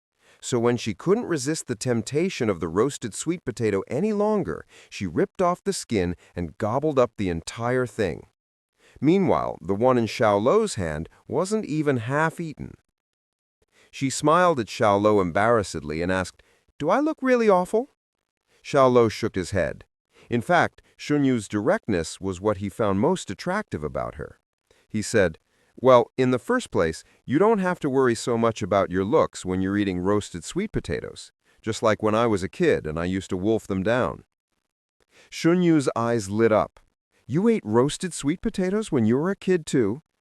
"Everybody who comes from a village should," Xiao Luo replied with a light smile.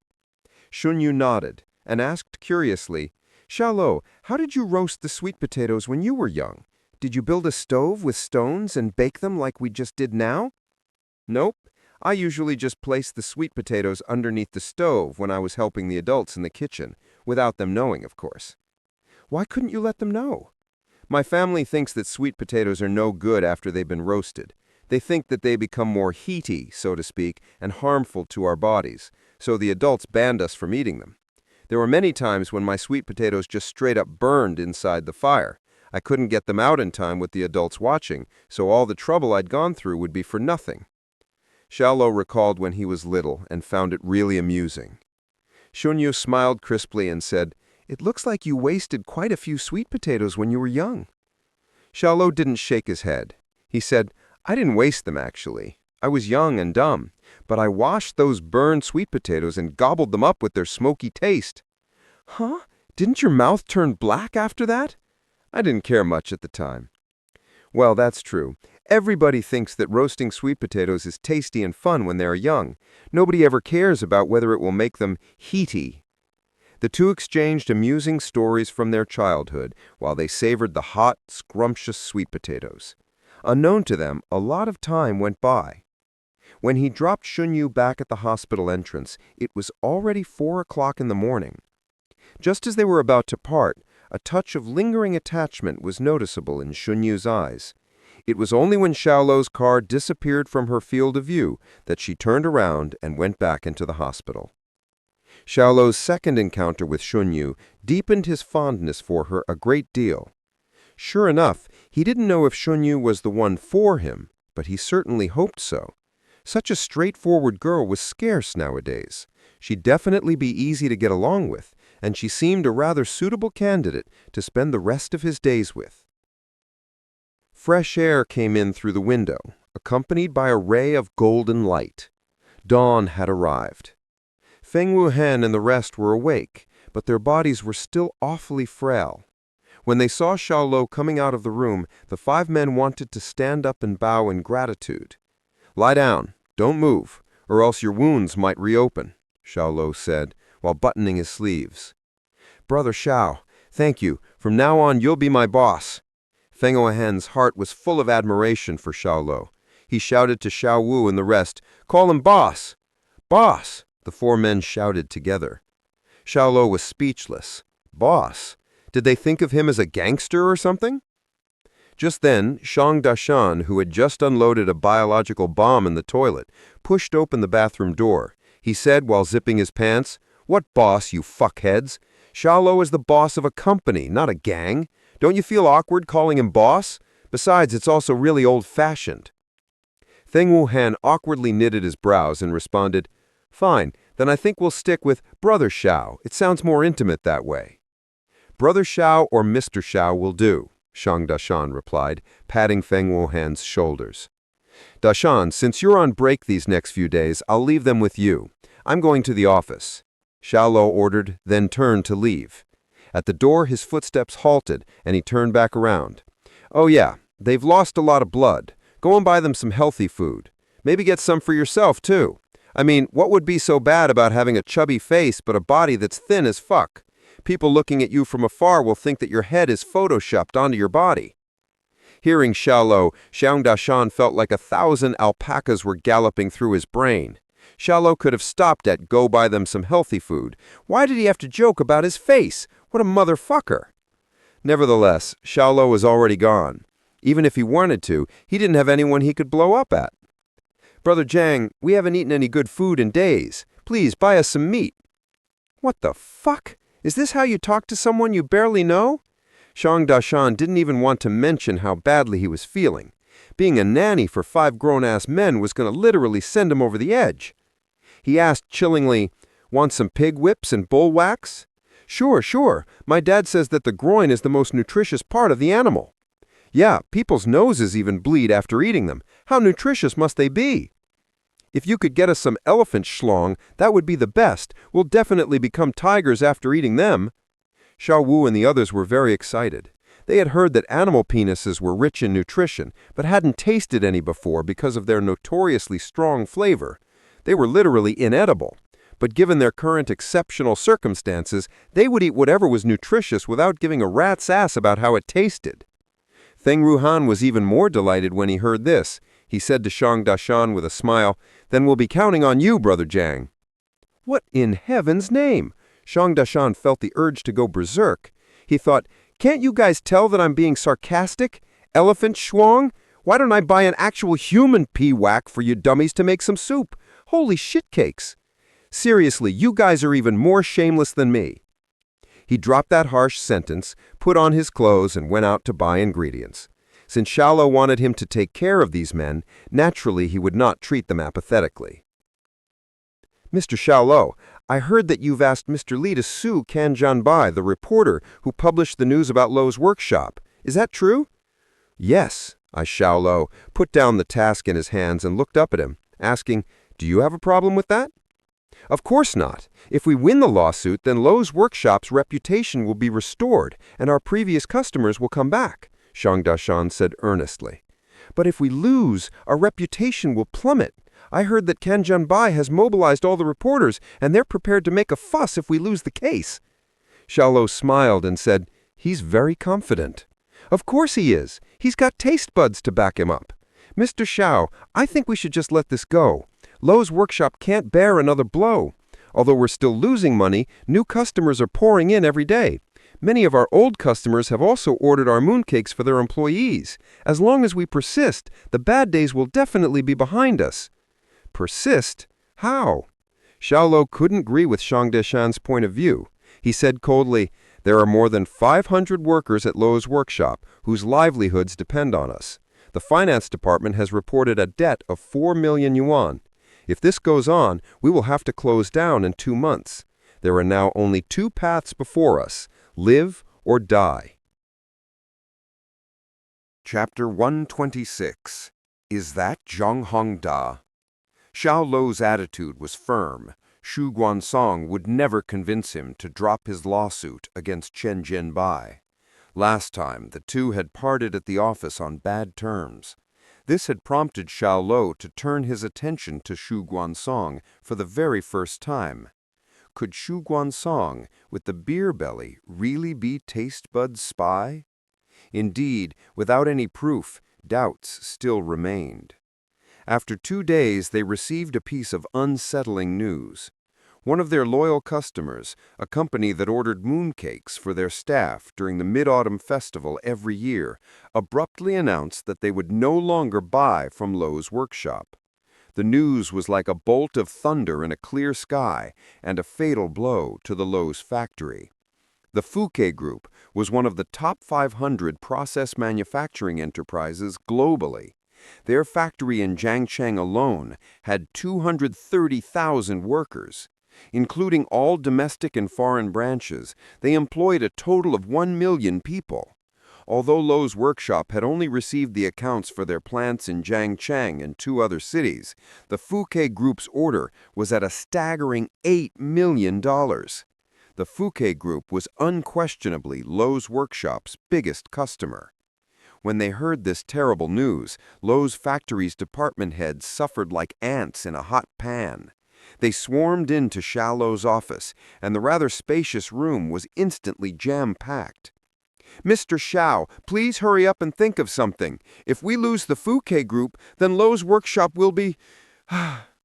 Why did they suddenly turn down our mooncakes? What should we do now? Is Lowe's workshop done for?" The distressed department heads discussed the matter anxiously in Xiao Luo's office. They were not baseline employees. They, who had chosen to stay at the company during these uncertain times, had an emotional attachment to Lowe's factory. They really wanted to work through the organization's difficulties. These voices, however, were too noisy for Xiao Luo's tastes. "Quiet, please. Stop babbling. Let the boss talk, all right?" shouted Lo Chi from the Research and Development Department. She was the only department head who didn't wear formal clothes to work. She believed that people who worked in research and development needed creativity and inspiration, and wearing uniforms considerably reduced their sources of inspiration. She was dressed in a vibrant yellow t-shirt, decadent ripped jeans, and sneakers with light green lines.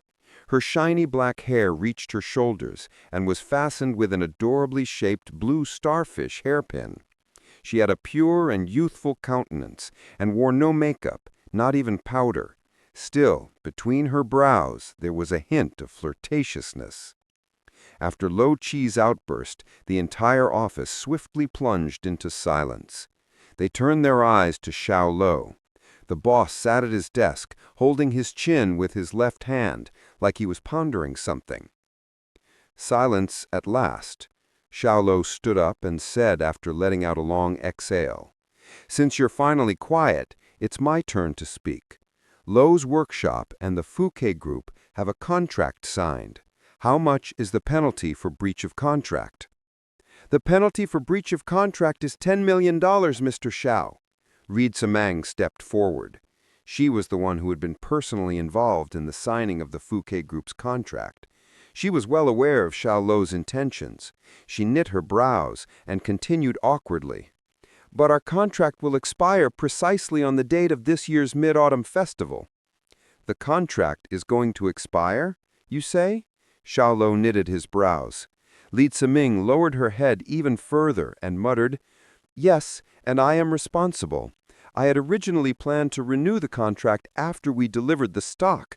Still, I never expected that the Fouquet Group would—" "Miss Li, I only want to know why, for such a huge client like the Fouquet Group, a new contract wasn't drafted in advance before the old one expired." Xiao Luo's tone was somewhat cold, stiff, and critical. "My mistake."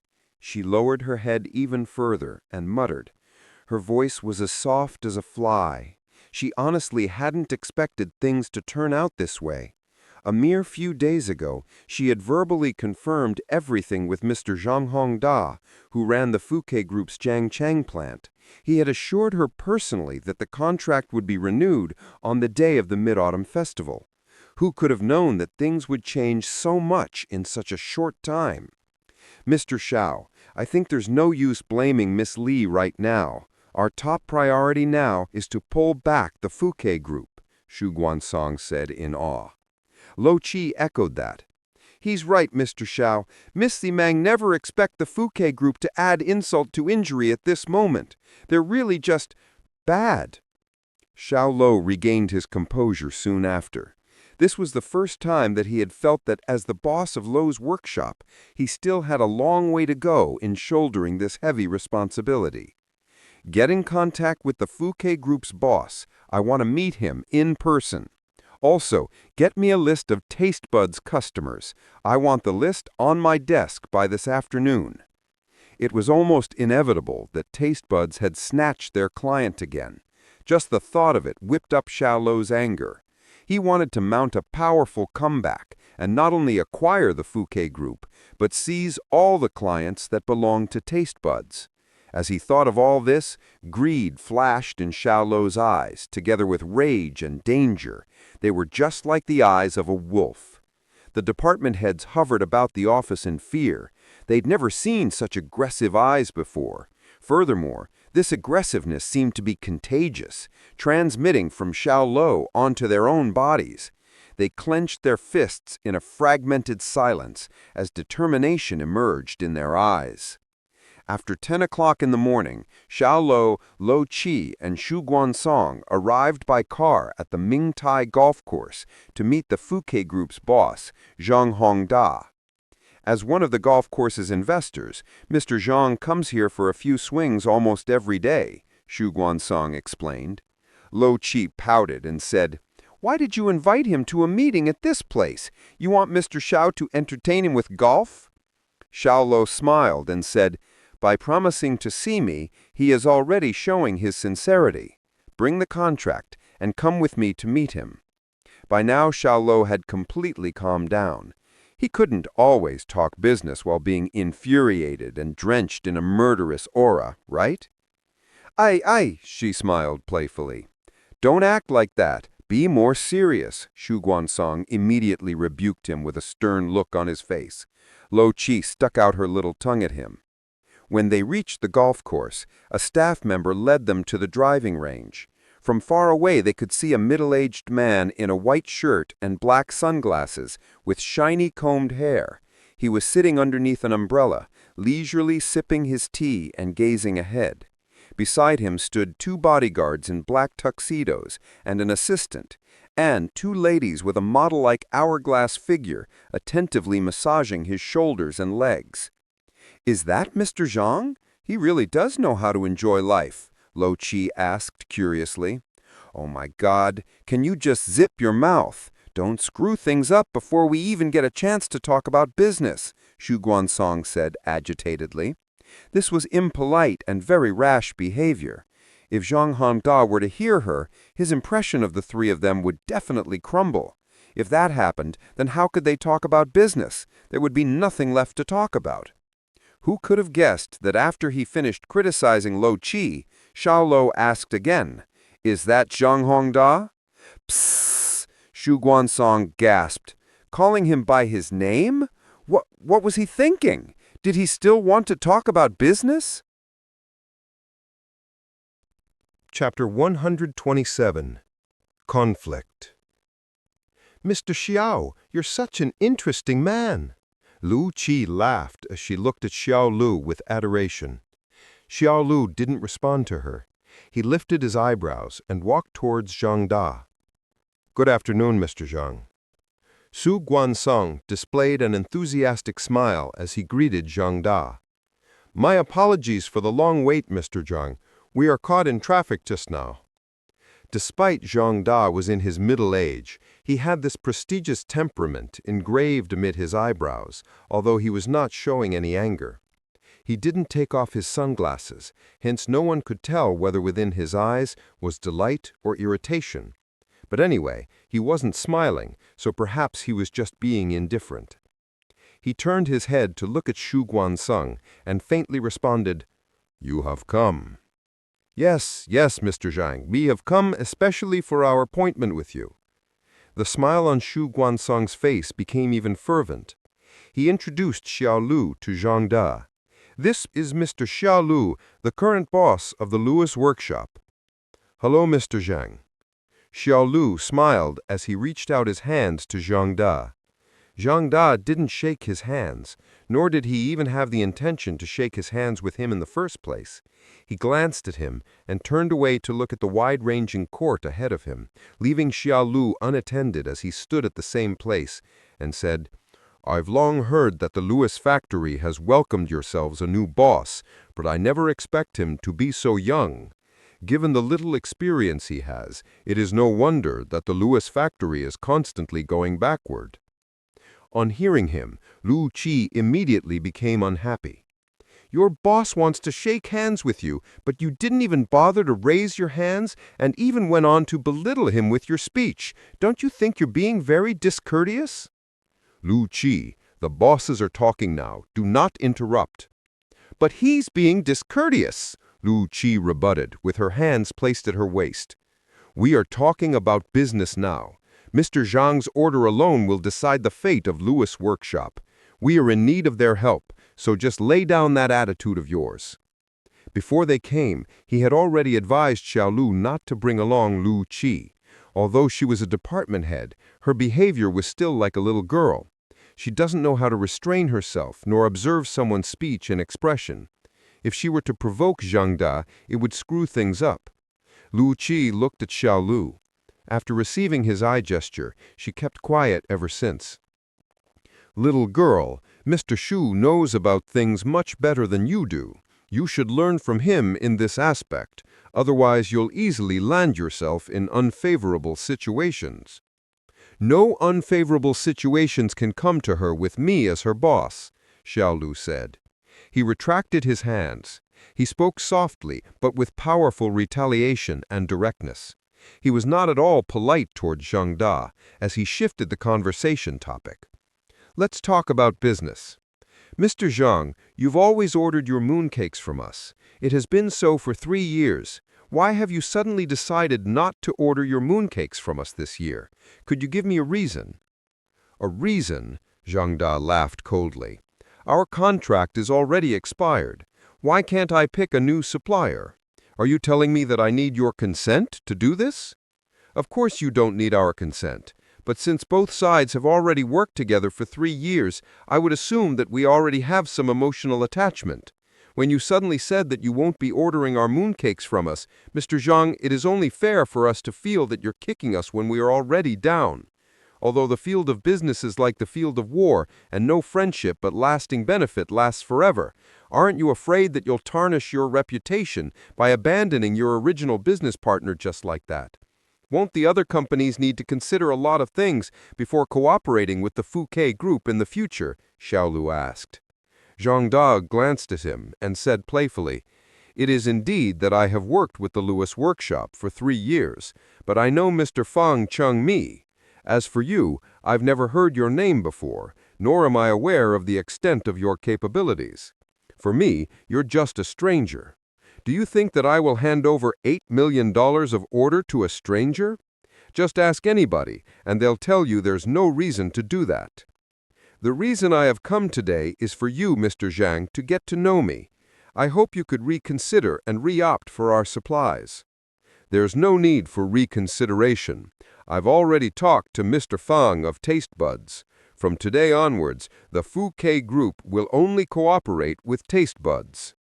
As soon as the words fell, a burst of hearty laughter came from the entrance. As they turned towards the sound, there was a middle-aged man in a tuxedo and wearing gold-tinted glasses, walking towards them with a cigarette in his hand and accompanied by several men who seemed like his bodyguards. His hairline was really high, thus exposing his entire forehead. His hair had evidently been dyed. It was so black that it shone. He had a very blessed face, because it was, of course, very fleshy. Upon seeing the man, Zhang Da stood up immediately, took off his sunglasses, and went towards him enthusiastically.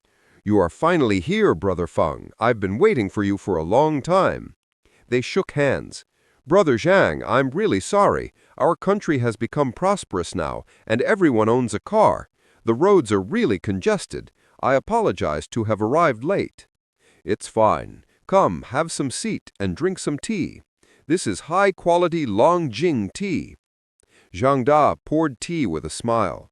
Compared to his attitude toward Xiao Luo, it was literally the difference between the sky and the ground. "He's Taste Bud's boss," Xu Guansang said by Xiao Luo's ear. Xiao Luo already knew him even without his introduction. Besides, Zhang Dashan had already arranged Fang Changlei's information for him, along with his photo. "Oh, isn't this Lewis Workshop's deputy manager, Mr. Shu? Why are you here?" In fact, Fang Changmao had spotted Xiao Luo, Shu Guansong, and the rest of them for a long time.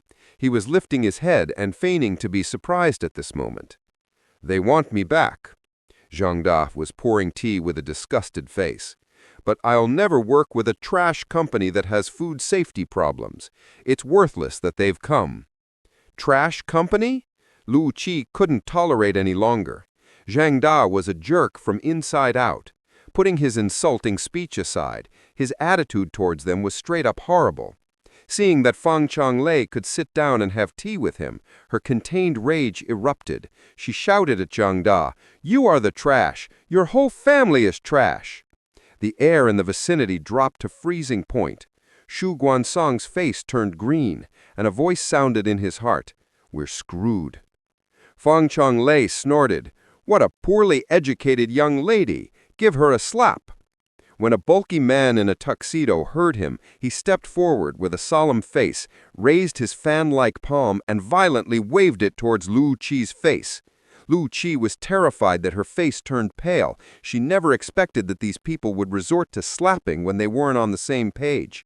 At this time, a giant hand with fair skin came from a side, stretched apart all 5 of its thin long fingers, and grabbed the bulky man in black's wrist. His fan-like hand halted mid-air and was hindered of motion. Lu Qi took a closer look and couldn't help being surprised and deeply moved. She gently called out with her lips, "Boss!" Xiao Luo grabbed the bulky man in black's wrist as he stared at Fang Changlei chillingly.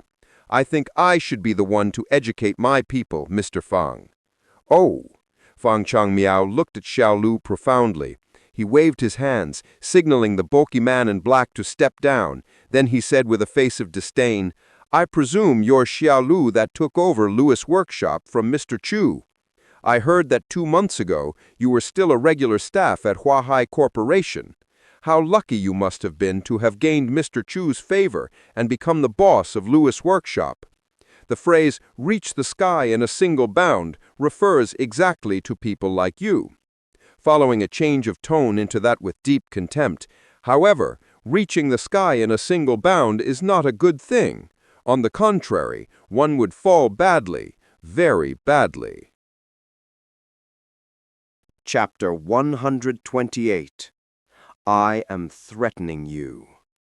We have you on the ground, Mr. Fang. If I dropped from the sky, then you would definitely be my meat cushion. By then, both our bones would be shattered. Am I right? Xiao Luo glanced at Fang Changlei with a false smile. The grin on Fang Changlei's face dimmed in an instant. As he removed the cigarette from his lips, smoke billowed over his face. He said, "It isn't good for a young man to be so arrogant. I suggest you check that temper of yours. Otherwise, you won't even know what kills you in the future." Xiao Luo sneered back. "Well, everybody has to die sooner or later, but I certainly believe that you're going to die before I do, Mr. Fang. After all, you're a geezer capitalizing on advanced age. For your information, that is a sickness. You could easily, kick the bucket at any time. You—" Fang Changlei widened his eyes in anger as he stared at Xiao Luo furiously. Bam! Zhang Hengda slammed the table and stood up. He glared at Xiao Luo with maddened eyes, shouting, "Get out of here, kid! You are not welcome in this place!" It was only now that Shu Guansong regained his senses. He put on an awkward smile and stepped forward to serve as a mediator. "Calm down, Mr. Zhang. You too, Mr. Fang. Mr. Xiao is at fault here, so I'll ask him to apologize. Please don't let this get to you." Zhang Hengda and Fang Changlei's complexion softened slightly. They obviously cared about getting an apology from Xiao Luo. "Mr. Xiao, what are you doing? Hurry up and apologize to Mr. Zhang and Mr. Fang." Shu Guansong had utterly surrendered. They had come here to talk about business, and they were in need of Zhang Hengda's help. Why did Xiao Luo have to pick a fight? It was beyond ridiculous. Mr. Xu, are you still oblivious to what's going on here? Mr. Zhang has agreed to see us because he wants to make us look bad in front of Mr. Fang. I will not apologize. Even if I did, he would never renew his contract with Luo's workshop anyway. Xiao Luo sneered back. Yeah, I support Mr. Xiao. Luo Qi expressed his support for Xiao Luo. This isn't how people ought to talk about business. From the very beginning, Zhang Hongda's attitude toward them was indifferent. When Fang Chonglei had arrived, he had even gone on to say that Luo's workshop was trash. This is a bald-faced insult. No matter how terrible Luo's workshop may be, it should still be allowed to preserve its dignity and pride. Keep quiet, Luo Qi. Stop fanning the flames. Mr. Xiao isn't sensible, but must you follow his example as well? Xu Guansong thundered at her, though it mostly felt like he was abusing one over the shoulder of another. Mr. Xu, you are talented. Why have you allowed yourself to be treated so shabbily at Luo's workshop? You see your company now? It is full of newbies who can hardly maintain their composure. Your future will be dim if you stay at Luo's workshop. I think you should come to Taste Buds. With your experience and capabilities, I believe that Brother Fang will be very willing to take you in. Zhang Hongda stated hurriedly. Persuading Xiao Luo's men to join another company right in front of their boss was humiliation at the highest level. Fang Chonglei lifted his eyebrows and seconded. That is a great suggestion. I treasure talent most of all. If you're willing to join us, Mr. Xu, I will make you Taste Bud's deputy manager. That way, I can fully retreat behind the scenes and take a long vacation. Although you'd only be a deputy manager, you would still be paid considerably more than you earn now at Luo's workshop. Xu Guansong was extremely flattered. He answered promptly, Thank you for your kind offer, Mr. Fang, but I am deeply attached to Luo's workshop. This company is like a family to me. No matter rich or poor, a family remains as it is. I have no intention of abandoning my family. Is that so? How unfortunate. Fang Chonglei lifted his teacup and took a sip. Xiao Luo began clapping his hands with a faint smile. Mr. Fang, Mr. Zhang, persuading my men to join your ranks right in front of me, I see you're gleefully gloating. Why are you not scramming yet? Should I ask my men to force you out? Zhang Hongda never was polite to Xiao Luo. In his eyes, this kid was not at all qualified to talk business with him. Using his words, he was a boss who didn't even have fully grown pubic hair. He was literally an incompetent child in a tuxedo with an inflated sense of self. That won't be necessary, Mr. Zhang. I'll leave when I have concluded my business. Xiao Luo always had an enigmatic smile on his face that was impossible to see through. Your business? Zhang Hongda sneered. I suggest you give up. Don't even think about recouping the Fulka Group's order. We will not give you a single penny. Trash companies like the Luo's workshop should hurry up and close down, lest you disgrace yourself in Zhangchang. Not only Xiao Luo, but Xu Guansong also heated up hearing that. Brother Zhang, you will hurt their self-esteem that way. Look at Mr. Xu and that little girl. You've made them so angry. Let them save at least a little bit of face, all right? After all, they are still executive members of a company. Fang Chonglei said, throwing oil on the fire. Not a tinge of anger showed on Xiao Luo's face. He sat down by himself, picked up the teapot, and drank directly from it in front of Zhang Hongda and Fang Chonglei. When he was finished, he said to Zhang Hongda with a hippie-esque grin, I think I understand. Mr. Zhang, you're saying that you'd rather give the Fulka Group's order to a dog than Luo's factory, right? Zhang Hongda, who was already fuming, responded without thinking, Of course, I will not give you any orders even if it's for a single penny's worth. Oh, so in your eyes, Mr. Zhang, Mr. Fang is a dog. Xiao Luo spoke in a tone as if he was enlightened. "You scoundrel! What nonsense are you saying? Do you really believe that I'd let you walk out of here with your back on the ground?" Fang Chonglei got caught up in anger. Similarly, Zhang Hongda was also glaring at Xiao Luo. His face flushed and paled alternately. He had never encountered someone as insidious as Xiao Luo before. "Mr. Fang, it wasn't me who called you a dog, so why are you barking at me? Chillax, all right? Come, sit down. Let us have a nice chat. Amiability attracts riches, right? Peace breeds wealth." Xiao Luo smiled as he poured tea for Fang Chonglei and Zhang Hongda. Then he raised his teacup and said, "Cheers, Mr. Fang, Mr. Zhang. Please accept this cup of tea as my apology." The two men stared at him with their faces twitching.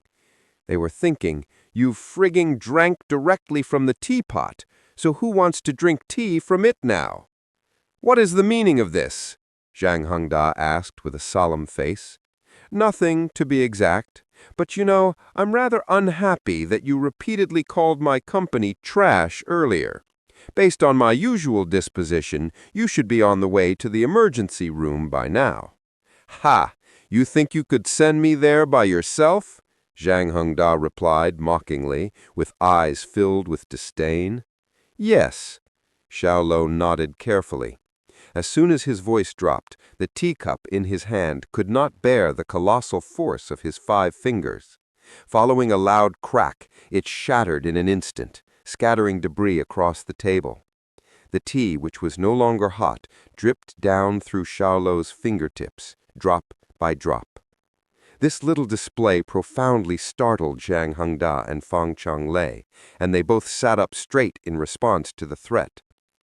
There was a slight change in the expressions of their bodyguards in black. How strong were Xiao Luo's fingers to have crushed a calcined porcelain teacup with his bare hands? Lo Qi looked at Xiao Luo with overwhelming adoration. She felt like her boss was a true hero. "Are you trying to scare me?" Fang Chonglei forced himself to calm down. "My apologies. I'm not scaring you. I'm threatening you. Do not touch my bottom line. You may refuse to sign a contract with us, but do not insult us." The warm smile on Xiao Luo's face vanished and was replaced with freezing cold, sending chills through their bones. The corners of Zhang Hongda's mouth twitched. This was the first time that he had been threatened by someone younger than him, which was incredibly infuriating. However, he did not dare to make any disrespectful remarks, and only glared unwaveringly at Xiao Luo. Chapter 129. Competition. As if he were the host, Xiao Luo took another cup and poured himself some tea. He gazed leisurely at Zhang Hongda and asked, "Mr. Zhang, I heard that you visit the golf course often, so I assume that your game is okay-ish. Are you interested in playing one round with me?" Zhang Hongda couldn't contain his laughter and cackled as if he'd just heard the greatest joke in the world. He pointed at Xiao Luo as he said to Fang Chonglei, "Brother Fang, did you hear him? This kid said that he wants to play golf with me." "Brother Zhang, since he wants to be tortured, just let him." Fang Chonglei looked at Xiao Luo like he was looking at some idiot. Among Jiangcheng's League of Bosses, no one was ignorant of Zhang Hongda's proficiency in golf. He had once achieved a miraculous hole-in-2 at the Masters tournament held in the United States. Competing with Zhang Hongda in golf was a perfect realization of the phrase, "Newborn calves are not afraid of tigers." Xiao Luo ignored their melodramatic chatter. He extended his hands, took the contract from Luo Qi, and placed it on the table. He looked at Zhang Hongda with a smile, and then said, "Mr. Zhang, if I win, you will sign this contract. And if I lose, I'll mortgage Luo Qi's factory to you." "Are you serious?" Zhang Hongda's eyes bulged in his eye sockets. Although Luo Qi's factory was way past its glory days, there was an old phrase that goes, "A starved camel is still bigger than a horse." If he could acquire Luoqi's factory, it would be a considerable gain for him. "I always mean what I say," said Xiao Luo. "Words alone are not proof." Zhang Hongda snapped his fingers and summoned one of his staff to record everything that happened from now on with a camera. The corners of Xiao Luo's mouth raised in a playful arc. "Are you always so conservative in your work, Mr. Zhang?" "That is my usual style. Since you want a match with me, Mr. Xiao, I will grant you your request. If I win, Luoqi's workshop will be mine. And if I lose, I'll give you the $8 million order. Is that correct?" Zhang Hongda was excited and exuded greed from his eyes. "Exactly," Xiao Luo nodded. "Since your bet is so bold, I'll treat you with the best of my sincerity. Aside from the $8 million, I will also give you the orders from our Nanchang and Beihe city plants. That's a total of $15 million. If you win, this $15 million order will belong to Luoqi's factory." Zhang Hongda said loudly. He tossed out a big piece of cake so that Xiao Luo couldn't go back on his word. $15 million! Xu and Luoqi were shocked. They'd never expected the deadlock situation to soothe itself when they once again returned to the topic revolving around the mooncake order. What's more, the order amount had doubled from before. But after remembering that this was merely a wager and that all of Luoqi's workshop was at stake for the $15 million, Xu immediately lost his calm. "Mr. Xiao, don't do it! Mr. Zhang's skill at golf is well known throughout Chongcheng City. You have no chance of beating him. I think it is a mistake for you to wager Luoqi's workshop." "Boss, we don't want this contract anymore. Please don't compete with him," Luoqi also advised. Xiao Luo raised his hands to interrupt them. He looked at Zhang Hongda with provocative eyes. "Your words, Mr. Zhang. A $15 million order, is that right?" Zhang Hongda nodded. "Yes, you heard me right." "Ah, it's so rare that something can make you so happy, Brother Zhang. Why don't I join you guys in the fun?" Fang Changlei waved his hands and took a check from his assistant. Then he scribbled $5 million only on the check and stared at Xiao Luo with sinister intentions. "If you win, these $5 million will belong to you. But if Brother Zhang wins, I don't want a penny from Luoqi's factory. I want you to kneel before me, give yourself 2 powerful slaps, and say, 'I am garbage,' loudly." "But that would be insulting to our big boss," Luoqi exclaimed. "Yes, exactly. I'm insulting him." Fang Changlei chuckled menacingly. He did not deny it at all. Luoqi was irritated, but she couldn't find any words to refute him. Fang Changlei squinted his eyes and said to Xiao Luo with contempt, "You may refuse if you're not bold enough." "Since you want to give me money, why would I refuse? I can't possibly oppose money, am I right?" Xiao Luo smiled playfully. Fang Changlei snorted. "You're brave. You just lack a little self-consciousness." He did not believe that Xiao Luo could ever beat Zhang Hongda at golf. Otherwise, he wouldn't just be able to watch and do nothing as Zhang Hongda wagered the mooncake orders. Xiao Luo ignored his response. He turned to look at Zhang Hongda and said, "So, how do we compete? Let's keep things simple. We'll each do 5 drives at the teeing area. Then we'll sum up the distance of the 5 balls from the hole. Whoever accumulates the smaller value wins." "Fine, so it is set." Xiao Luo smiled indifferently. A little while later, the caddy handed over the club. Staff dedicated to distance measurement stood in the safety zone, ready to rush out at any time to do their duty. Xu and Luoqi stood to the side uneasily. Proficiency in golf is accumulated through years of practice. For someone so young like Xiao Luo, who didn't even seem like he knew how to play golf, how could he possibly compete with someone as experienced as Zhang Hongda? The most terrible thing of all was that he used Luoqi's workshop as collateral. What else was this if not suicide? To prevent Xiao Luo from reneging, Zhang Hongda swiftly took a club and strode toward the teeing area. He said, "I'll go first. He adeptly took his swinging posture, took a glance at the hole, raised his club, and struck the ball with a whoosh sound.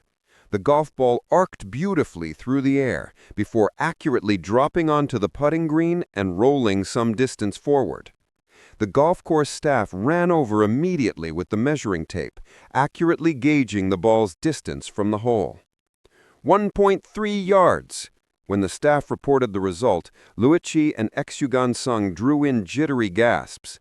This was way too scary. He almost sunk the ball in one stroke. Zhang Hongda was undoubtedly a golf pro. Nice shot, Feng Chonglei applauded. With your skills, Brother Zhang, you can defeat anyone in Zhongchang City.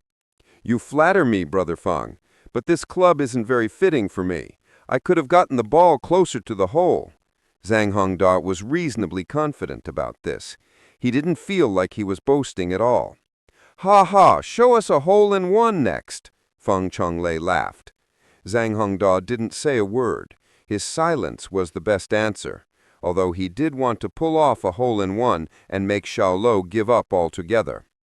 Mr. Xiao, it's your turn now. Remember to take things slowly, and don't swing the club right out of your hands. Feng Chonglei waved at Xiao Luo. He was looking forward to Xiao Luo to make a fool out of himself. Relax, Mr. Xiao. This is only the first ball. You still have another 4 after this, Zhang Hongda said with a smile. No matter how he looked at him, he felt that Xiao Luo was just a dote. Competing with him at golf? Wasn't that seeking death? No pressure. Xiao Luo guzzled down the last of his tea, stood up, and headed straight for the teeing area. Boss, Luoqi looked anxiously at everything. There was no room for error here, as 1.3 yards was such a close distance. How could Xiao Luo possibly get the ball closer to the hole than that? Xu eyebrows knitted together. It looked as though he was seriously pondering something. Chapter 130. Sign the contract, and I will tell you. Xiao Luo did not walk towards his mark immediately.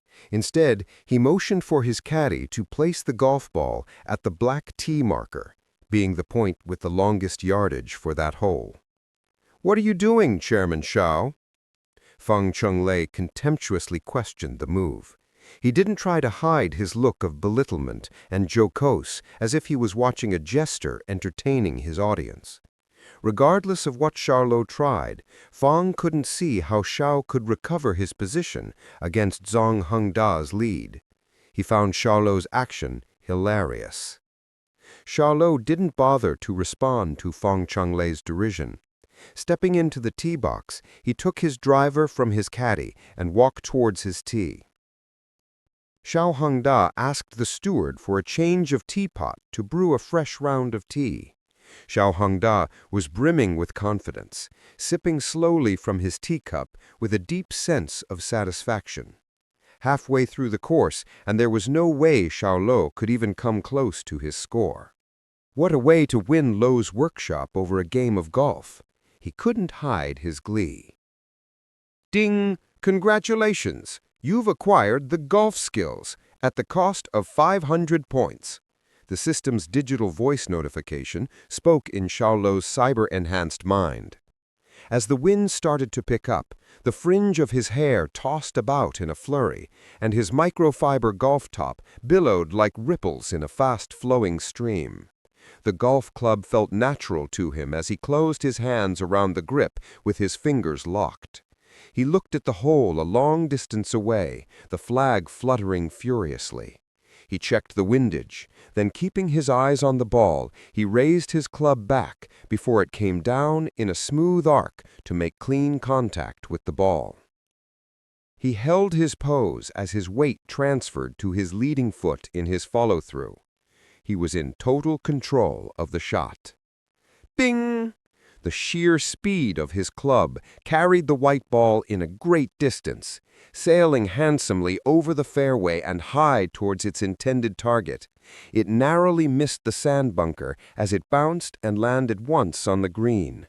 It all happened so silently and unexpectedly, but extremely clean. The ball rolled with the momentum, and to everyone's astonishment, it dropped into the hole. It was a hole in one. The caddy was stunned, his jaw dropping in pure disbelief. The ground staff joined him, wearing looks of astonishment at the sheer audacity of the stroke.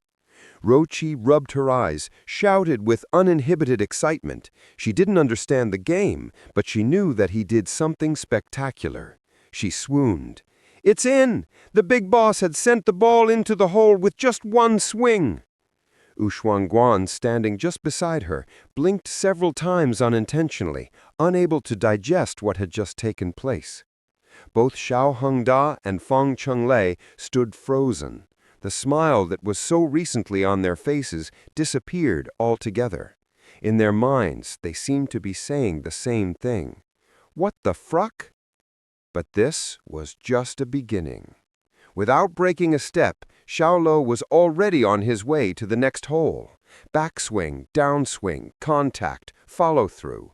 Ping! The same thing happened there. Another hole in one. One shot, one hole. Moving down the course, he proceeded to ace the next hole, then the next one, then the next one, over and over. He made it look so easy that it seemed like he didn't even need to look at the ball. Rochi was now hysterical and couldn't stop shouting. "The second ball in the hole! The third ball in the hole! The fourth ball is still in the hole! Oh my gosh! The big boss is super cool!" Everyone on the course was astonished and had their eyes and mouths wide open with awe. Xiao Hengda and Feng Chenglei, on the other hand, looked like they had just consumed some 10 catty of shit. At every shot Xiao Luo made, their hearts beat severely. When Xiao Luo aced his 5th hole in one, the teacup slipped from his hand, spilling the hot tea all over the floor. Nobody could tell if it was the sound of shattering teacup that startled Xiao Luo Changlei, but his pipe slipped from his mouth, fell on the ground almost simultaneously. 5 consecutive balls, and all aces. Was this even possible? It was impossible, as common sense would dictate. But the impossible did happen, and it happened right in front of everybody's motherfucking eyes. Were their eyes playing tricks on them? Was this even a motherfucking game of golf? How was it conceivable that he could land the ball right into a hole nearly 300 meters away, hitting a tiny golf ball with a diameter of just over 40 millimeters? Even the master of the game could not match such skill, surely. All the 5 balls, they were all holes in one? Ushuangguan, standing just beside her, blinked several times unintentionally, unable to digest what had just taken place. "Yes, they were all in! The big boss is so cool! Ha-ha!" Rochi was so thrilled, hopping around like she was the one who aced all the 5 balls. In her heart, Xiao Luo was one super cool dude. Xiao Luo returned the club in the bag slung behind the caddy's back. He then turned around and walked toward Xiao Hengda and Feng Chenglei, a broad smile on his face. All eyes were on him. A tall mountain of a man in the minds of everybody present at the course. Everywhere he went, eyes followed. He pulled a chair and sat opposite Xiao Hengda. Smiling, he said, "Chairman Xiao, are we still competing?" Xiao Hengda and Feng Chenglei kept silent, perhaps at a loss for words. But their faces told a story. It seemed to say, "Still competing? You had already effing hit all 5 aces. What was the point in continuing competing?" They were utterly crushed and had lost any chance of winning. Staring blankly at Xiao Luo for an uncomfortably long time, Xiao Hengda finally gave in and declared, "I concede defeat," he said, with a pale face. "You little asshole, did you play dumb and purposely trick me into this?" Losing his calm, Feng Chenglei stood up, spewing a copious flow of invective at Xiao Luo. It was entirely against the run of play. Not only had he now lost the 8 million order from the Fuka Group, but he also lost a 5 million side bet with Xiao Luo. It was too much to bear. "You fell right into the trap I set, and this only shows that you're as dumb as a pig." Without any modesty, Xiao Luo took the 5 million on the table and put it in his pocket. He was here to deal with the Fuka Group, but as Providence would have it, he now left with much more than he had expected. Feng Chonglei's mouth started twitching a little. His face was dark, and he was grinding his teeth so hard it made an audible screeching sound. Before he could say a word, Xiao Luo taunted him and said, "Could it be that the formidable future big boss of the company cannot afford to lose 5 million? You!" Unbridled anger raged within him, making him almost spit out blood. At this point, Xiao Hongda stood up and bowed deeply to Feng Chonglei. He said apologetically, "Brother Feng, I'm so sorry for this. I did not expect it to turn out this way. I am so sorry for this year's order." His face bore the pain of defeat, just like a rooster who had lost a fight. It never once occurred to him that Xiao Luo would have such talent in playing golf. If he had not witnessed it personally, he'd slap anyone who dared to say he consecutively aced 5 holes in one. Feng Chonglei clenched his fist unconsciously. He had never felt this crestfallen before today. The way the game was going, he was cocksure that Xiao Hongda would acquire Luo's workshop in a single stroke. But the outcome was unexpected. He could still find ways to make trouble if it had not happened, given countless witnesses and video recordings. To think that he was the instrument behind this folly, convincing Xiao Hongda to bet his orders against Xiao Luo. He banged on the table angrily and viciously, and he said to Xiao Luo, "I'll take back whatever I've lost, twice the amount. We shall see." With that, he grunted and left with his group of people. He was so infuriated that he was swearing as he walked away. Any sense of dignity befitting that of a chairman of a successful company lost with the bet. "Chairman Xiao, we should talk about the orders in detail," Xiao Luo said, smiling at Xiao Hongda. He wore an ironic smile, trying hard to hide his resentment. To anyone looking, he looked almost creepy. He had always looked down on Xiao Luo, seeing him as a young and inexperienced child just finding his way in the business world. He had paid such a heavy price for it. "How the heck did you ace all 5 balls?" He couldn't place a finger on Xiao Luo's unbelievable performance. Luck was out of the question, but if skill was the factor, he could easily take on the likes of Tiger Woods. "Sign the contract, and I will tell you." Chapter 131. By Hook or by Crook. Not only did he successfully secure Fook Group's order book, he even gained an extra 7 million. What an unexpected windfall. As soon as the contract was signed, both Luoqi and Zhu Guansong felt elated, as if they were in a dream. It was surreal, as Zhang Hongda's initial attitude was as cold as ice, and he was reluctant to accept the offer from Luo's workshop. But Xiao Luo turned the tide at a single stroke. "Big boss, were you serious about what you've said to Boss Zhang after signing the contract?" Luoqi asked as she walked beside him. "What did I say?" "You said that as long as he practices swinging for 5 hours every day for 10 years, he can hit the ball into the hole with one swing." "Of course I'm serious. Practice makes perfect." "Heh!" Xiao Luo raised his brows and chuckled. This made Luoqi even more curious, and she said, "If that's the case, the reason why the big boss could hit all 5 balls into the hole, he must have persevered practicing for 5 hours of golf daily for 10 years. Xiao Luo just smiled and chose not to respond. He wasn't up to explaining the technicalities, and besides, he just wasn't in the mood to come up with white lies. Since the trip to the Mingtai golf course, Zhu Guansong had formed a better understanding of Xiao Luo's mind. On the surface, he looked like a reckless youngster, was always in a daze and unable to restrain himself, but on the contrary, he was able to seize the advantage the moment he recognized Zhang Hongda's pride in playing golf. He spotted it in the short time he was with him, no more than 20 minutes, and then manipulated that weakness to lure Zhang Hongda into his clever scheme, a step at a time.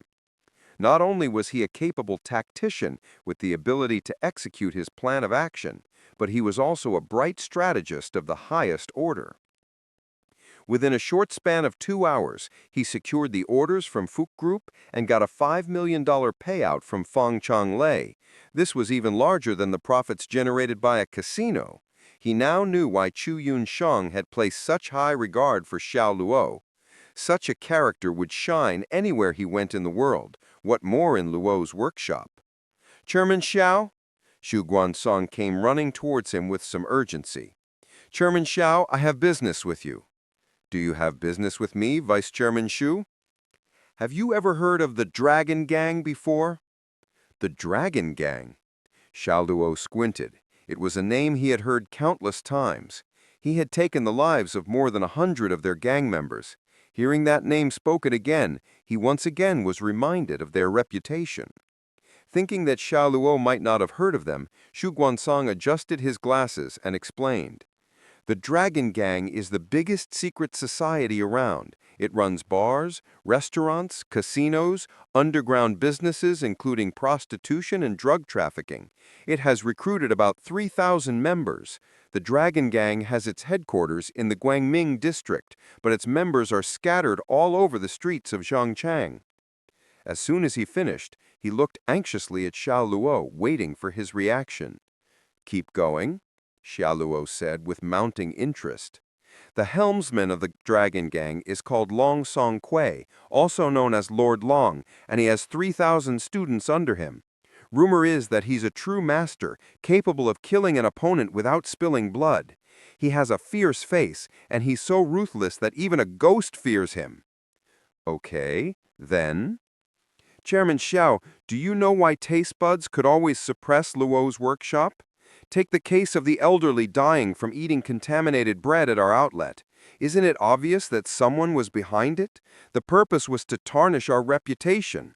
However, Fang Chang Miao, Luo's workshop's ex-boss, didn't even dare to resist. Instead, he sold Luo's workshop to Boss Chu. Do you know why?" "Why?" Xiao Luo frowned. He couldn't put the finger on the whole sordid affair. Xu Guansong looked around and ensured no one was around, then said softly, "It's because Fang Changlei and Long Song Kui have a special relationship. It's said that Long Song Kui had found himself in the most desperate situation in his early years, and it's Fang Changlei who had saved him. Since then, Long Song Kui had been grateful towards Fang Changlei, his benefactor." Fang Chang Miao, the chairman, was preparing to sue Taste Buds on illegal competition. He ended up getting abducted and almost thrown into the sea to feed fishes. This had terrified him so much that he left Zhangchang immediately after reselling Luo's workshop to Boss Chu.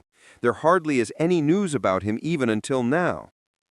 "Why did I not know about Dragon Gang's abduction of Boss Fang?" Luo Qi blinked and asked. "How could you possibly know? I also knew it through drinking with Chairman Fang, who was depressed, as he accidentally leaked it when he became drunk." "You mean due to Fang Changlei, Dragon Gang might come for me just like they came for Fang Chang Miao?" Xiao Luo said, making his point. "The chance is very high," Xu Guansong said, nodding. "Won't they worry about being put in jail by the police?" Luo Qi asked.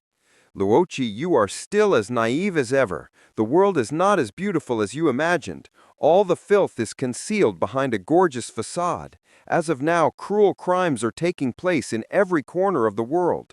There are two sides of a coin. The black comes together with the white, just like light is to darkness.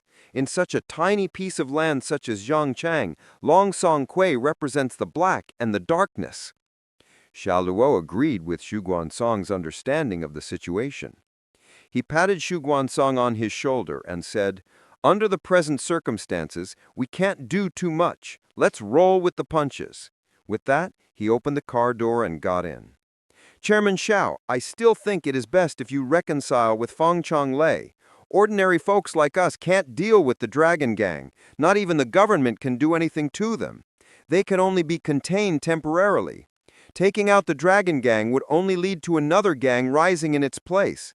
The current structure is balanced and stable enough to avoid turf wars breaking out." "Reconcile?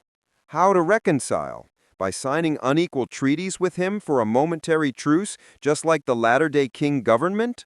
Xiao Luo sneered, wondering what Xu Guansong had in mind. "We definitely can't do this. That Chairman Fang is a vicious person. Even if we were to compensate him financially, he'd never let the matter rest and think of every possible way to gradually destroy Luo's workshop, Luo Qi said with a serious look on her face. I'm thinking about Chairman Xiao's safety. What do you understand? Xu Guansong scolded. I don't believe the Dragon Gang can hoodwink the public in Zhongchang. It's just a gangster group. How can it work above the country's law? Luo Qi snapped. Start the engine. We're going back to the company. Xiao Luo waved and cut their arguments directly. After browsing through a list of several key customers prepared by Li Zimeng, Xiao Luo came up with a plan of action that would put pressure on taste buds. Feng Changlei had pissed him off, so of course he intended to return Feng Changlei the favor in kind. The total amount of mooncake orders that Taste Buds had received from these companies were valued over 30 million just from a single traditional festival. Adding the daily profits from their outlets, the returns from the pastry industry are lucrative. Xiao Luo planned to assume control over Taste Bud's key accounts, using the personal weaknesses of each of them to devise his schemes. Being his assistant, Luo Qi had been working closely, finally came up to speed with his bag of tricks. These bosses tended to have some unique hobbies, such as car racing, sports, clubbing, and women. Xiao Luo would first look for the weaknesses of each one. They would easily be entrapped in his schemes, just like Zhang Hongda had been. For those few who would not succumb to either blackmail or threats, then Xiao Luo would resort to kidnapping their children. The plan would be carried out by hook or by crook. Nothing would be too extreme. Chapter 132. Zhao Mengqi, hospitalized. There are 3 phases of being a businessman, and this is phase 1. It's the initial accumulation phase, by making money unscrupulously and going against conscience and morals. Xiao Luo was explaining the 3 main phases of being a businessman to Luo Qi, which was told to him by Zhang Dashan before. I'm right now at phase 1. Taste Buds started the unfair competition. I shall respond to it in the same way they started it, an eye for an eye. You've suddenly become terrifying, Big Boss, Luo Qi thought out loud. Smart with tricks, courageous, insightful, highly capable, and, most importantly, fierce. One couldn't tell until one had known Xiaolong for long enough. Then his qualities become apparent. Then would you still want to work for me? Xiao Luo said, cheekily, putting on a frowning face. Of course I would. The word terrifying I've just used was meant to be a compliment, not about the big boss being really scary. Luo Qi stressed her point strongly. A compliment? Sometimes I can't understand what you creative people are saying. Xiao Luo chuckled, and his face brightened. Luo Qi grinned. Oh, right. How many of them remain? Luo Qi opened the folder and glanced through the list. Then raising her head, she answered, Just one more. It's Jiang Yangchun, the boss of Yingtang Plastic Factory. This fellow seems to be difficult to deal with. Why? Jiang Yangchun happens to be Taste Bud's most loyal customer. He has no special interests in particular, but only that he's very fond of cigarettes and fine wine. By the way, he's still single and doesn't seem to be interested in women. Someone once sent him women to curry favors, but she ended up getting chased out by him. I sat on the back seat and was tapping lightly along the frame of the car window. He's loaded. He wouldn't have a problem acquiring any kinds of cigarettes and fine wine, so these aren't enough to deal with him. However, it surprised me a little that he's not interested in women. Why'd you say that? Luo Qi asked with her big charming eyes blinking. It's okay for a man not to love cigarettes, fine wine, and even sports cars, but it's impossible for him not to love pretty ladies. It's the nature of man. It's a code written in our genes. As long as a man is normal, he couldn't possibly be unattracted to pretty ladies. Upon hearing that, Luo Qi blushed and countered, But aren't you, Big Boss, yourself, uninterested in pretty ladies? Am I? Xiao Luo asked back. Of course you are. Lochi thrust her chest up and pouted slightly, exposing her charming and flirtiest side. She meant that Xiao Luo would react similarly should a woman be sent over to him for such a purpose. Xiao Luo blushed unexpectedly, feeling like the young girl was teasing him. "Wow, big boss, so you have a shy side," Lochi laughed infectiously, overjoyed by her little discovery. Xiao Luo pretended to clear his throat with a cough. Then, sounding like Su Guan's song, he said, in a serious tone, "Don't fool around, be more serious." "Roger, tee-hee." Xiao Luo made a salutation pose. Xiao Luo quickly changed the subject, going back to the previous topic. "A normal man wouldn't be able to resist pretty ladies, unless that young Chun has issues down there." "Big boss, you're saying his Willie's incapable?" It seemed like Lochi was not embarrassed by asking this question at all, and with her big round eyes, she stared directly at Xiao Luo, curious for a response. Xiao Luo nodded, affirming what she'd just said. He appeared to have found a way to deal with Zhang Yongchun. Ding, ding, ding! Just at that moment, a familiar monotonous ring interrupted the discussion. Xiao Luo took out his phone to check, and it was an unfamiliar number, not saved in his contact list. As he pressed the answer button and was about to ask who the caller was, an urgent voice came from the other end of the phone call. "Why is he not picking up? Why is he not picking up? Hello, is this Xiao Luo?" The speaker sounded relieved that she got through. It was a lady's voice. "I am. Who's this?" Xiao Luo asked softly.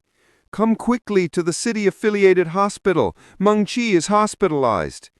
"Zhao Mengxi?" Xiao Luo frowned and said with a cynical smile, "You got the wrong guy, right?" He was about to hang up. "Don't hang up. Meng Qi is seriously ill, and the doctor said she might not make it. She's in a coma now and keeps crying your name. I only found your number by checking the contact list on her phone. Please come quickly." The woman on the other end of the line was anxious. She almost sounded like she was in tears. Xiao Luo stayed silent for a while. "What's the room number?" Xiao Luo was not a heartless person. Even if he was not in a relationship with Zhao Mengqi, he couldn't change the fact that they used to be college mates. She was now critically ill and in a coma, and it would be against his nature not to pay a visit. "ICU, room 306. After being informed of Zhao Mengqi's whereabouts, Xiao Luo hung up, and he was speechless. It wouldn't have happened if he hadn't given his number to Zhao Mengqi so quickly, even if it was unintentional. It was now impossible for him to ignore that Zhao Mengqi was critically ill and in a coma. "Is there a situation, big boss?" Lochi asked. "A friend's been hospitalized." Xiao Luo did not lie to her, as there was nothing to hide. Zhao Mengqi was but one of many who had come into his life, and would not be the last. It was time to cut her off completely. He did not want her to make contact again in the future. "You go back to the office first. I'll take a look. Remember to get a bouquet. That's the proper thing to do when visiting patients." "What kind of flowers are suitable?" "Bringing flowers when visiting someone in a hospital is meant to cheer them up. It shows care and concern, a wish for them to be safe and to get well soon. You should choose flowers that are elegant, brightly colored, and fragrant, such as calamus, orchids, kumquats, Peruvian lilies, roses, carnations." Lochi rattled off the list with ease. Xiao Luo felt that it was a little too complicated. "Never mind, I'll go empty-handed." Besides, he was just visiting for a while and didn't want to overcomplicate a simple visit. He arrived at the city-affiliated public hospital by taxi. Xiao Luo headed directly to ICU room 306 and knocked on the door lightly. A woman appeared at the door, her face framed in wavy hair. She asked, in anticipation, "Are you Xiao Luo?" Her concerned eyes brightened when she saw Xiao Luo at the door. Xiao Luo nodded and entered the room. There he saw Zhao Mengqi lying on the hospital bed. She had an oxygen mask over her nose and mouth. She looked pale, so unlike the raving beauty he remembered. "What happened to her?" he asked, in a distant tone, as if speaking to a stranger. It's acute appendicitis. The doctor said her appendix was ruptured. It's life-threatening. She has just undergone emergency surgery, and her condition is stable for now. But the follow-up treatment still requires about 70 to 80,000 yuan. The woman with the wavy hair replied urgently. She appeared edgy and stressed. What about Hong Haifeng, her boyfriend? He broke up with her when she fell ill. He even called to tell her it's better to die, as he wouldn't be paying a penny for her treatment, the woman said, biting her lips in anger. Xiao Luo shook his head and sneered. Hearing about how a douchebag Hong Haifeng was infuriated him. Chapter 133. Everything has changed. Xiao Luo walked towards where Zhao Mengshi lay, tucked in her bed, asleep. He couldn't tell if she was in deep slumber. He peered at her face from where he stood, and she appeared pale in the dim-lit room. There was a look of casual indifference on his face, a look that hardly conveyed how much she used to mean to him. Did he resent her? To be honest, for a time he felt bitter. He just couldn't believe it happened. He kept running it through his mind endlessly. Then the accident happened. That certainly jolted him back to his senses, a new perspective, if you like. He couldn't keep clinging on to past events that he had no control over. It was time to let go. Perhaps the specter of death does that to a man. It removed the clutter and helped him to see life as it was. Fate always plays a fickle hand in matters of love. For some people, it's like two ships passing in the night, while others, it may blossom into lasting relationships, only to break apart at the first signs of trouble. Such things have a way of making one grow up. It makes them stronger in the end. "You're Xiao Luo, aren't you?" A voice came from behind him. It startled him somewhat. He wasn't expecting anyone else. But he kept his composure, turning towards the direction of the voice. It was Zhao Mengqi's roommate. She recognized him immediately as Mengqi's ex-boyfriend. Her condition deteriorated about a half-month ago. When she gets back from work, she'll be sitting at the table in a daze most of the time. Sometimes she even cries to herself.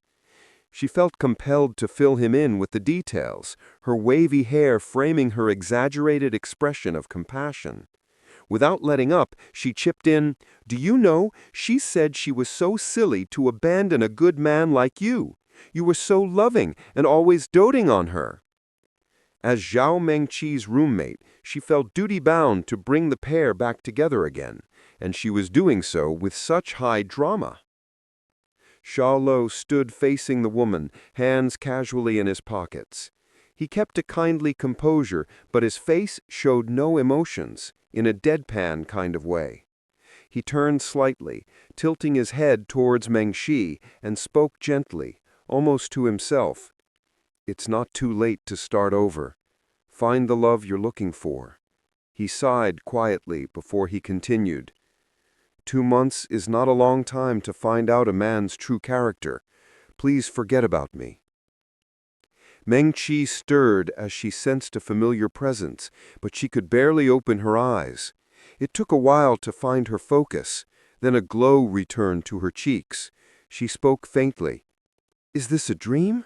It's such a beautiful dream." She trailed off without completing her sentence. She shut both her eyes tightly, as if not wanting her dream to end. She thought she was hallucinating. Was that Xiao Luo standing next to her? "Mengqi, this is not a dream. Open your eyes, it's Xiao Luo. He's here." The woman had suddenly positioned herself between the two, voluntarily taking on the role of peacemaker. "Really?" She was incredulous and said to her friend in an almost pleading tone, "Don't you lie to me, Linger." As tears rolled down her cheeks, she sobbed, "Even if it's a dream, it'll be enough for me. Luo, I'm so sorry for leaving you. I'm so sorry." At a loss of what to do, she kept her eyes shut, not wanting to know if this was all a dream at all. She just didn't have the courage to see Xiao Luo anymore. "You don't have to be sorry. You just chose your own life, and we don't owe each other anything. I'm here today as your classmate, and I'm asking you to live your life as how you wanted to, as how you should. Have courage." "Lo, thank you. You're right. I was naive, and I didn't cherish what I had. It's too late for regrets now." Her voice breaking, she poured out her feelings openly. "If I could start all over again, I'd hold you tight and never let you go again." Tears streamed down her face as she spoke, and she grimaced, struggling to hold back the tears. Memories of happier and simpler times flashed by. She almost smiled as she recalled the times he prepared her favorite egg-fried rice. It seemed to her the days of innocence were now long past, and she was solely responsible for destroying that love. It was a hard lesson indeed. She hated herself for that. "We are no longer the same people we once were, Mengqi." "Yeah." Zhao Mengqi smiled bitterly. Squeak! The room door opened, and a doctor leaned in from behind it with a stern word. "You two, the patient needs to rest. Don't talk for too long." Xiao Luo nodded and said to Mengqi, "Take good care of yourself." Then he turned away and promptly left the room without so much as a backward glance. He wanted to believe that Zhao Mingqi would be able to start over again after leaving Hua Haifeng. This thought gave him a sense of relief. As soon as they stepped out of the room, Xiao Luo passed a UnionPay card to Ma Lingyu. "There's $10,000 in this card. The password is 66666. Please take care of her." Ma Lingyu raised her eyebrow. $10,000, just like that. He indeed was rich. Mengqi sure missed out on a fine catch. "Just don't tell her I was here when she recovers. Just tell her she was hallucinating. As for the money, you'll figure something out." Xiao Luo said plainly, meaning every word of it. "Okay, all right." Ma Lingyu nodded quickly in acknowledgement. She suddenly felt the burden of the UnionPay card in her hand. "Hello, Boss Chen. Your orders are soon to be—" "What? You don't want them? You can't do this right, Boss Chen. I trusted you, so we didn't sign the contract. But how could you just abandon the orders? They're worth more than 100,000. Fong Chonglei was speaking from the general manager's office at Taste Buds. When he got confirmation that the other party had rescinded the orders, he jumped off his chair, raising his voice with an intimidating tone. Before he could protest, the other party had already hung up. He felt his anger rising even as the digital tone from his receiver resounded across the room. "Beep, beep, beep." "Fuck. Who's been messing around behind my back?" Feng Chonglei was livid. He flung the phone hard against the floor. He was infuriated, looking like he was about to tear someone apart.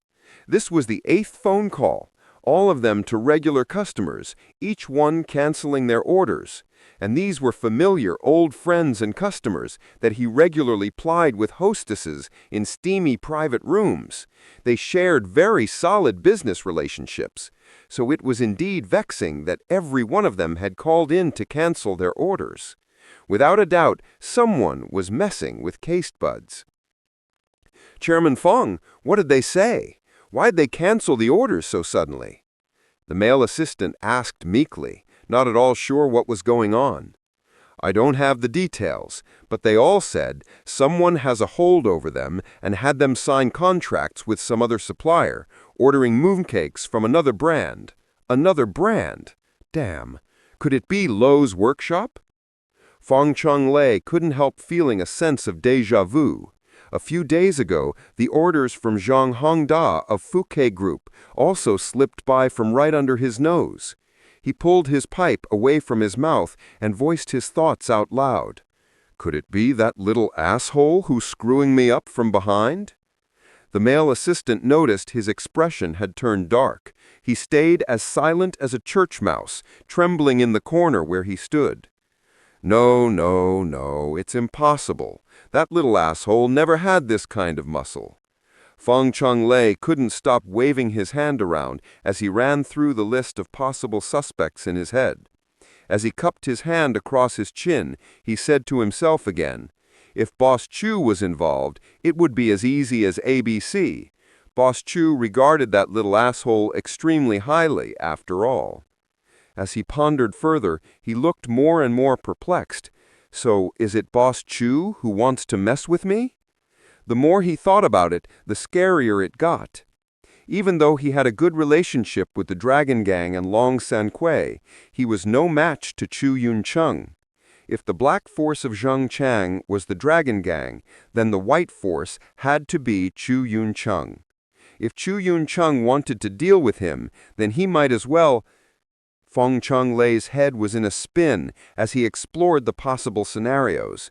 But why? He had no beef with Chu Yun-chung, going as far as arranging for the marriage of his son to Chu's daughter. He had treated Chu Yun-chung with respect like Lafayette. There was no reason for Chu Yun-chung to deal with him. He couldn't help feeling like he was groping around in a fog. Feng Cheng-lei broke into a cold sweat.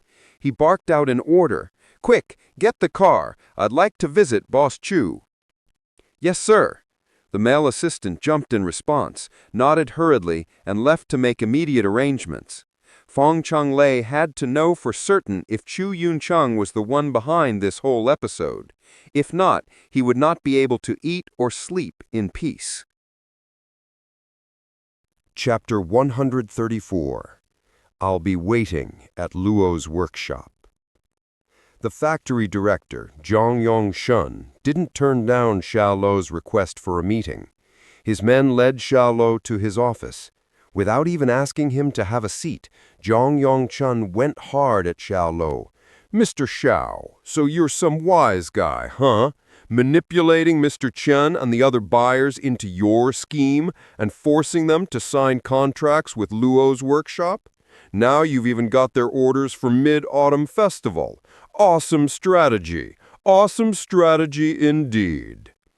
His physical appearance could best be described as full. He had chubby cheeks and small slits for eyes. As he stared at Xiao Luo with displeasure, he looked a mean and vicious figure. Being Taste Bud's most loyal customer, his hostility was understandable. The only reason he agreed to meet was to insult Xiao Luo in his face. He was venting out his anger at Taste Bud's and Feng Cheng-lei's behalf, on account of his close relationship with them. "Mr. Zhang, you don't have to be so hostile. I'm here today to talk about business. As businessmen, revenue is our top priority. Let's set aside all personal matters." Xiao Luo smiled. He then took the contract from Luo Qi, waving it in front of Zhang Yongshun, and gently placed it on his desk. "What you can get for $500,000 worth of Taste Buds, you can purchase with just $450,000 buying from us," Xiao Luo said, appealing to his business logic. "Perhaps 50,000 may account for nothing in your eyes, but even a fly is worth something no matter how small it might be, right? Mr. Zhang, why don't you consider giving your orders to Luo's workshop?" "Giving you my orders? Ridiculous! I go back a long way with Taste Buds. Friendship is not something to trifle with in my book. Luo's workshop, you're nothing in my eyes." Zhang Yongshun threw a tantrum, yelling. He grabbed the contract and flung it at Xiao Luo. The thick document came apart in mid-air, and for a brief moment a flight of paper floated dramatically right in front of Xiao Luo, before settling chaotically all over him. Looking on, Luo Qi was thoroughly miffed at how Zhang was treating her boss. When she started work at Luo's workshop, she'd stay in the back of house researching on all sorts of pastries. Luo Qi seldom had any contact with other bosses in the market. Now that she was following Xiao Luo, she had gained a more in-depth understanding of the characters of these wealthy bosses.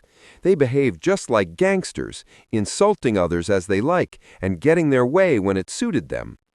"Mr. Zhang, this temper of yours will not do you any good." Despite having the contract thrown right in the face, Xiao Luo maintained a cocky smile on his face.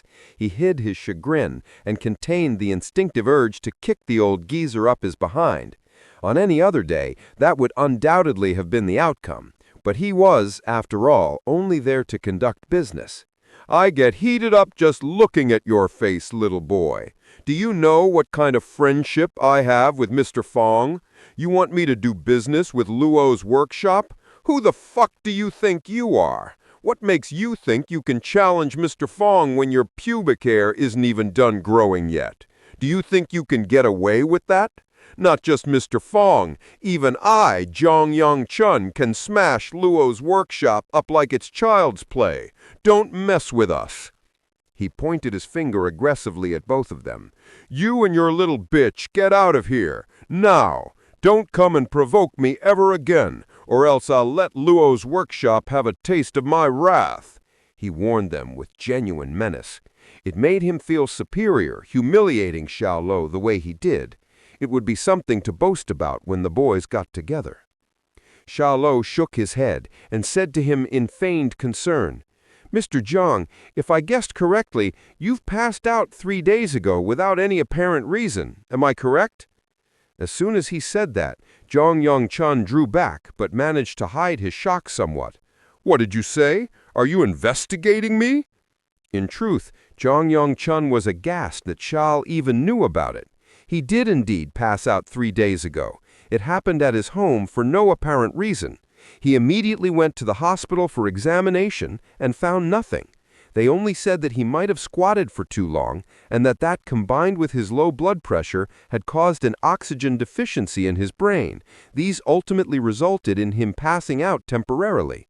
Only Zhang and his wife knew about this matter, and there was no way an outsider could have learned about that. So where did Xiao Luo hear it? Xiao Luo didn't provide him with a straightforward answer. He looked at his face and said knowledgeably, gassy stomach, fatigued body, deepened voice, short of breath during movements, prone to sweating, palpitations, pale appearance. All of these are indications that you're sick, and this isn't some minor illness. It's a condition serious enough to kill you. What nonsense are you talking about? I'm very much in the pink. While he was saying that, his disposition betrayed his false confidence. What Xiao Luo had just pointed out were precisely the symptoms he had been showing lately. Is that so? Xiao Luo smiled. I bet that isn't the first time you passed out. You would have passed out for the first time about a year ago. Since then, you found it increasingly difficult to perform during sexual activities. After you passed out for the 4th time, you were no longer capable of having sex. You desire it, but your body won't answer. Am I right? As soon as he said that, Zhang Chun burst into a cold sweat. Everything he said was right. This wise guy seemed like he had been watching him for the past year. How could this even be possible? In an instant, shock turned to horror. Xiao Luo had now become a phantom figure in his mind. How did you know that? Zhang Chun's response verified everything Xiao Luo pointed out. Luo Qi simply looked at her boss Xiao Luo with a sense of amazement. She thought, that was incredible. Was her boss also a miracle doctor?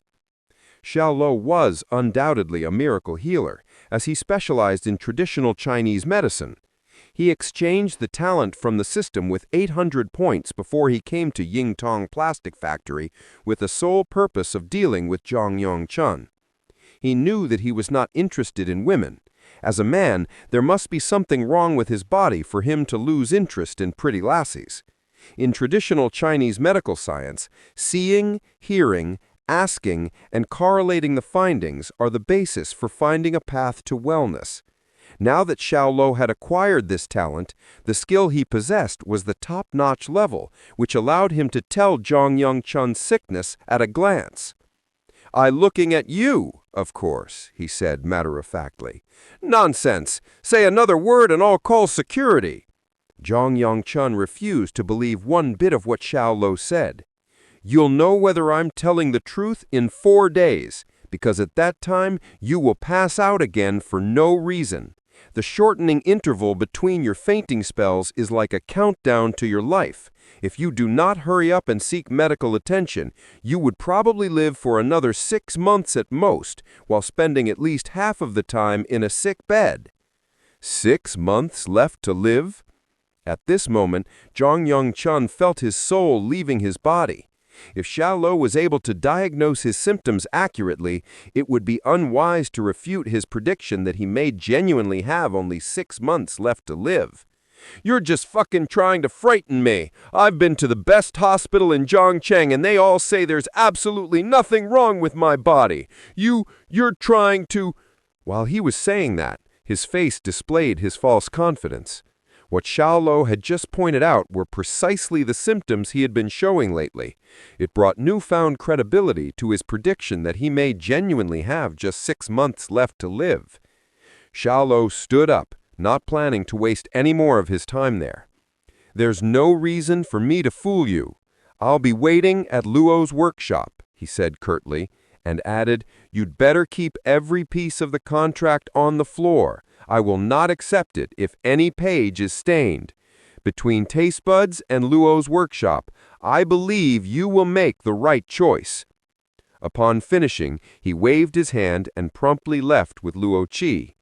"You want to scare me? Do you think I was brought up eating fear? Scran, you little kid!" Zhang Zhongcheng yelled out from his office. But after he calmed down, he felt overcome by a growing, impending doom. For a while, he stared blankly at the contract documents scattered on the ground. At last, he walked over, bent down, picked them up one by one, and placed them together carefully. He couldn't hazard a single mishap. No matter how wealthy he was, he needed his health to live to enjoy his riches. For successful bosses like him, when it concerns life and death, they would even be afraid of their shadows. Chapter 135. From the Bottom. With adequate rest, Feng Wuhen and the four had recovered well from their injuries. Their robust build and physical conditions also attributed to their quick recovery. They had been uncomfortable with any inference that they were leeching off Xiao Luo, and asked him if they could come under his employ.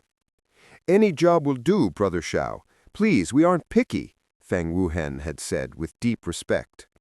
Xiao Luo sat on the sofa, switching between TV channels absent-mindedly, checking for any interesting programs. He asked, "Are your injuries all right now?" "We're all right. We healed a long time ago," Feng Wuhen pounded on his firm chest. "They eat pig dicks, cow dicks, and chicken dicks every day. I was like this close away from buy real human pussy to nourish them." Shang Dashan held up 2 fingers close together to make his point. "If their wounds don't heal up, well, I think I'll have to readjust the views I have towards this world, won't I?" he continued as he walked towards them. Hearing those words, Feng Wuhen and his friends were speechless. Zhang Dashan dropped himself down on the sofa, snatching the remote control from Xiao Luo. He switched to a blind date reality show. His eyes roamed, then widened as he stared straight at the upper row of girls. "What the heck? Number 12, the one I've always been following. She's taken already? By friggin' nigga as well. Holy macaroni. She like BBC so much, eh?" Xiao Luo glanced at him. "Is your head okay? Do you stay at home all day just to watch these dumbass blind date programs?" "What do you know about 'em? You think I'm watching it because I'm watching it? I am here to study the nuanced style and wit of that bald host, okay? Look at the way he talks. He sounds like a sage. Holy pepperoni, he's cool as hell. When I take over the Lowe's workshop from you, I want to have his demeanor." "Then I think you should hurry up and give yourself a bald cut." "Bald your foot. How can this big face of mine suit that kind of hairstyle?" Shang Dashan retorted, acting pissed. "Brother Shang, I think you got it wrong. How can it be called a hairstyle when you don't even have hair left?" "Yeah, in our dialect that is called a monkey cut, which means kind of like a bald donkey. Being a bald donkey ain't great. They can only be with nuns, and nuns are worst. Whoever marries a nun will be jinxed for 3 generations. Ling Wuchang in The Smile and Proud Wanderer even said that whenever he sees a nun, he loses everybody he makes." Xiao Wu and the other 3 men chattered among themselves. Their deadpan faces seemed like they were trying not to ridicule anyone, but it was apparent that they were talking about Zhang Dashan. "Fuck off! Go to the side!" Shang Dashan didn't take too kindly to Feng Wuhen and his friends. He had been nursing them back to health like he was a doting parent over the past few days. Thinking about it made him cringe on the inside. Xiao Luo sat back down on the sofa after getting his glass of water. The 6 of you shouldn't be staying here at home. The company has just received a ton of orders. The factory is all tied up because of them.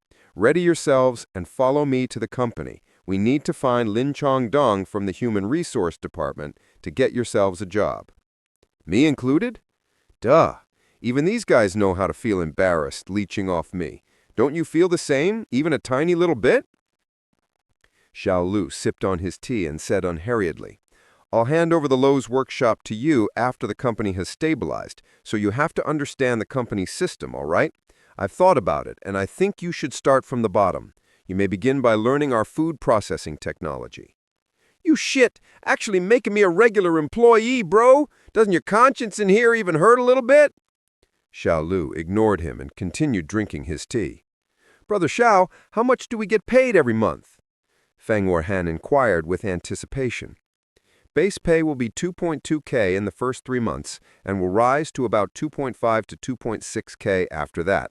If you work overtime every day, given the number of orders we have now, you can earn about 5 grand every month. 5 grand? The 5 of them were elated, hardly believing what they just heard.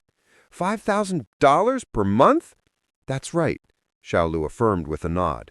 Wow! They gasped, dazed from what they just heard. $5,000 per month. There are gold mines everywhere in this metropolis, and they finally got themselves into one. Hurry up and thank Brother Xiao. Feng Wuhan quickly prompted his companions to thank Xiao Luo. Thank you, Brother Xiao. The men clasped their fists together in traditional Chinese fashion and expressed their gratitude toward Xiao Luo. Even in their dreams, they never thought they'd ever get their hands on a job that paid $5,000 per month. The bad days were gone. Finally gone. Recollecting the harsh times they'd gone through over the past few months, they suddenly felt emotions getting the better of them and almost teared up. Don't be too happy yet. As regular workers, yes, your benefits might be okay, but the work itself is laborious. You'll be working in 2 shifts. Day shifts are better. The night shifts would deplete you. These 5 grand will not be easy money. You have to be mentally prepared. We are not afraid of hardship, Feng Wuhan said resolutely. Xiao Luo patted him on the shoulders. Work and learn more. When you have your skills, I'll get you guys to do some other stuff. Yes, Brother Xiao, Feng Wuhan nodded quickly, with both a tinge of excitement and anticipation for the new job. You fuckhead, you're acting more and more like a boss now, aren't you? You even know how to encourage your employees. Mr. Xiao, I have to tell you about our issues. The amount of orders we received is way beyond our factory's production capacity. The Mid-Autumn Festival will arrive in half a month. Even if everyone in the factory works overtime, 24 hours a day with no sleep, we may not be able to make it, Lowe's Workshop's factory director grumbled. With the Fouquet Group's order and the orders from Taste Buds all put together, it was truly overwhelming for Lowe's Workshop given their production capacity. We don't have to fulfill everyone, just produce as many as we can, Xiao Luo said faintly. But aren't we going to be breaching our contracts? If that happens, we have to pay a huge sum of money. Shandong Hai spread his hands while frowning. Xiao Luo smiled. Relax, and we won't be breaching any contracts. Our contracts are all drawn up based on our production capacity. As for the Mid-Autumn Festival, they'll be taking as much as we can produce. There's no issue. For the customers they snatched over from Taste Buds, their contract did not stipulate that Lowe's Workshop had to meet their order requirement. The terms were that they would receive orders based on the quantity Lowe's Workshop could produce. He added this item exclusively in consideration Lowe's Workshop's production capacity. All the bosses of these companies had either lost their bets or had some secrets in his hands. They had to comply even if they did not wish to. Huh? Does that even work? Shandong Hai was startled. He had never seen such a lopsided and unreasonable contract. The question was, why did those customers sign on them? What in the world was going on? What had Mr. Xiao done? Knock, knock, knock. At that very moment, someone knocked on the office door. Chapter 136. The Respectful Zhang Yongchun. Mrs. Liu from the Customer Service Department walked in. She spoke to Xiao Luo respectfully. Mr. Xiao, Mr. Zhang from Yingtong Plastic Factory is requesting to meet you. Before the office door had shut, an anxious squeal came from the direction of open office area outside. "Mr. Xiao! Mr. Xiao! It is Zhang Yang-chun here. I'm here to talk about the job order for the Mid-Autumn Festival." Zhang Yang-chun? Zhang Donghai was beyond words. As a veteran in Luo's workshop, he was aware of who Zhang Yang-chun was. He was Taste Bud's most loyal customer. He had even once declared that, as long as his plastic factory still stood, he would order from Taste Bud's. That included all the pastries for their staff for every festival of the year. But what was going on here? Why did Zhang Yang-chun suddenly come to their doors himself to talk about a job order? Nothing about what he had just witnessed made any sense at all. Zhang Yang-chun caused a considerable commotion as he made his way to Xiao Luo's office. Everyone turned to look at him, including Su Guansong, Lin Chengdong, and Li Simeng. When they saw Zhang Yang-chun, they all wore a look of disbelief on their faces, because he wasn't someone that would ever show up at their company. "Mr. Zhang, may I ask if you're here for?" Su Guansong approached him. He couldn't believe that Taste Bud's most loyal customer was here at Luo's workshop to discuss a job order. He was concerned that Zhang Yang-chun was here to make trouble. "Where is Mr. Xiao? Mr. Su, hurry up and tell me where's Mr. Xiao." "Calm down. First things first, tell me why you want to meet Mr. Xiao," Su Guansong said, trying to calm him down. Zhang Yang-chun shook his head. "He can't talk to you about this, only to Mr. Xiao. Hurry up and take me to Mr. Xiao." "Mr. Xiao!" Xiao Luo leaned half his body from behind his room door and shouted over to Zhang. "Zhang! Mr. Xiao, little brother, I finally found you!" As soon as he saw Xiao Luo, Zhang Yang-chun was so relieved that he almost burst into tears. With a black briefcase between his armpit, he squeezed past Su Guansong and sprinted right towards Xiao Luo's office. Zhang Donghai and Mrs. Liu from the customer service department were just leaving the office. Zhang Yang-chun brushed past them as if they weren't there and only had Xiao Luo in his eyes. With his body bowed humbly, he entered the office room with a nervous smile on his face. "Close the door," said Xiao Luo. All right. With a forced smile, Zhang Yang-chun gently closed the office door. What in the world is going on here? All of Luo's workshop's office workers were stunned. One must know that Zhang Yang-chun had only recently shown his hostility towards Luo's workshop. He had never been on friendly terms with them. So what was going on now? He had his body bent and was being as respectful as a lapdog. Had the sun begun to rise in the west, or had he taken the wrong medication? What's going on with Zhang Yang-chun? Why does he look like he's here to appease Mr. Xiao? Su Guansong mumbled to himself, his brows furrowed. Li Simeng didn't say anything. Her delicate face was a picture of surprise. Many of the people present were bewildered. Gradually, their curiosity got the better of them, and they gathered outside Xiao Luo's office. They pressed their ears against the office door, hoping to hear what was going on. Su Guansong coughed loudly several times.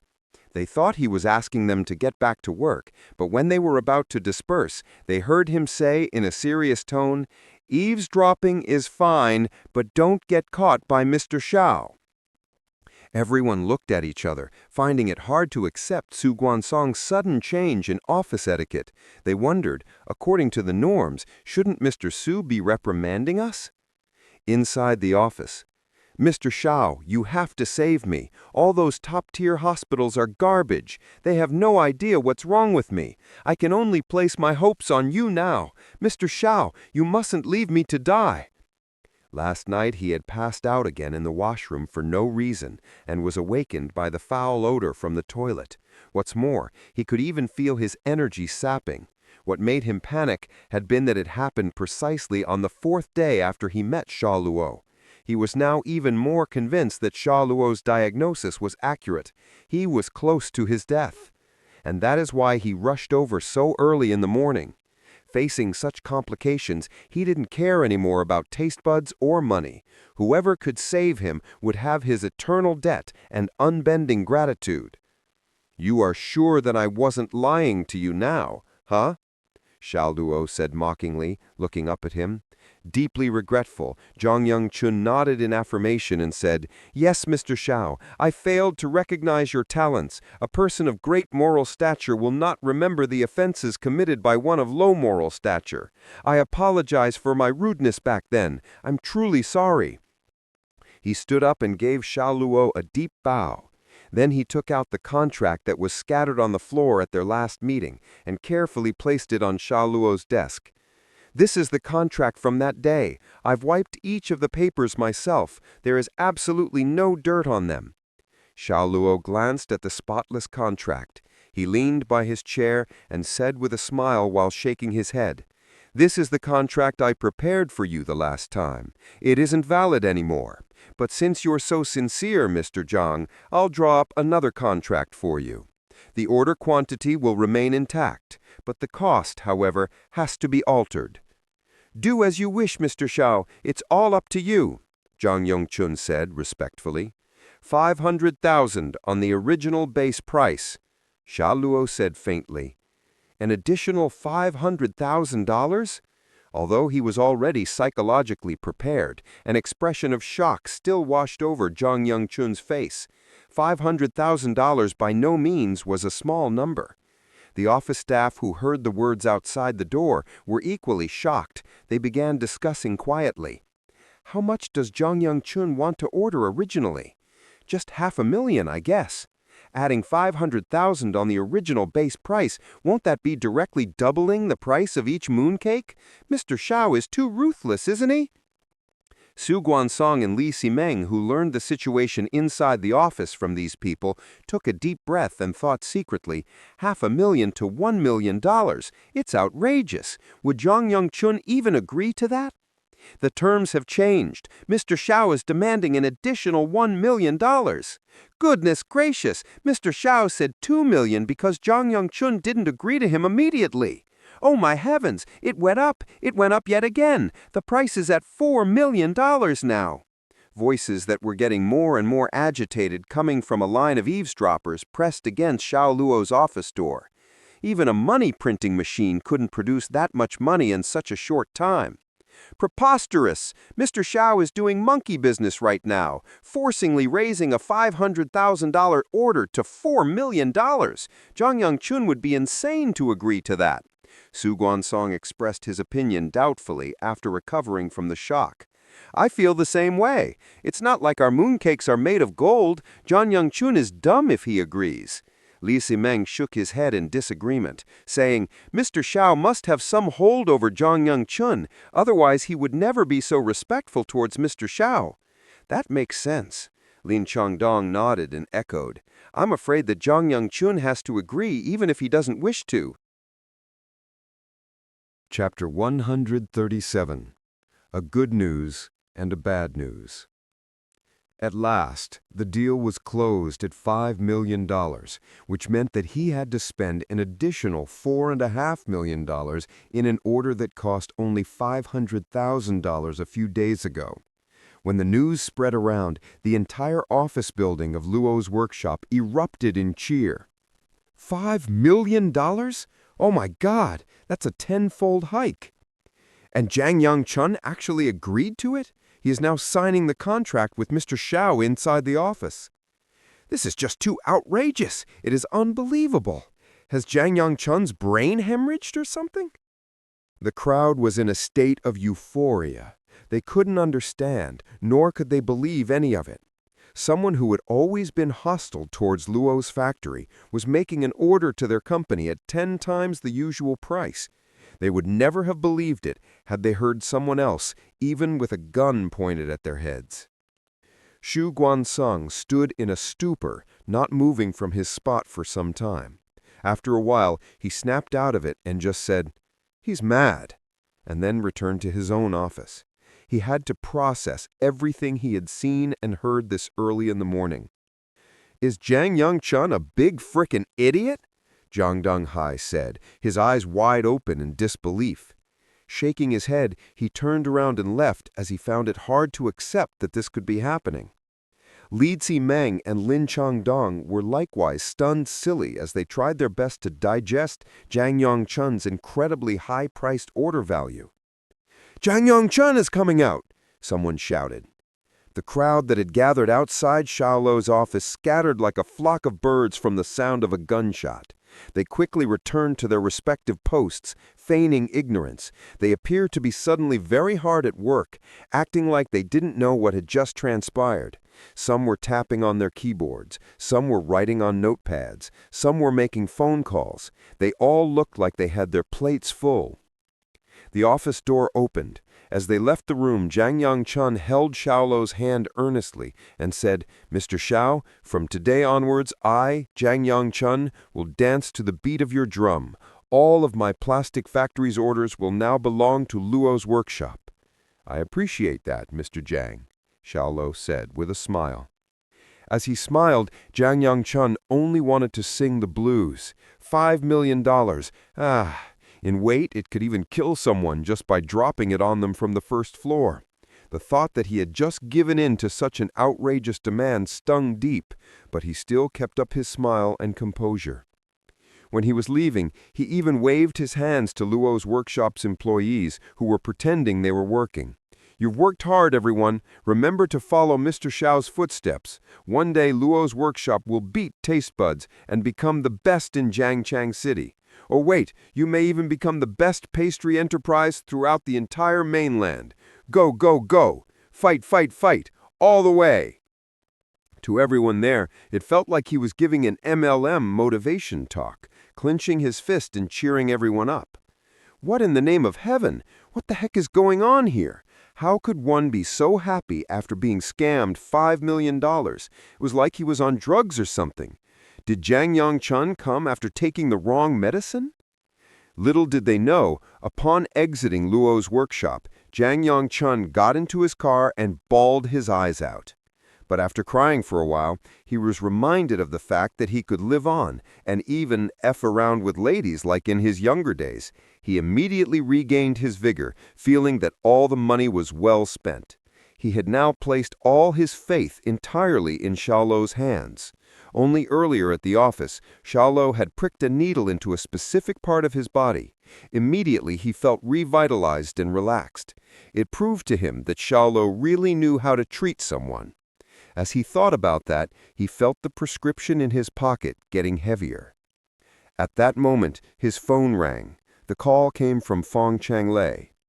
Jiang Yongchun knit his brows and hesitated for a moment, but after a while he decided to pick up the call.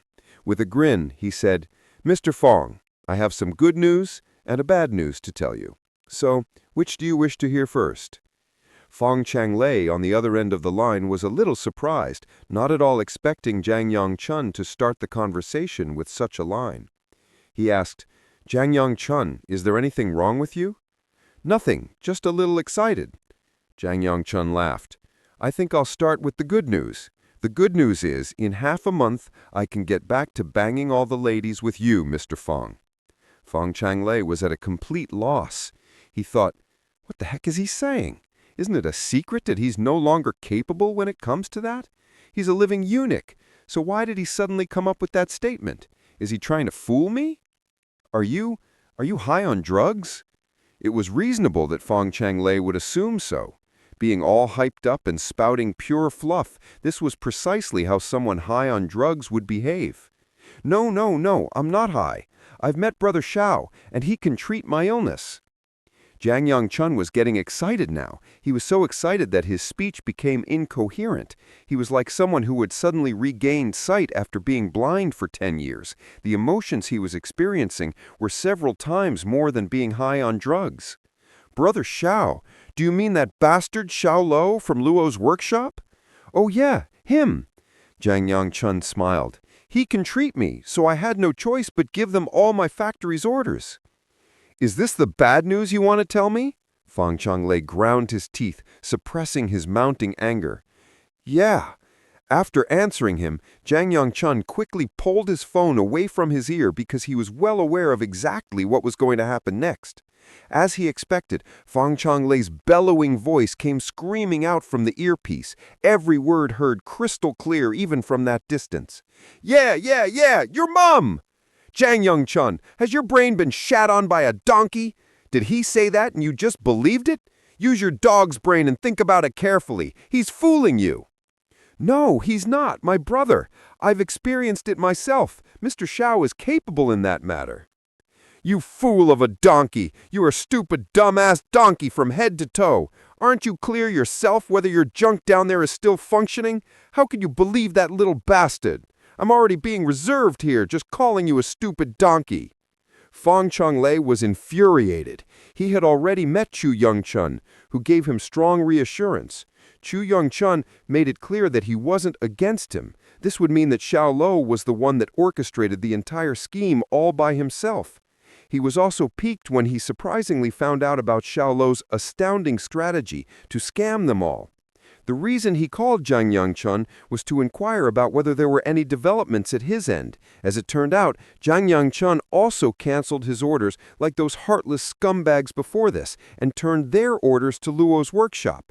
With that many betrayals, no matter how strong his state of mind was, any man would just fall over and spit out a mouthful of blood. Mr. Fang, say what you want, but I can only apologize regarding the orders for mid-autumn this time. Like a dead mouse feeling no cold, Zhang Yangchun hung up the call as soon as he finished his sentence. There was nothing left to negotiate. Between taste buds and his health, he had chosen the latter without any hesitation. Taste Bud's General Manager's Office. After his call with Zhang Yangchun, Fang Changlei looked strangely serene. Yet his appearance looked gloomy, and that was terrifying. He was stumped. He really couldn't figure it out. Without Chu Yongchun's assistance, how did Xiao Luo manage to snatch over more than 10 of Taste Bud's old customers? Zhang Yongchun's betrayal especially, it dealt him a massive blow. Never in his life would he have expected that Zhang Yongchun would betray him. Why did that happen? What was Xiao Luo capable of? The information he got only showed that he was originally a regular jobber boy. How did he gain so much influence so suddenly? This can't be. I must get back at him. He took out his phone and dialed a number that he marked as trump card. At that exact moment, somewhere inside Luo's workshop, a phone rang. Chapter 138. Blown Up. The job orders for the Mid-Autumn Festival were sufficient to get Luo's workshop up and about. They were not far away from actually getting the company back on its feet. At this moment, however, Xiao Luo is in a quandary. He was brooding with an intense, downtrodden look on his face. He had just received a piece of really bad news, and they were on the losing end in their lawsuit against Chen Zhenbai. The outcome of the first trial was not in favor of Luo's workshop. The reason behind their success was none other than the outstanding lawyer Taste Buds had appointed for Chen Zhenbai. The lawyer that represented Chen Zhenbai in his defense went by the name of Fu Heiyu. His reputation is up there alongside Ge Zongtian. He is one of the finest advocates and solicitors in town. With his sharp tongue, he could distort and manipulate facts to win his arguments. Aside from that single time where he lost to Ge Zongtian, he has never lost any other case he took on. As such, he was popularly hailed by the public as Orator Fu. Head of the Department of Legal Affairs, Zhang Yang, had reported the outcome to Xiao Luo. He looked glum and sullen, disappointed that they had lost the high ground in the first trial. Xiao Luo didn't respond to him immediately. He only sat on his chair, staring into his laptop. He was watching the proceedings of the first trial intently, and he didn't even blink his eyes once. His fingers continued tapping rhythmically on the table. Xiao Luo acting in this way created a mood of anxiety in the room. Li Ziming and Zhang Yang, who were standing in his office at this moment, felt very agitated. This uneasiness made them feel like they were in front of a firing squad. They didn't volunteer to utter a word. This was especially true for Li Ziming. Initially, she was convinced that with the recording in hand, Chen Zhenbai would be on the losing end of the litigation, as she felt they had a watertight case. With that, Luo's workshop's reputation could have been redeemed. But when Fu Heiyu cropped up out of nowhere, he cleverly manipulated the facts and evidence, utilizing his advocacy skills to the hilt. The court then sided with the defendant, Chen Zhenbai, believing that it was Luo's workshop that forced him to record the audio.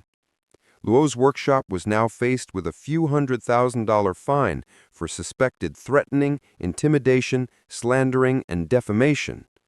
Luo's workshop suddenly turned from the plaintiff to the defendant. The turnaround had happened so swiftly that it took them by surprise. Nobody would have expected this outcome. The way he articulated his words was nothing short of phenomenal. Even I was almost convinced that Luo's workshop was in the wrong after watching the footage. Xiao Luo let out a long breath as he smiled. "Mr. Xiao, we still have a chance to win this case.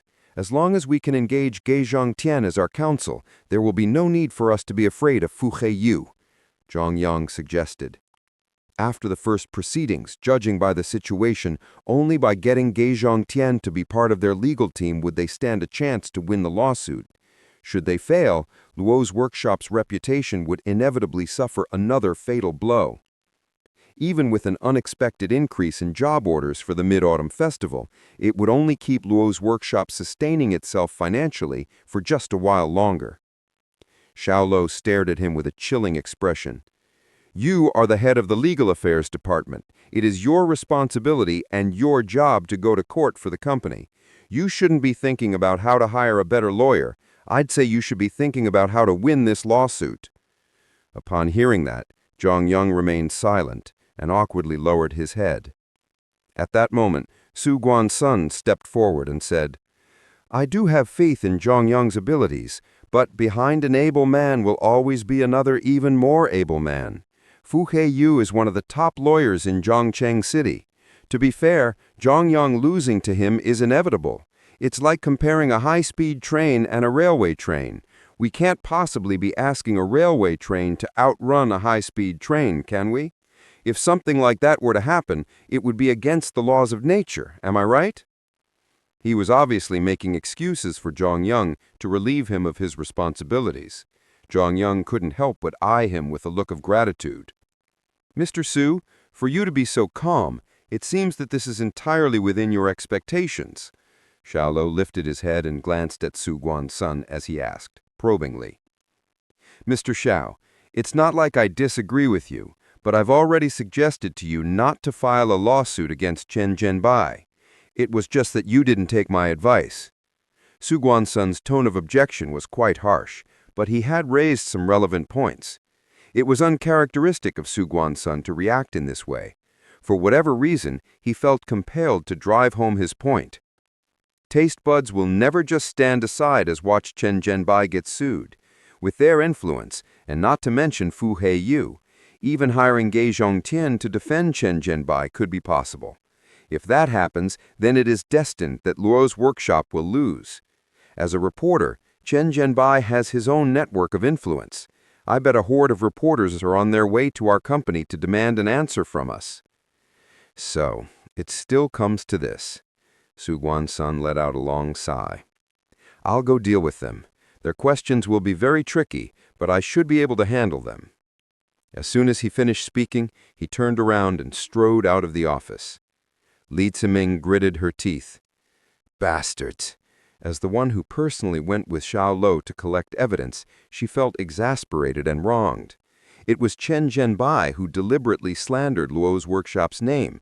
But after the first court session, the tables were turned. Luo's workshop was now being accused of threatening and intimidating Chen Zhenbai. How could the truth be easily twisted? Then what else in this world could we truly believe? Xiao Luo kept his gaze on the wall in front of him, without any expression on his face. Running a company isn't easy, and now he finally got a taste of it himself. At this moment, his phone rang. It was a video call from Zhang Dashan. He waved his hands, gesturing Li Ziming and Zhang Yang to leave his office. Talking to Zhang Dashan would ruin the dignified image he had carefully nurtured in the company. He didn't want his employees to witness his true colors. When the two left, Xiao Luo accepted Zhang Dashan's video call request. Zhang Dashan's chubby, slit-eyed face immediately appeared on his phone, accompanied by the sound of chaotic noises in the background. The location Zhang Dashan was at now was right at the Luo's workshop's entrance. There was not only Zhang Dashan, but also Feng Wuhen and the rest of his gang in security uniforms. Lin Chongdong of the Human Resource Department had made them security guards based on their strengths. The job was slightly easier than the regular workers, and their difference in pay wasn't all that big. "Mate, things are going to blow up here. These moronic reporters are insisting that such a recording exists because the Luo's workshop has threatened Chen Zhenbai. They're doing a live broadcast now. They're demanding you to show up in person to give them an answer.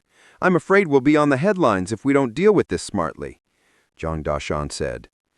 "What a headache," Xiao Luo rubbed his temples. Zhang Dashan scolded immediately. "Headache your ass, you fool! Hurry up and think of something. These bastards are getting more and more demanding. I'll let you hear the clamor." After he switched to the back camera, Xiao Luo could not only see the annoying and detestable faces of the reporters, he could also hear them screaming. "Shameful company! You threatened our colleague with despicable methods. We are determined to expose this. We will be staying here until your boss appears for an interview with us. Let's see how you can keep your production going. Show yourself. Don't be a coward. Get out here, boss of Luo's workshop. You owe the reporters of Zhangcheng City an answer." The crowd was roused and behaving aggressively. Each word uttered was more unpleasant than the previous one. Certainly enough, all their verbal abuses were not going to be broadcast. When Su Guan's son appeared, they immediately extended their microphone into the iron gate, booted their cameras, and started the live broadcast. "Mr. Su, in the first trial, the court has accused Luo's workshop of threatening and forging evidence to defame our colleague Winnie Swen. What are your views on this matter? As the weaker party, reporters are prone to be threatened by massive companies like yours. Aside from threatening Mr. Chen Zhenbai, have the company also threatened somebody else before? It is rumored that Luo's workshop has a new boss. Does your new boss come from a thuggish background?" Chapter 139. Moneymonger. Chu Yunsheng sat in the office and watched the TV as he casually drank his tea and relaxed. He had a smile on his face.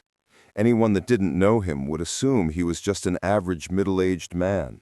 Yet to those that do, they would know him as an ambitious businessman that stood at the very top of the ladder with his unreachable authority and social status. Another man was watching the TV in his room.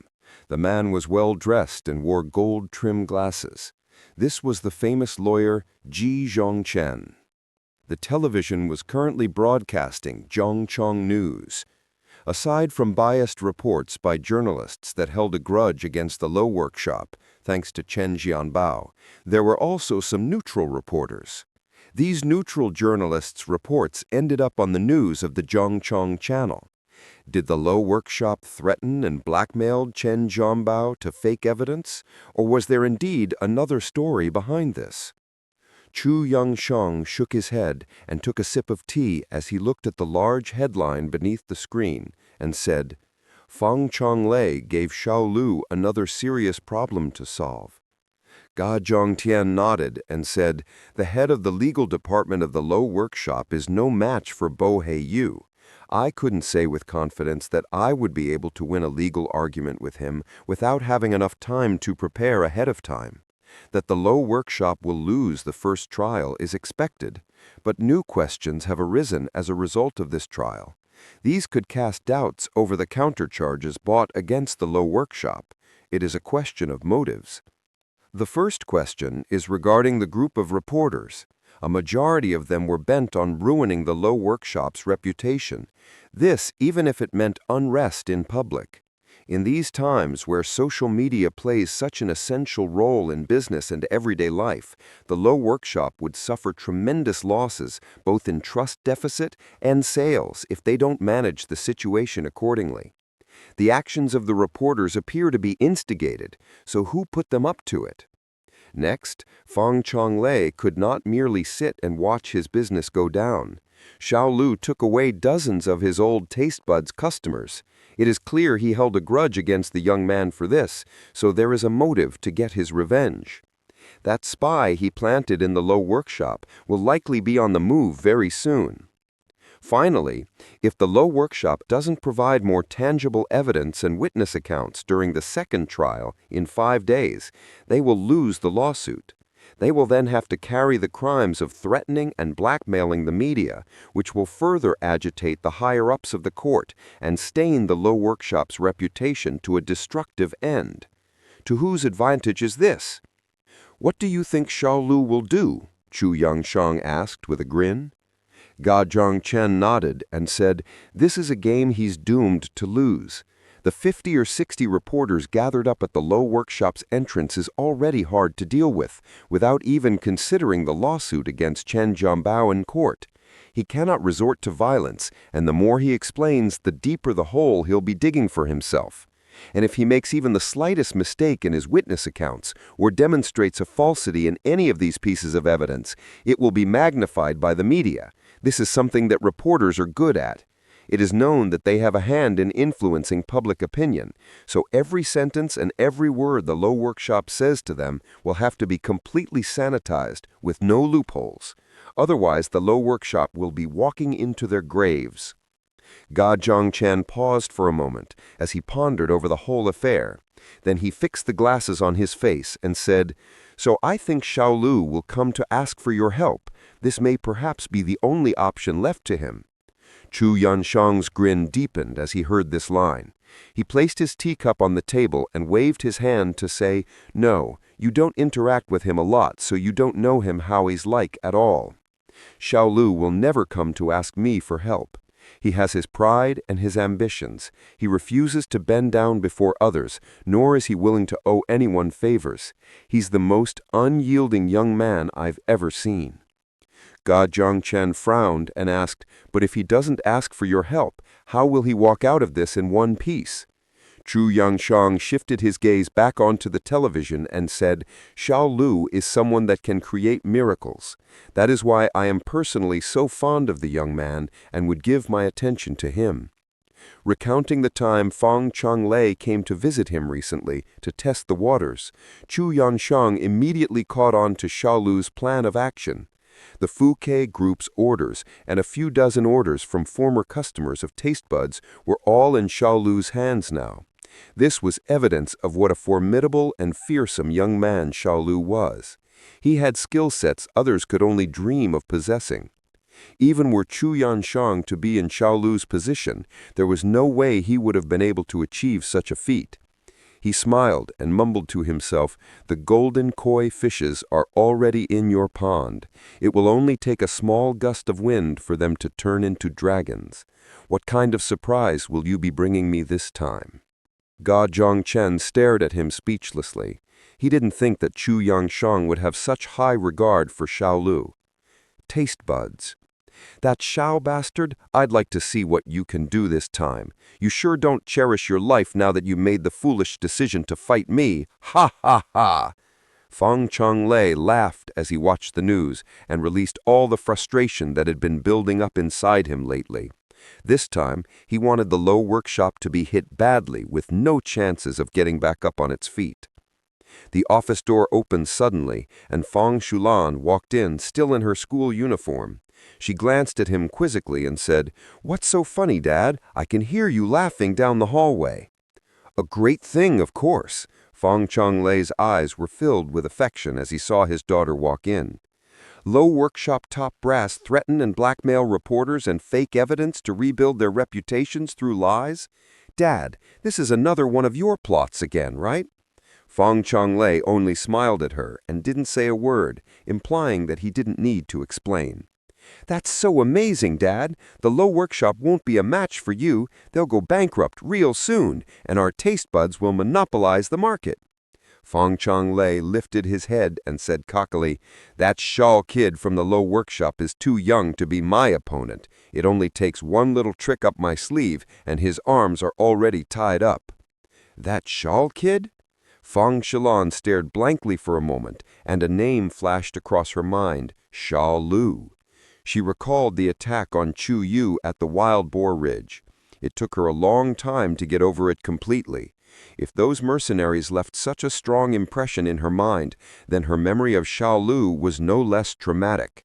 So when she heard her father said, "That Xiao kid," she immediately associated it with the man that had once controlled her through fear. She will never forget the time that Xiao Luo caught her by her neck.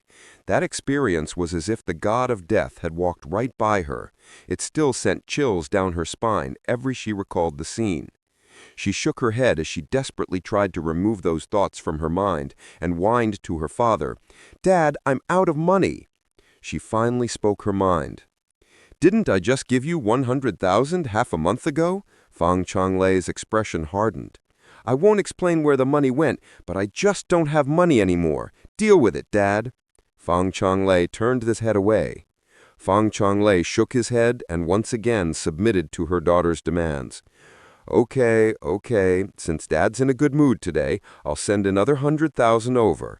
But, yeah! Fang Changlei immediately hugged him around his neck and gave him a big kiss on his cheeks and laughed joyfully. "Dad, you're the best in the world!" Fang Changlei's heart melted immediately.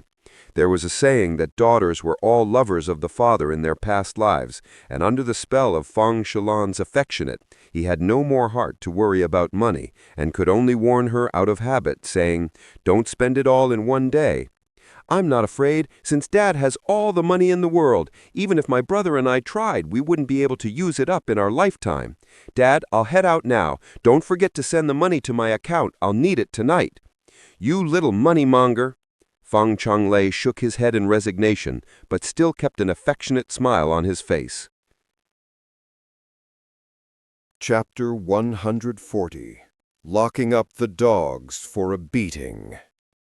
We did not threaten or blackmail anyone, nor did we fake any evidence. This is absolutely false. The court will be fair and just, and everyone here from Luo's workshop is a good citizen that abide by the law. Nobody here was from that H society, so please remain calm and wait for the court's final verdict. I believe that the law will judge fairly in this case.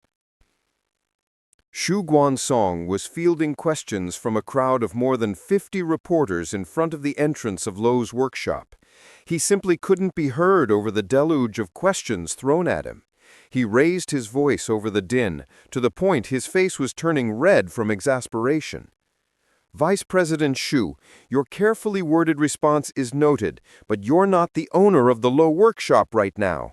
Please let your president come out and give an explanation to us and the public." "That's right. We reporters work this city day and night around the clock just to earn a living. We've only reported that someone had died eating your contaminated bread, and yet you have threatened and blackmailed us, even bringing us to court. Don't you feel ashamed of your actions? You even lied to rebuild your reputation. How could you possibly expect us to believe you and trust your food quality?" Angry questions flew from every direction. It was evident that the reporters were holding a grudge against Luo's workshop. They were treating this more like an interrogation of a criminal than a piece of investigative reporting. I've said it before, we can continue to debate what's right or wrong in public. As for what actually happened, the court will give their verdict based on truth and evidence. Kindly disperse and do not gather around the entrance to our office. This is hindering our company's daily operations. Xu Guansong's throat was getting dry from all the back and forth. He decided it was time to back away from the crowd and return to his office for a drink. After regaining his composure with a quick drink of water, he headed straight to Xiao's office. As he entered Xiao's office, he shook his head in resignation and sighed. "It looks like the reporters outside won't rest until they see you. All this is happening because I couldn't convince you to back down."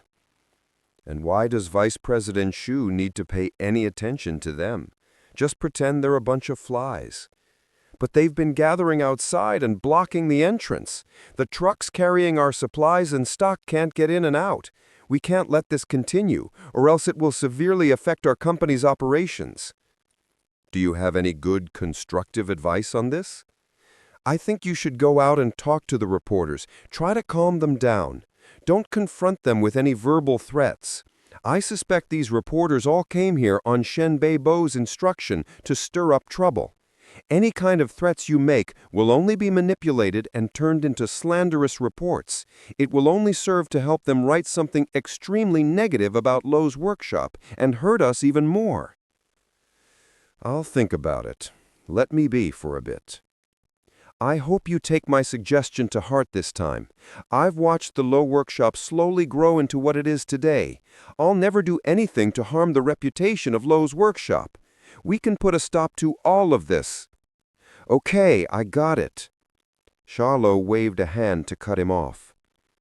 Shu Guansong held back from finishing his sentence, nodded, and stepped out of the office. As he left, Shang Dashan rang in again on video call. Old Xiao, these bastards are way too much. Makes me want to whack someone from hearing all of this. Xiao Luo could hear everything those reporters were yelling about through the video. Come out, manager of the Luo workshop. Don't be a coward. You dare to threaten and blackmail us reporters, but yet won't come for an interview?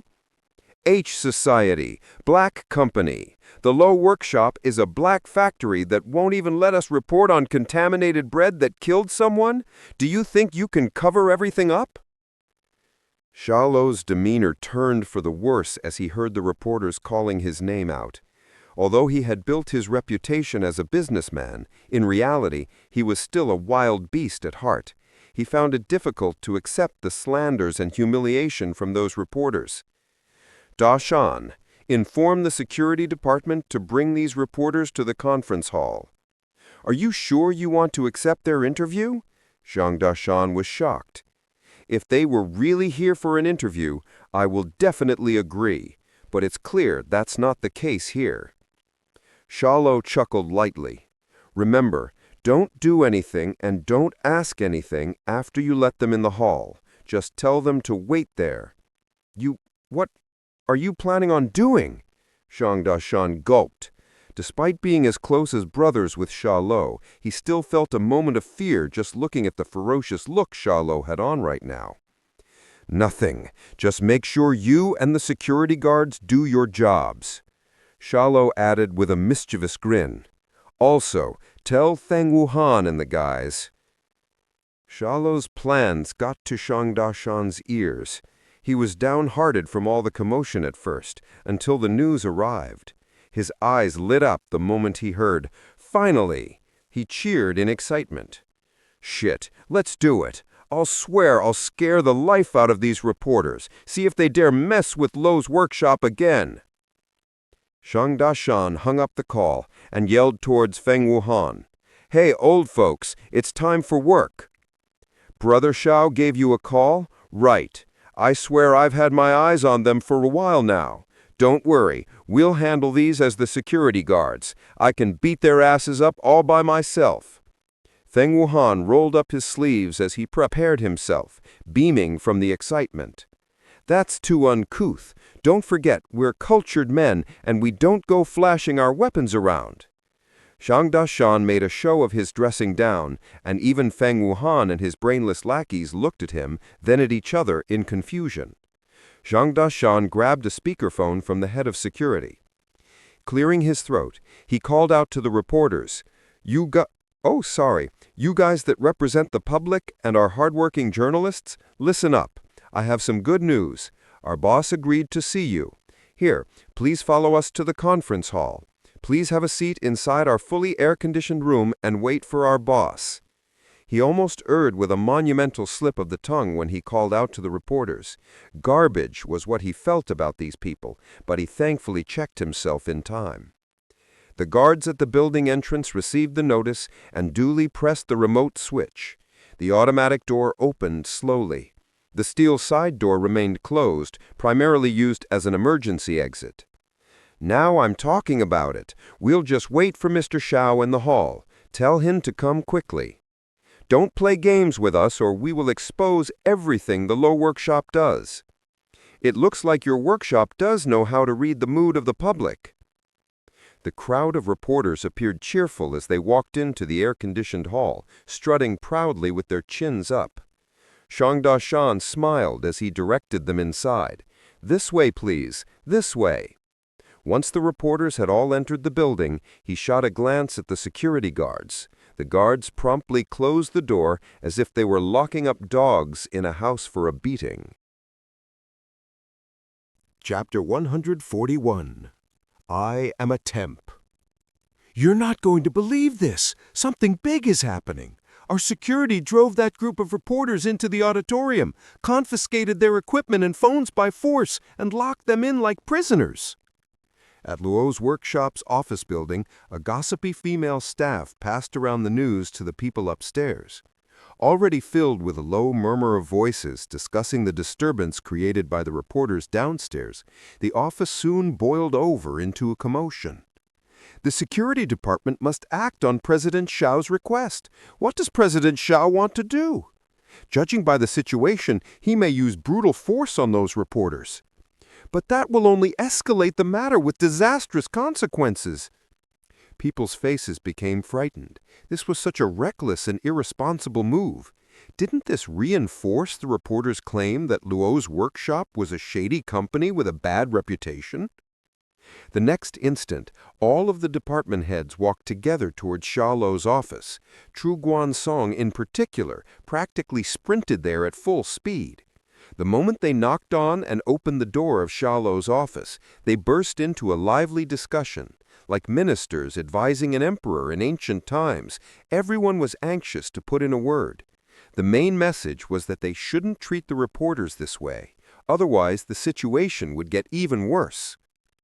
President Xiao, I firmly oppose your way of dealing with this matter. It's too extreme.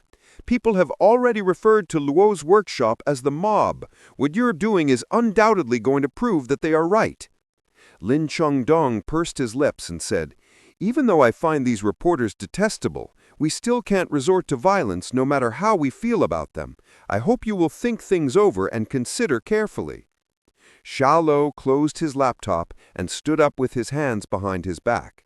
He said emotionlessly, "Your objections are invalid.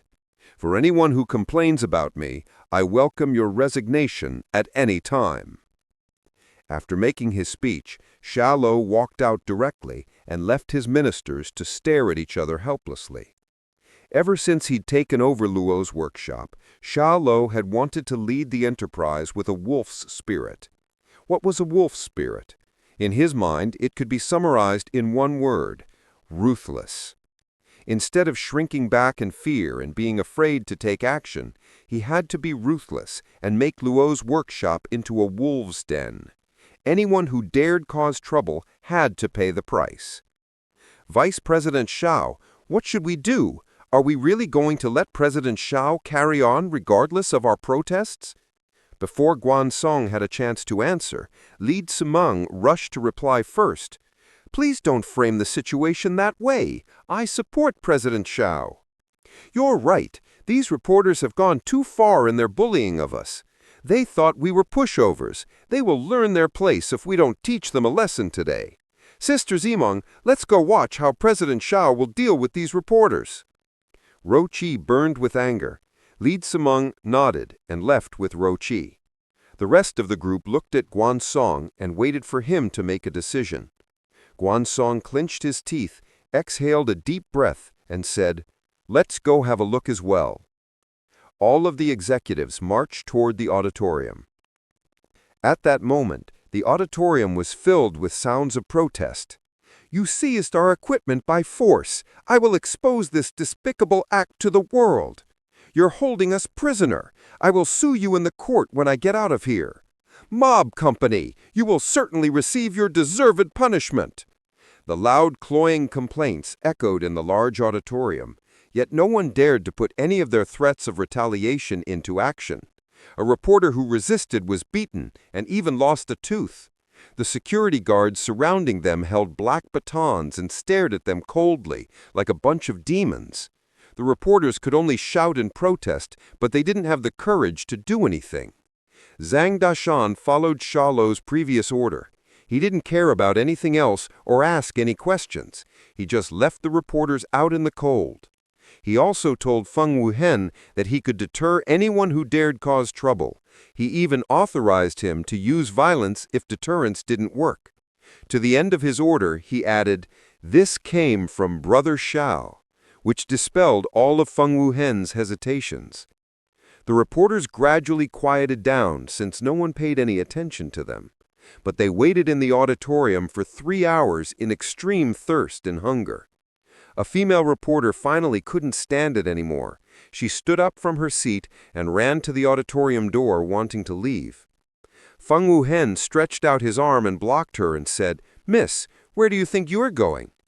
"Get out of the way! I want to leave! You have no right to violate my freedom!" She mustered her courage and yelled loudly, even though the man in front of her was the hefty fellow who'd knocked out another reporter's tooth with one punch. Feng Wuhen frowned and said, "That can't happen. President Xiao is not here yet. None of you can leave." "I don't want to meet him anymore. I want to leave. Get out of my way." "Did you think that President Xiao was some random stray animal on the street that comes and goes at your pleasure?" Feng Wuhen had been called a scourge back in the village. He was very experienced at playing the hooligan, although he had never committed any major crimes like assault or rape. Acting like a bandit, he said, "Since President Xiao has agreed to see you, it's no longer up to you whether you meet him or not. Get the F back and stay put. I'm a temp. I have nothing to lose. Don't pressure me into using force." He stepped forward with a vicious face and scared the female reporter back several steps. Eventually, she was defeated by Feng Wuhen's gangster-like presence and returned to her seat in haste. "Bullshit! You're keeping us waiting here on purpose. To put it clearly, this is illegal confinement. We will sue you once we get out of here." A male reporter with a full beard stood up and shouted at Feng Wuhen. "Sue us!" Feng Wuhen gave Xiao Luo a look. Xiao Luo immediately walked over and dragged the man with the beard from his seat to Feng Wuhen like a dog. "You! What are you doing? I'm a journalist! What on earth are you doing?" The bearded man was frightened. "Pa!" Without saying another word, Feng Wuhen raised his hand, which was as big as a cattail leaf, and smacked the reporter in the face. The exceptionally resounding blow made the hearts of all the reporters in the auditorium tremble. They sat up bolt right in all seriousness. After slapping the bearded man, Feng Wuhen grasped his collar like a punk and spat fiercely. "I already told you, I'm a temp. I could walk away from anything even if I maimed you. Holding you here is nothing. You shut your mouth as I ordered, and go wait for President Xiao quietly in your seat." He shoved the bearded man away, scanning the rest of the crowd of reporters with his cold eyes, and growled, "Do not cause any more effing trouble, or else I will give all of you a taste. It's fine if you want to drink water. There is a water dispenser in the corner, but you will hold it if you need to pee. You will not leave this auditorium no matter what before President Xiao gets here." His last sentence was almost a roar. Matched with his ferocious face, it had quite the deterring effect. None of the reporters dared to say anything more. They understood their current situation clearly. They were the fish on the chopping board, entirely at their captor's mercy. Some of the female reporters were already shaking in fear. Chapter 142. You can interview now. More than 50 reporters were locked in the auditorium for a whole day. It was 7 o'clock at night, and they had spent 8 hours there in the auditorium. All of them were extremely hungry and exhausted. Some people were so eager to go to the bathroom that their faces twisted in discomfort. During the 8 hours of confinement, they had suffered tremendously both physically and mentally, and were on the edge of a nervous breakdown. Some people tried to barge through the door yet were beaten harshly to black eyes and broken noses. The security guards even showed no mercy to women and slapped them on their faces. Feng Wuhan and his people, who were wearing the security guards' uniforms, looked no different from a gang in the reporters' eyes. Some female reporters cried. Their will was almost crushed by the 8-hour torture of Feng Wuhan's cruelty, adding to exhaustion, hunger, and desperation for the toilet. They were like prisoners in a holding cell, dreaming and craving for the free world outside. Good news! Good news! President Xiao, the person you want to interview, is finally coming! The sharp and hoarse voice of Zhang Dashan sounded. His announcement was music to the reporters' ears. They all bucked up immediately, as they knew the tormenting wait was about to be over, and they would be able to get out of here soon. Xiao Luo strolled in slowly and walked directly to the podium. He was wearing a slim, long-sleeve black sweater with bright red and white stripe. The sleeves were rolled up and showed his forearms. A slight smile was hanging on his smooth and fair face. The reporters were all taken by surprise and thought to themselves, was this the head of the Luo's workshop? How could he be so young? No wonder they were stunned by Xiao Luo. The president of this type of company was usually a middle-aged man. They had never seen a CEO this young. I bet you're all hungry. I have dinner ready for you. Xiao Luo spoke while looking at the reporters. Right after his voice faded, the staff of the Luo's workshop pushed in trolleys that were full of pastries and desserts, and handed out several freshly baked bread to each reporter in the room. Xiao Luo had a share as well. He sat down in a natural and poised manner and started to eat the food with great relish in front of the reporters. He said while eating, "The Luo's workshop is a company that produces baked goods. We only have these to serve you. Go ahead and eat it. You need the energy to interview me after finishing dinner." A male reporter who was wearing a pair of black-framed glasses snapped. As hungry as he was, the hunger was nothing comparing to the humiliation he had suffered today.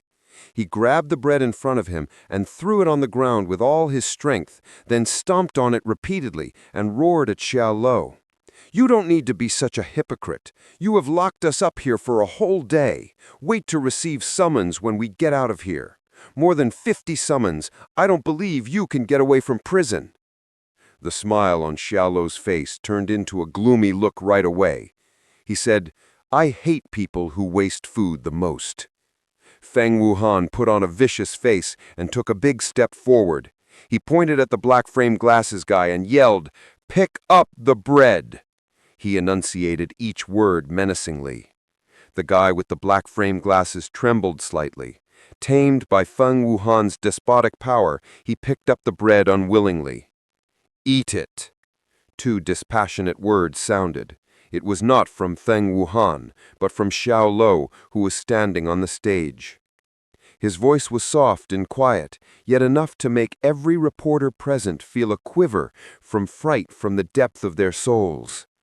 Xiao Luo initially left a refined, courteous, and amiable impression in their minds, but that image collapsed abruptly at the moment. They realized that it was not these security guards who were brutal, but this seemingly harmless young boss. The face of the guy with the black-framed glasses changed suddenly. Shivering, he looked up at Xiao Luo on the stage and tried to speak. You... He never expected the polite and good-humored Xiao Luo would be such a callous and cruel person who asked him to eat the dirty bread that was stomped by foot. He was deliberately humiliating him in public.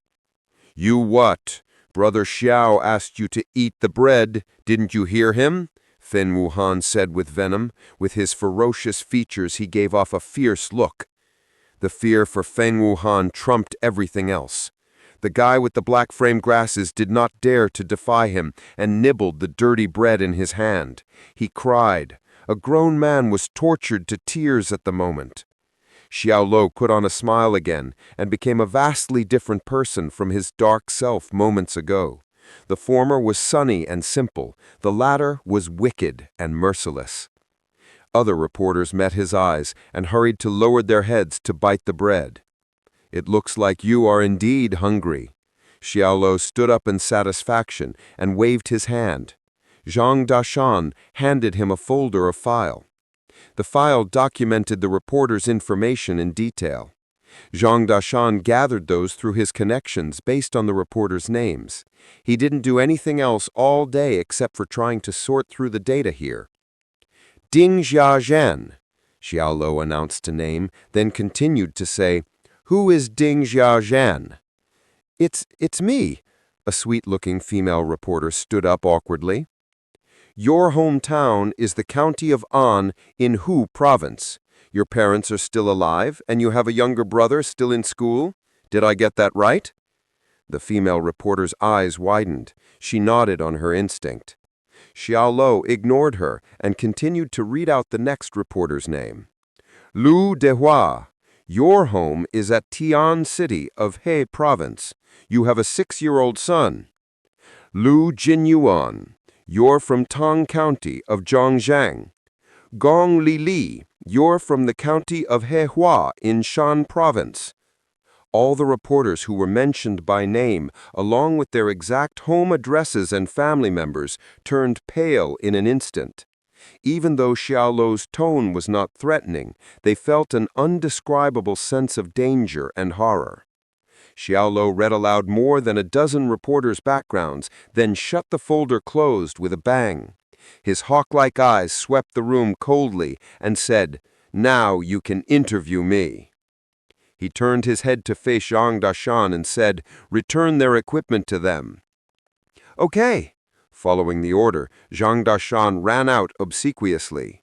Soon after, he brought back the reporters' microphones, cameras, and cell phones. However, the reporters stood where they were motionlessly, staring at each other vacantly. Interview? How were they going to interview him?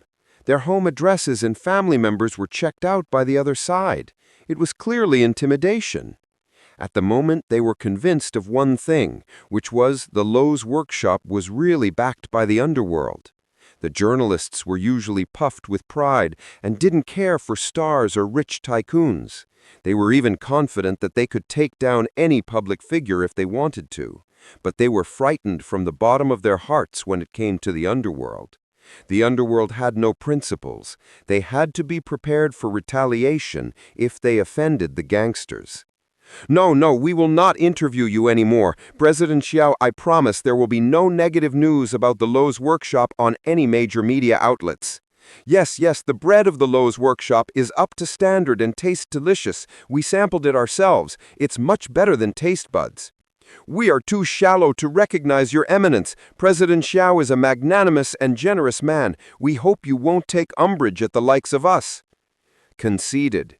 The reporters all got down from their high horses and smiled apologetically at Xiao Luo. In their eyes, Xiao Luo was the head of a gang who would harm people by underhand means that they could never afford to offend. They were now deeply regretful for listening to Cheng Jianbai and coming to the Luo's workshop to look for trouble. In the end, they fell into a pit of their own digging. Chapter 143. Black and White. Some people were contradictory. If you were not in the mob, they kept vilifying you as a mobster. However, when they realized you indeed were in the mob, they became scared stiff at the idea of the misfortunes that might befall them and were too afraid to take any action. Apparently, these reporters were precisely such people. When Luo's workshop opened the door and let them leave, they were like prisoners who had spent years behind bars. They were so excited that there were tears in their eyes. Breathing in the freedom's air and fleeing from the great torment, they swore that they would never again come to Luo's workshop for the rest of their lives. Thus, the disturbance created by the reporters calmed down. All of Luo's workshop's executives were dumbfounded and gasped with admiration at Xiao Luo's tactics. What a mess! Su Guansong left, shaking his head. He didn't seem to agree with Xiao Luo's way of handling the matter, although the result had been beneficial to them. President Xiao always acts so vigorously and resolutely. That's so awesome. I will stand firmly with President Xiao in the future, said Lin Changdong enthusiastically. He admired Xiao Luo with his whole heart after witnessing the entire process of dealing with the reporters. He confirmed the saying currently circulating online. No one is shrewder than President Xiao. He is relentless and reticent. He handled the reporters who came looking for trouble and rendered them obedient and docile. How fierce was he! The big boss was always bold and daring.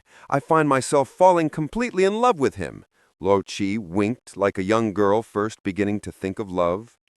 Standing aside, Zimeng shot a glare at Luo Qi and said, "A man as outstanding as him probably has a girlfriend already." "That doesn't matter. I could still be his girl on the side." He. Luo Qi laughed. Zimeng was struck dumb by her reply. Even though the tumult with the reporters had blown over, the crisis Luo's workshop was facing was not yet resolved. The court date was like an enormous, ruthless and sharp axe hanging above them, ready to chop off Luo's workshop's head. Once the charges of intimidating Chen Jianbai and fabricating evidence were substantiated, Luo's workshop would never get another chance to gain a foothold in Zhangcheng. It was a smokeless war. However, Xiao Luo had to win. Otherwise, although defeat might welcome him, he in no way would accept it. While he was sitting in the office and pondering in silence how to turn the tide, Zhang Dashan called him on the phone. "Lao Shao, your guess turned out to be correct. Zhang Donghai is indeed sketchy. Who could have thought that he wanted to rig the ovens in the factory?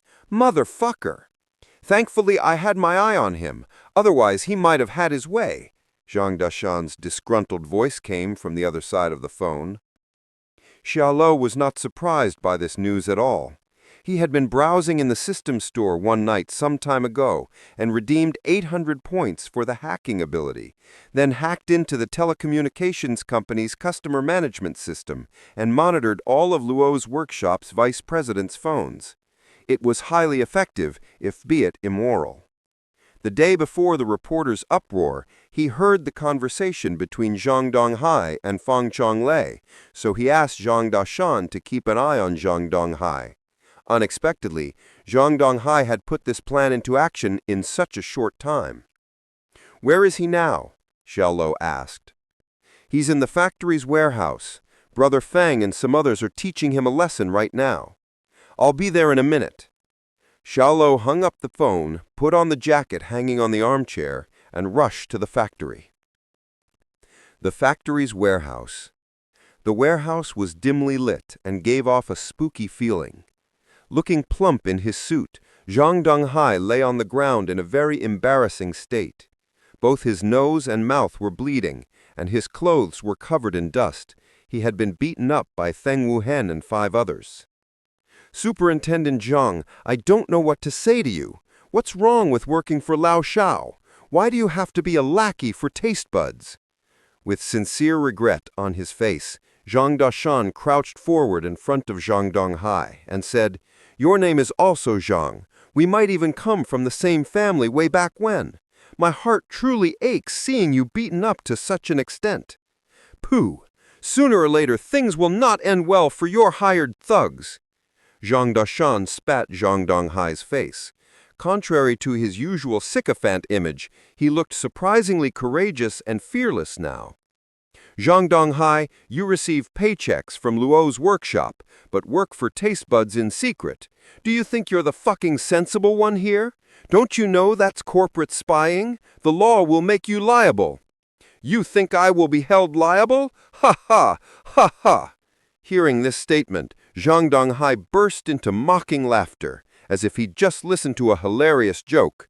Then his face sunk, and he said menacingly to Zhang Dashan, "You are assaulting me illegally right now. How dare you talk about the law? That's fucking hilarious!" Zhang Dashan was tongue-tied for a moment. He could only hold up his thumb and say with admiration, "Fine, you're too good. I can't win an argument with you." "Brother Zhang, move out of the way. I don't fucking believe that we can't teach him a lesson." Feng Wuhen was furious. He came forward and kicked Zhang Donghai's abdomen. It was a forceful blow. Suddenly, Zhang Donghai felt his gut scramble. In excruciating pain, he let out a blood-curdling scream. "Let it go. It's enough to give him a scare. Let's not cause him any internal bleeding and bring more trouble to ourselves." Although Zhang Dashan had a brutal nature, he did feel a little bit of pity for Zhang Donghai, only because he still looked like a man with a backbone even after taking a beating. Feng Wuhen retracted his foot, turned around, and backed off. Soon after, Xiao Luo arrived at the warehouse. Dressed in a black jacket with a white shirt, he stood with his hands behind his back and looked down at Zhang Donghai, who was on the ground. "Give him a stool." "Yes." Feng Wuhen waved his hand, and Xiao Wu fetched a stool from the corner of the warehouse and helped Zhang Donghai get up on and sit on it. Seeing Xiao Luo, Zhang Donghai chuckled and said, "President Xiao, you finally arrived. Your lackeys almost beat me to death." There was not even a shred of nervousness or fear in his eyes, let alone guilt. He was like a sacrificial man thrown into prison in ancient times who made his torturers lose their much-anticipated sense of fulfillment. Xiao Luo smiled faintly and said, "You're wrong. They are all my brothers." This one straightforward sentence swept away all the unpleasant feelings and grudges that remained in Zhang Dashan and Feng Wuhen's hearts. "Is that right? It seems like you guys are the mob," it replied calmly and unhurriedly. "Wrong again. There is no such thing as absolute black and white in this world, only absolute interest. Since you have infringed upon other people's interests, you have to be prepared to pay the price." Zhang Donghai sneered in disdain. With a solemn face, Xiao Luo said, "I have no intention of talking nonsense with you. Just one question. Can you help me testify against Feng Chonglei?" "To testify for what?" "For unfair competition." "Do you think that's possible? Ha ha! Ha ha!" Zhang Donghai laughed out loud. His face was filled with scorn. "Do you refuse?" "Of course I refuse. I'm indebted to President Feng. There is no way I would betray him." With a gentle smile, Xiao Luo spoke in a tone of quiet elegance. "You will accept my offer." Then he pulled out a piece of paper from his pocket and gave it to Feng Wuhen and said, "Go to this place, pick up his wife and child, and bring them back to the company." Chapter 144. Court Session Around the Corner. Hearing Xiao Luo's command, a touch of panic appeared in Zhang Donghai's eyes. His body trembled involuntarily, and he asked in an unsteady voice, "What do you want to do?" Xiao Luo looked at him calmly and said, "I just told you, there isn't absolute black and white in this world. Black and white are nothing but a state of mind. I bet my entire future on Luo's workshop, so whoever impedes its development is my enemy. I will never be soft-hearted or merciful toward my enemies. Unfortunately, you, Zhang Donghai, are my enemy right now." He delivered these remarks in a soft and gentle voice, yet Zhang Donghai, Zhang Dashan, and others all felt a sense of pure terror that sent chills up the spine. Zhang Donghai's eyes widened. He was scared into a cold sweat and said, "You're a devil." His voice was hoarse. He knew that Xiao Luo was threatening him, using his family. With his eyes cold and frosty, Xiao Luo smiled and demanded again, "Will you agree to help me to testify against Feng Chonglei?" Zhang Donghai forced a bitter smile and replied, "I can't. If I testify against Feng Chonglei, the Dragon Gang will never let me go, let alone my family." This was the thing he dreaded most. Since he'd been caught red-handed by Zhang Dashan, there was nothing to explain. But if he testified against Feng Chonglei, he and his family would undoubtedly suffer retaliation. "You don't need to worry about that. Your family will be well protected," Xiao Luo said. Then he added softly, "After everything is over, I will give you $2 million and let you and your family flee to a faraway place. As powerful as the Dragon Gang may be, they can only operate within Zhangcheng. You don't need to fear them once you leave the area." "You can promise that?" I promise. Zhang Donghai was astonished for a moment. Then the radiance that shone on his just face seconds ago dimmed again. He said, I don't believe you have that kind of strength. The Dragon Gang is the most powerful underground force in Zhangcheng. How can you fight them? I'm not fighting them. I'm fighting Feng Chonglei. That's the same thing, replied Zhang Donghai, feeling hopeless and depressed. Xiao Luo stared at him for a while and said, Life is a game of chance. You have to gamble this time. I have no other choice? Zhang Donghai smiled with deep sorrow. Xiao Luo nodded gravely and replied in an irrefutable tone, You have no other choice. Zhang Donghai hung his head like a rooster that had lost a cockfight, then raised it once more and asked again, President Xiao, are you part of a mob or not? Xiao Luo had handled the reporter's turmoil and threatened his family. This conduct made Zhang Donghai believe Xiao Luo was an underworld figure. Whether something is black or white depends on the opponent I'm facing, Xiao Luo answered in a quiet voice.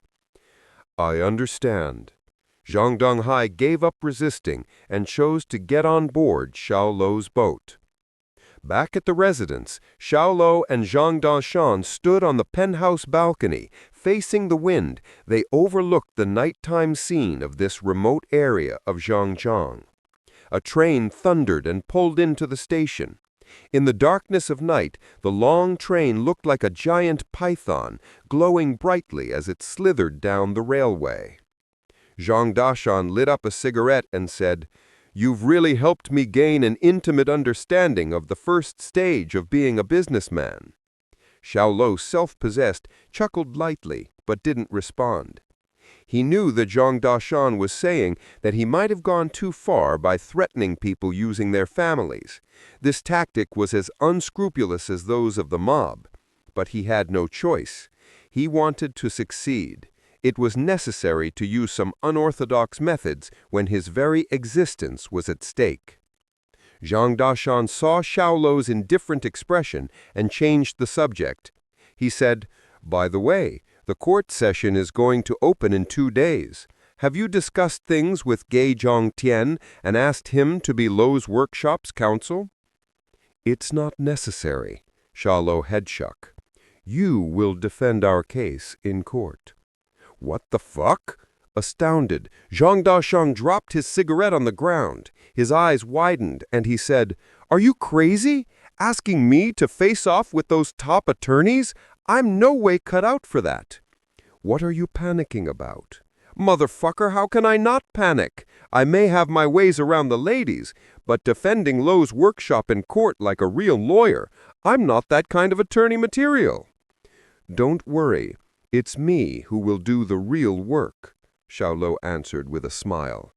This phrase befuddled Zhang Dashan. What do you mean, brother? Can you explain it to me? Zhang Dashan couldn't help but roll his eyes. Have you ever watched the animated show, Detective Conan? I watched some episodes when I was bored. I'm not interested in it. It's always the same story. Mori Kogoro is drugged unconscious, and Conan solves the crime on Mori Kogoro's behalf.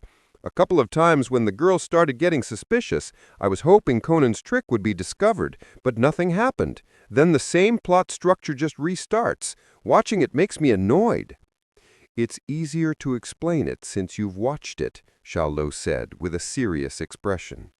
When our court session opens, you will play Mori Kogoro's character, and I will be Conan. Zhang Dashan's face was filled with apprehension after hearing this. He asked, Brother, what on earth do you plan to do?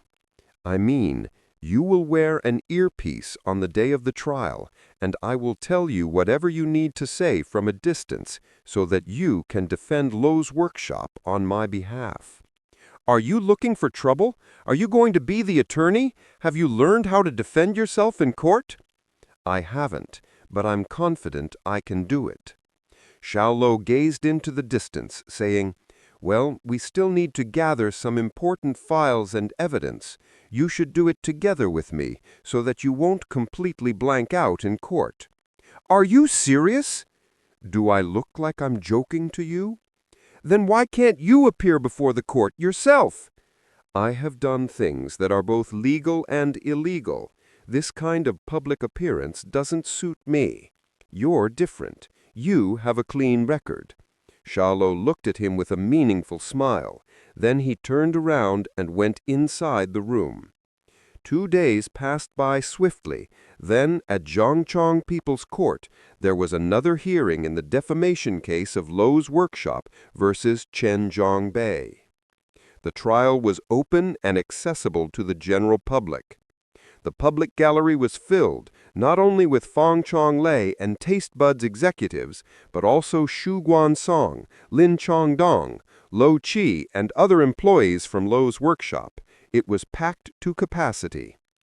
Vice President Xu, why hasn't your President Xiao come today? Is he already recoiling in fear? Ha ha, Fang Chonglei taunted. Even though he didn't know how Xiao Luo made the disruptive reporters go away last time, he was confident and determined to win this time in court. From what he could see, Luo's workshop had gone out for wool, but came home shorn. Xu Guansong's expression was complicated, and he refrained from talking. Nonetheless, he was also curious why Xiao Luo would hide. Why would he let Zhang Donghai play the role of the defender in a court hearing vital to the life and death of Luo's workshop? In his opinion, even a random lawyer on the street would be better than Zhang Dashan. How could they win this case? Zhang Yang, the head of Luo's workshop's legal department, was also in the gallery. Although he was also perplexed by Xiao Luo's scheme, he felt quite relieved. This would now be no longer his job, no matter what the outcome of the trial. Chapter 145. Doubt. Did Luo's workshop threaten and force the reporter Chen Zhanbei to fabricate false evidence to restore their reputation? Or did Chen Zhanbei purposely distort the facts and publish fake news to defame Luo's workshop? Jiangcheng TV station is now bringing you a live broadcast of the public trial to settle this matter once and for all. Jiangcheng TV station was broadcasting the whole public trial, and they were not the only ones. Various other major news outlets were also launching their live update pages for the event. The infamy of this incident had not just spread throughout Jiangcheng, but across the entire Hua nation like a storm. People who had never heard of Luo's workshop before were now very much aware of the company's existence. The discussions on the internet were particularly heated. Needless to say, it's got to be that reporter Chen making up fake news to discredit Luo's workshop in a bid for attention. I'm supporting Luo's workshop. That's bullshit. I think that Luo's workshop has done some bad stuff and now they're trying to profit from it. This is just like when scandalous female celebrities get caught by the paparazzi sleeping their way to the top, then pretend like nothing happened and use lawsuits to protect their reputations. It's so damn disgusting. It's fine to have an opinion in a public discussion, but can you keyboard warriors just stop arguing, chill out, and watch the live broadcast? There was vocal support for all sides, as well as many neutral parties. The number of threads in the comments section of QQ News was already in the tens of thousands. This event had quickly grown into the hottest topic of the day. Huye University. Huang Ruran was in her dorm room, staring in surprise at one of her roommate's laptops. Her roommate was especially interested in current affairs. The public trial of Luo's workshop against Chen Zhanbei was being broadcast live on the 16-inch screen. Huang Ruran had beautiful hair, long and sleek eyebrows, and a gorgeous nose. Her jade-like cheeks flushed slightly pink. She had never expected to see Xiao Luo's friend Zhang Dashan on a live broadcast of a public trial. Ever since Xiao Luo had left Huye, without saying a word to anyone, including herself, Chu Ye, and their English major peers, they had been eagerly keeping an eye out for news of his whereabouts. The appearance of Zhang Dashan on the video screen during the live broadcast was undoubtedly the key to funding Xiao Luo. Luo's workshop, Huang Ruran said, whispered to herself, embedding the two words into her memory. Chongshan House. Chu Yunhyang and Gu Zhongtian were sitting on a sofa and sipping tea while watching the Jiangchang channel. Chu Yunhyang turned his head to ask, "Zhongtian, would you like to know how Luo dealt with the group of reporters who were causing him trouble?" Gu Zhongtian took a small sip of tea, then placed his teacup down. "I'd be glad to know the details." He accepted their request for an interview and gathered all the reporters in the auditorium, then left them stranded there for an entire day without giving them a second thought. During that time, because they were not employees of Luo's workshop, they were barred from entering or leaving the auditorium and forced to wait in their anxiety. Don't you think it's immoral? As he spoke about the steps that Xiao Luo had taken against the reporters, Chu Yunhyang couldn't stifle his laughter. He wouldn't have expected Xiao Luo to have the audacity to take such drastic measures. Though it hadn't been a glamorous move, it was undeniably effective. "That is going too far," Gu Zhongtian replied, pale with shock. "But I'm curious about why the reporters didn't sue him for infringement of their freedom once they got out." Chu Yunhyang answered gleefully. Before he let them go free, Luo had already conducted full background checks on their address and family members. He even read out all this information in front of them. So they were all scared stiff. They didn't write anything negative about Luo's workshop after that, so suing Luo is simply out of question. "Xiao Luo is using threats and intimidation. That's illegal, you know," Gu Zhongtian pointed out, furrowing his brow. "Oh, listen to you, you're just too inflexible. Sometimes to achieve a certain objective, you need to take these kinds of extreme measures. Look, even though they're not in the clear yet, there have already been some subtle shifts in their favor." "I don't think that Luo's workshop will emerge victorious," Gu Zhongtian said seriously. "I've crossed swords with Fu Heiyu before. He's very good with words, and his ability to turn the truth on its head is something I can't match. Now that Luo's workshop doesn't even have a proper lawyer, they will lose this lawsuit." Chu Yunhyang was all smiles as he picked up his cup of hot tea and took a sip, saying, "Okay, aren't you just feeling upset because Luo didn't ask you to represent Luo's workshop as their lawyer?" With his inner thoughts thus exposed, Gu Zhongtian's elderly face flushed red. He had been doing his homework for this case, waiting for Xiao Luo to ask him to jump on board. After all, Chu Yunhyang greatly regarded this young man, so he had wanted to lend a helping hand as well. Moreover, he had something of a personal aggression against Fu Heiyu, so the stars were aligned for him, and he just needed an invitation to participate. In the end, however, he had not been invited, so it stood to reason that he was depressed. "Let's just watch the proceedings here from the sidelines," Chu Yunhyang sighed deeply as he put down his teacup. Just then, Xiao Luo was sitting in a cafe not too far from the courthouse. He had ordered a coffee, opened up his laptop, and pulled up the TV station's website where the public trial was broadcasting. He wore a slim-fitting casual suit in white and was sitting upright in his chair. A headset dangled around his neck, connecting him to Zhang Dashan in real time. "Officer Gu, is it okay for you to watch me like this?" He adjusted the video quality and the volume of his headset, then lifted his head to look at the woman seated opposite him. The woman had a head of short, black and lustrous hair that was neatly styled. Her features were elegant. Her eyes were slightly lidded and her eyelashes were slender. When she wasn't blinking, she almost looked like a painting of a beauty stirring. She began to question him. "Xiao Luo, answer me honestly. Where were you on the 12th night of this month from 10 o'clock to midnight, and what were you doing during that time?" The 12th just so happened to be the day of the bloody incident at Jiangchang Docks, now referred to as the 912 incident. Having checked the Skynet surveillance system, she had discovered a very suspicious figure in the surveillance area more than 200 yards away from the docks. However, she had been unable to distinguish any facial features. The image was too blurry. She had suddenly been reminded of the suspicious figure she'd seen in the footage when she bumped into Xiao Luo earlier that day. Whether because of the figure's height or build, something about it seemed to correspond very well with Xiao Luo.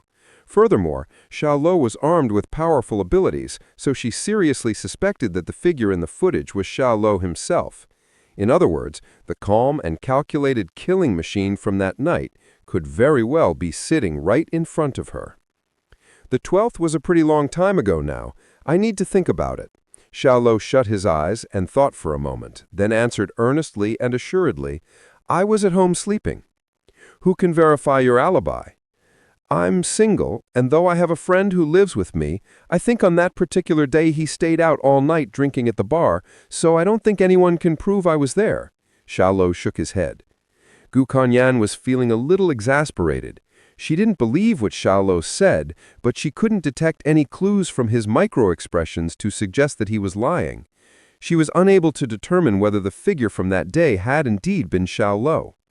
I still have things to do, so you can do as you please, Officer Gu. Xiao Luo smiled a little as he said this, then put on his headset. The public trial had officially begun. Chapter 146. Battle of Words. Inside the magnificent courtroom that was filled with a dignified air, all the people present were very solemn. The presiding judge and 2 other judges were sitting up high, followed by the clerk and assistant to the judge, and finally the cold and serious bailiff. The plaintiff and the defendant were set up at both sides of the room, their positioning making it clear to everyone in the room that they were in opposition. This hearing would play a pivotal role in determining which way the scales of justice would tip. Zhang Dashan, Li Jimeng, and another female assistant sat at the plaintiff's table. It was the first time he was in a courtroom, and now he was taking up the role of a legal counsel, so there was no way he would not be nervous. However, he could hear Xiao Luo's voice in his ear, which helped to steady his emotions, and he was taking deep breaths, making an effort to calm himself. Fu Heiyu was a lawyer with clear, fair skin, and he wore a thin, straight suit over his tall and slender figure.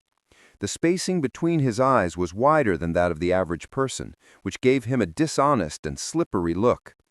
He sat self-assuredly at the defendant's table, his eyes looking straight ahead and radiating a natural confidence.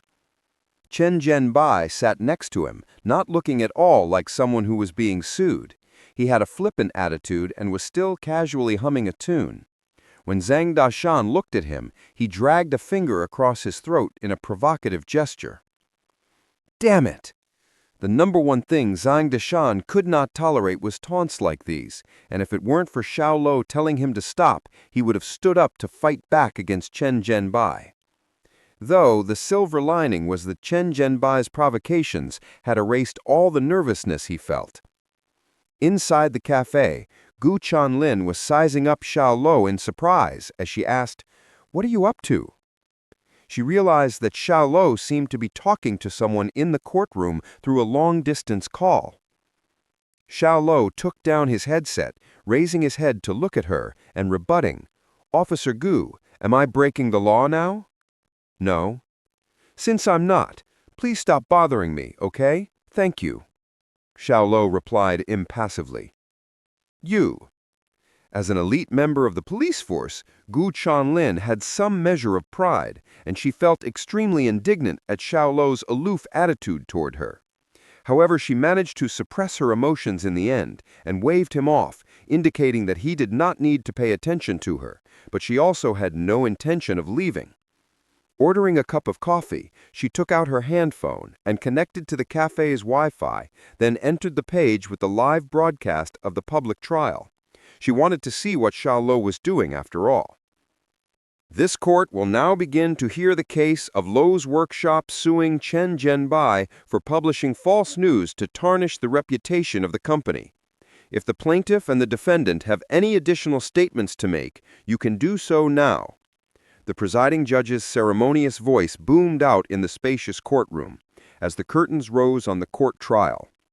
Fu Heiyu was the first to stand up and speak. "Presiding judge, judges, at the first trial, our stance is that the plaintiff has threatened my client and made a fake recording in an attempt to deceive the general public and gain back the company's reputation. This is a frame-up, it is defamation, and it shows a flagrant disregard for the laws of our Hua nation." He said it as though he was standing firm for a just cause. Zhang Dashan received the signal from Xiao Luo and rebutted loudly. You cannot distort the truth with your unfounded accusations. If you claim that we got the recording through intimidating the defendant, then let me ask you this. What evidence do you have that we threatened him? Or is it all based on your own assumptions? Huh? Zhu Shiguan Song, Lin Chongdong, and Zhang Yang and others unwittingly let out a cry of surprise. They thought to themselves that this Zhang Dashan was fairly capable to kick off this fierce tug-of-war with such a direct battle of words. Fu Heiyu snorted softly. Of course it isn't my own assumption. At the first trial, we have already submitted an autopsy report to the presiding judge. It proves that on the 20th of March, the cause of death of the old man who died in the Lois workshop store was the ingestion of excessive amounts of preservatives, which led to sudden death due to cardiovascular and cerebrovascular occlusion. This is indisputable fact. Therefore, the news that my client reported is the truth and not an empty fabrication, and is most definitely not written to defame the reputation of the plaintiff, as they claim. He is simply performing his duties as a reporter, reporting the truth to the wider public, and is worthy of our respect. Furthermore, my client has also said that the recording was made on the script provided by Lowe's workshop after they threatened him. Let me ask, can such a recording really be considered as evidence? Hearing this, the presiding judge and the other judges nodded their heads in agreement. You're talking out your damned ass! Zhang Dashan shot to his feet, expletives bursting out of his mouth. Obviously, this was not what Xiao Luo wanted him to say, but he was just too aggravated by Fu Heiyu's irrational arguments. Tong tong tong. The presiding judge hammered down his gavel 3 times, barking a warning at Zhang Dashan. Will the plaintiff please watch his language? Ha ha ha! He's such a yokel, and he dares to be a legal counsel in court? Ridiculous! Fang Chonglei sat with his legs crossed and an expression of contempt as he laughed until his eyes almost watered. The audience was starting to get rowdy, and the presiding judge had to call for order 3 times before they went silent again. Bastard! Don't swear like that! In the cafe, Xiao Luo repranded Zhang Dashan through the headset. Zhang Dashan took more deep breaths to calm himself. Idiot! Fu Heiyu quietly criticized Zhang Dashan, not taking him seriously at all. In the whole of Zhongshan, only Gei Zhongtian was a suitable opponent for him. Against a nameless nobody like this, he didn't even have the motivation to exert his full effort in defending his client. Zhang Dashan regained his composure, then let out a few dry coughs before he continued in a gentle tone. Presiding judge, judges, I apologize for my earlier indiscretion. Now I would like to request that the contents of the defendant's recording be replayed here in court. The presiding judge nodded in acknowledgement, indicating to the staff in the courtroom that they were to carry out Zhang Dashan's request. Not long, the large courtroom was filled with the sound of Chen Zhenbai's arrogant words from that day. I'll write whatever I want to write. If I say that your bread poisoned someone to death, then it means your bread poisoned someone to death. I don't give a shit about Loa's workshop, and I don't give a shit about you. Although, if the pretty department head Li agrees to spend a night with me, I may consider giving you a way out. Ha ha ha! Hearing this, Chen Zhenbai's face drained of color. If he knew this day would come, he would not have been so conceited. To leave behind such a troublesome piece of evidence, he was too damn unlucky. Presiding judge, judges, his tone of voice is arrogant, and he's making extremely presumptuous statements. He even made sexual remarks about our beautiful department head Li here at Lowe's workshop. The defendant's counsel claims that he made this recording while under threats. But can this bullshit really stand up in court? Oh, sorry, I accidentally used some dirty language again. It was certainly true that the tone of voice in Chen Zhenbai's recording was exceedingly arrogant, and if the statement was made under duress, it definitely wouldn't sound like that.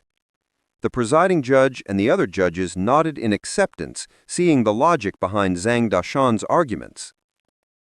Lawyer Fu, do you have anything to say about this? The presiding judge asked, looking toward the defendant's table. My client's tone of voice should not be described as arrogant or presumptuous, but angry. In a fit of rage, a person's words are unreliable. For instance, if someone insulted me and I countered with something about his mother, does that mean I really had illicit relations with his mother? No, this is clearly not the case, right? Fu Heiyu raised his slender eyebrows as his gaze settled on Zhang Dashan, and his lips curled into a mocking sneer. Chapter 147. Could not hold back a fart. From Xiao Luo's point of view, defending someone in court was like being in a debate competition.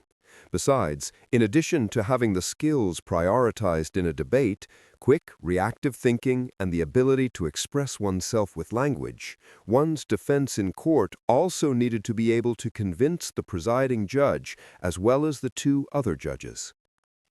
To find a way out of the dead end he'd been forced into, Orator Fu had some real skills. One could not help but be impressed. Find an opportunity to provoke him, Xiao Luo instructed Zhang Dashan. When people were angry, it was easier for them to lose themselves and reveal their weaknesses.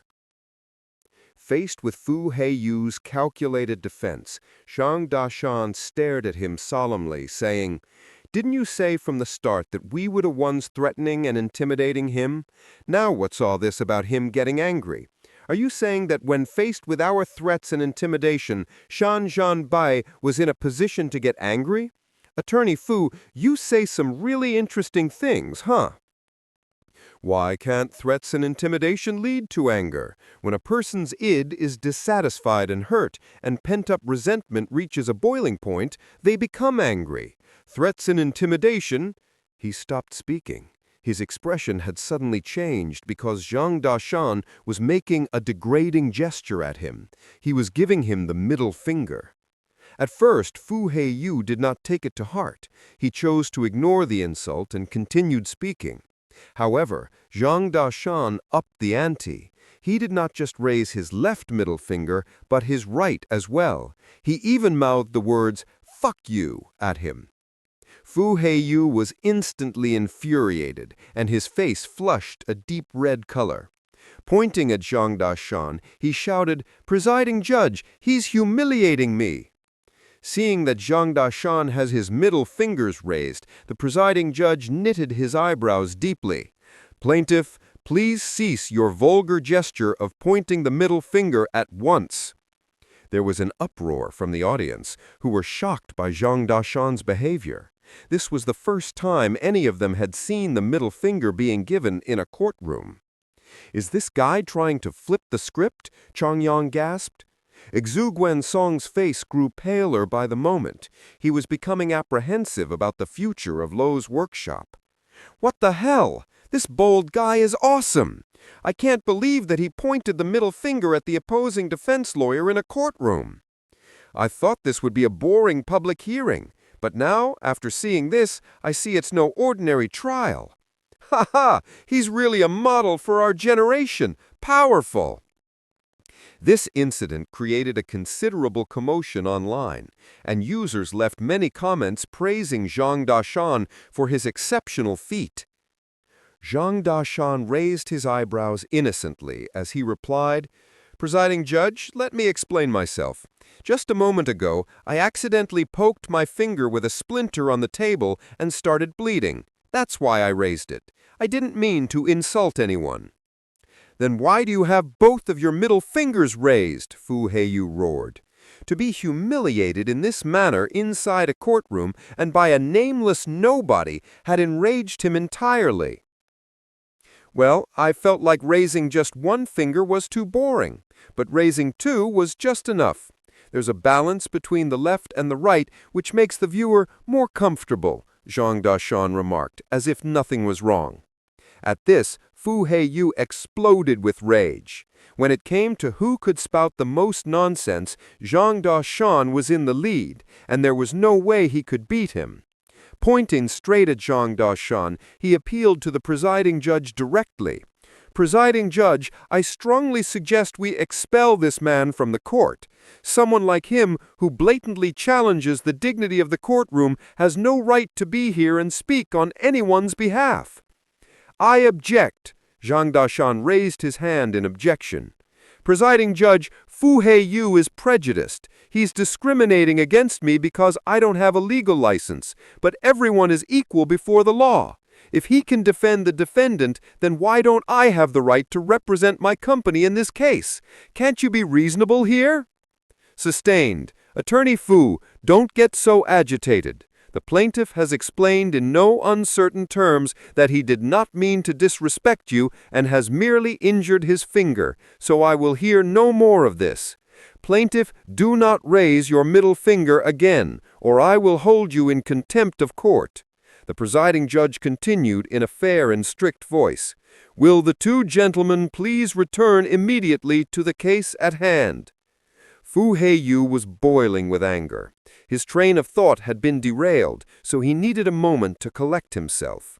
On the other hand, Zhang Dashan did not need to keep his emotions under control. He just needed to relay whatever Xiao Luo was telling him, so he stood up and announced, Presiding Judge, I have here with me 10 news articles that Shan Zhanbei has previously published. Please take a look. Li Zimeng handed the well-organized documents to the judge's assistant, who then presented them to the presiding judge.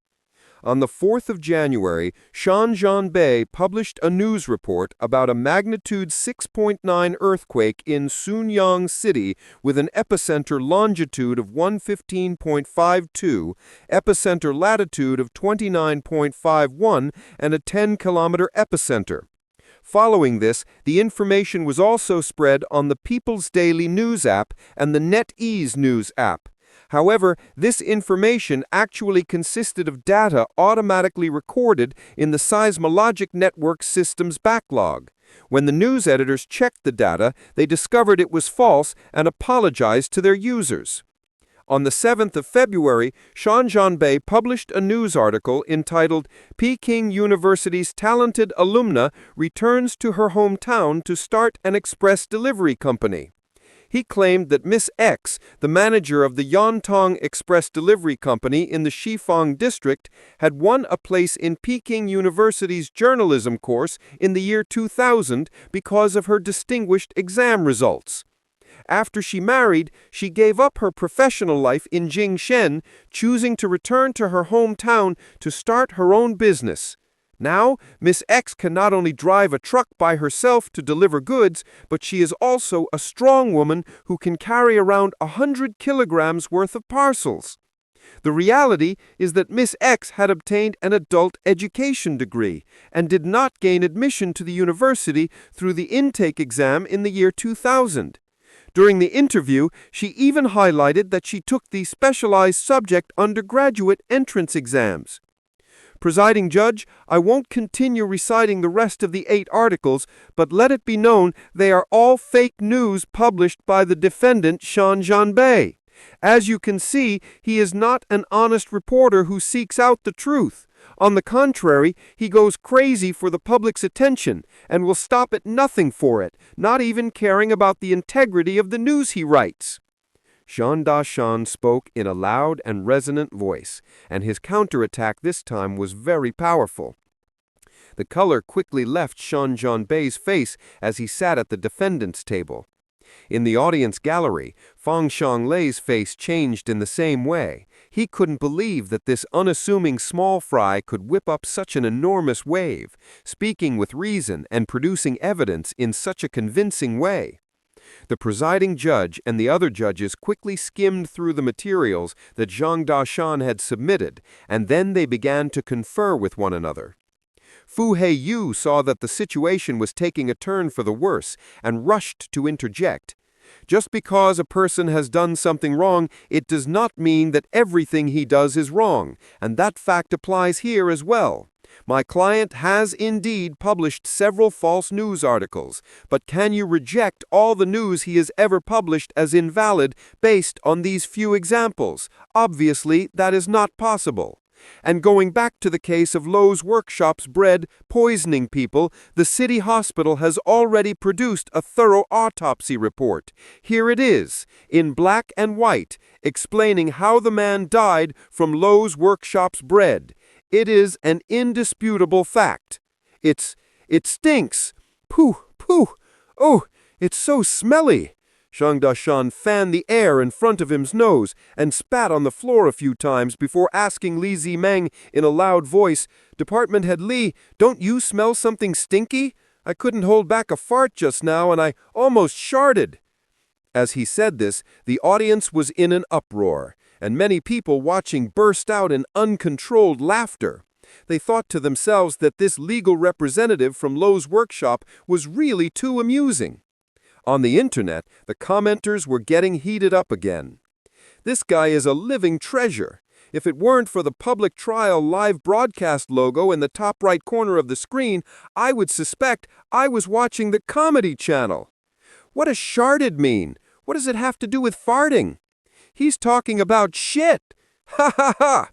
Regardless of the trial's outcome, Zhang Dashan was already famous. He could no longer escape his fate as an internet celebrity.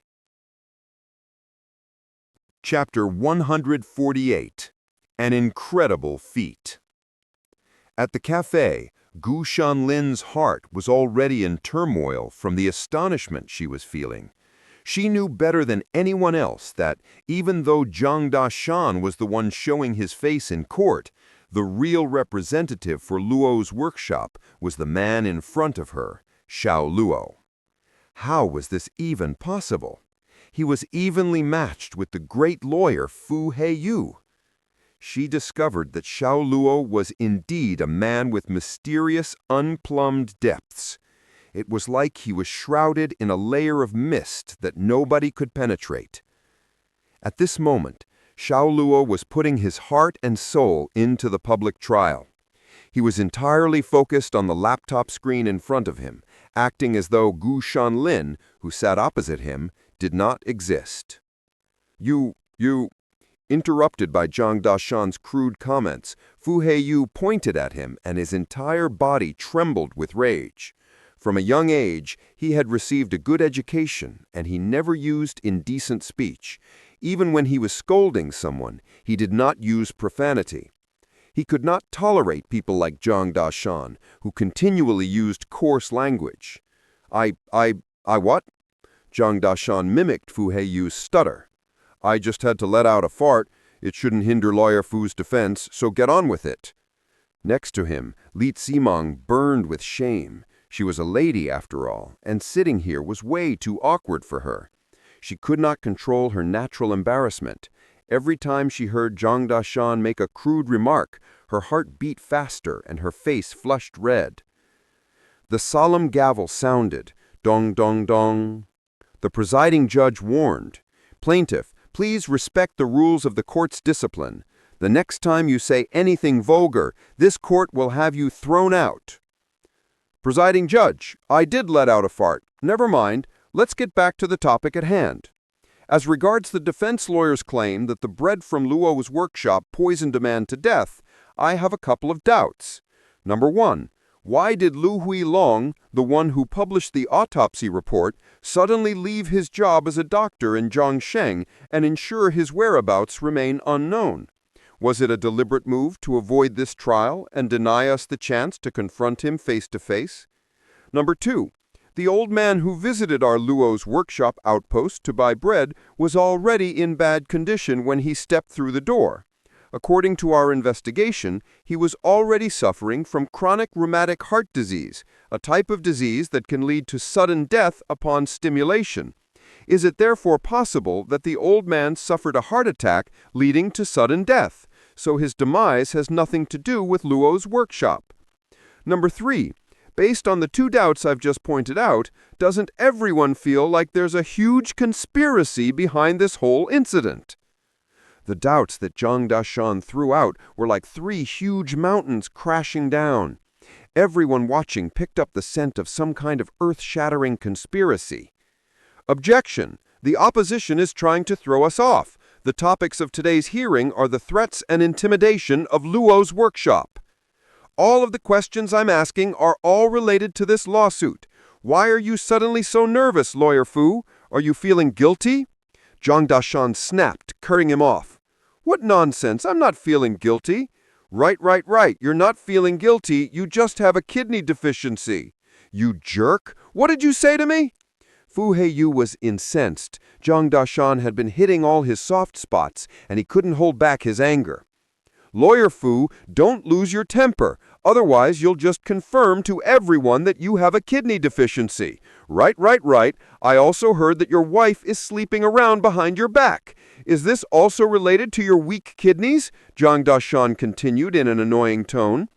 Although he didn't expect his gibberish to be right on the mark, he'd actually found the Achilles heel of Fu Heiyu's psyche.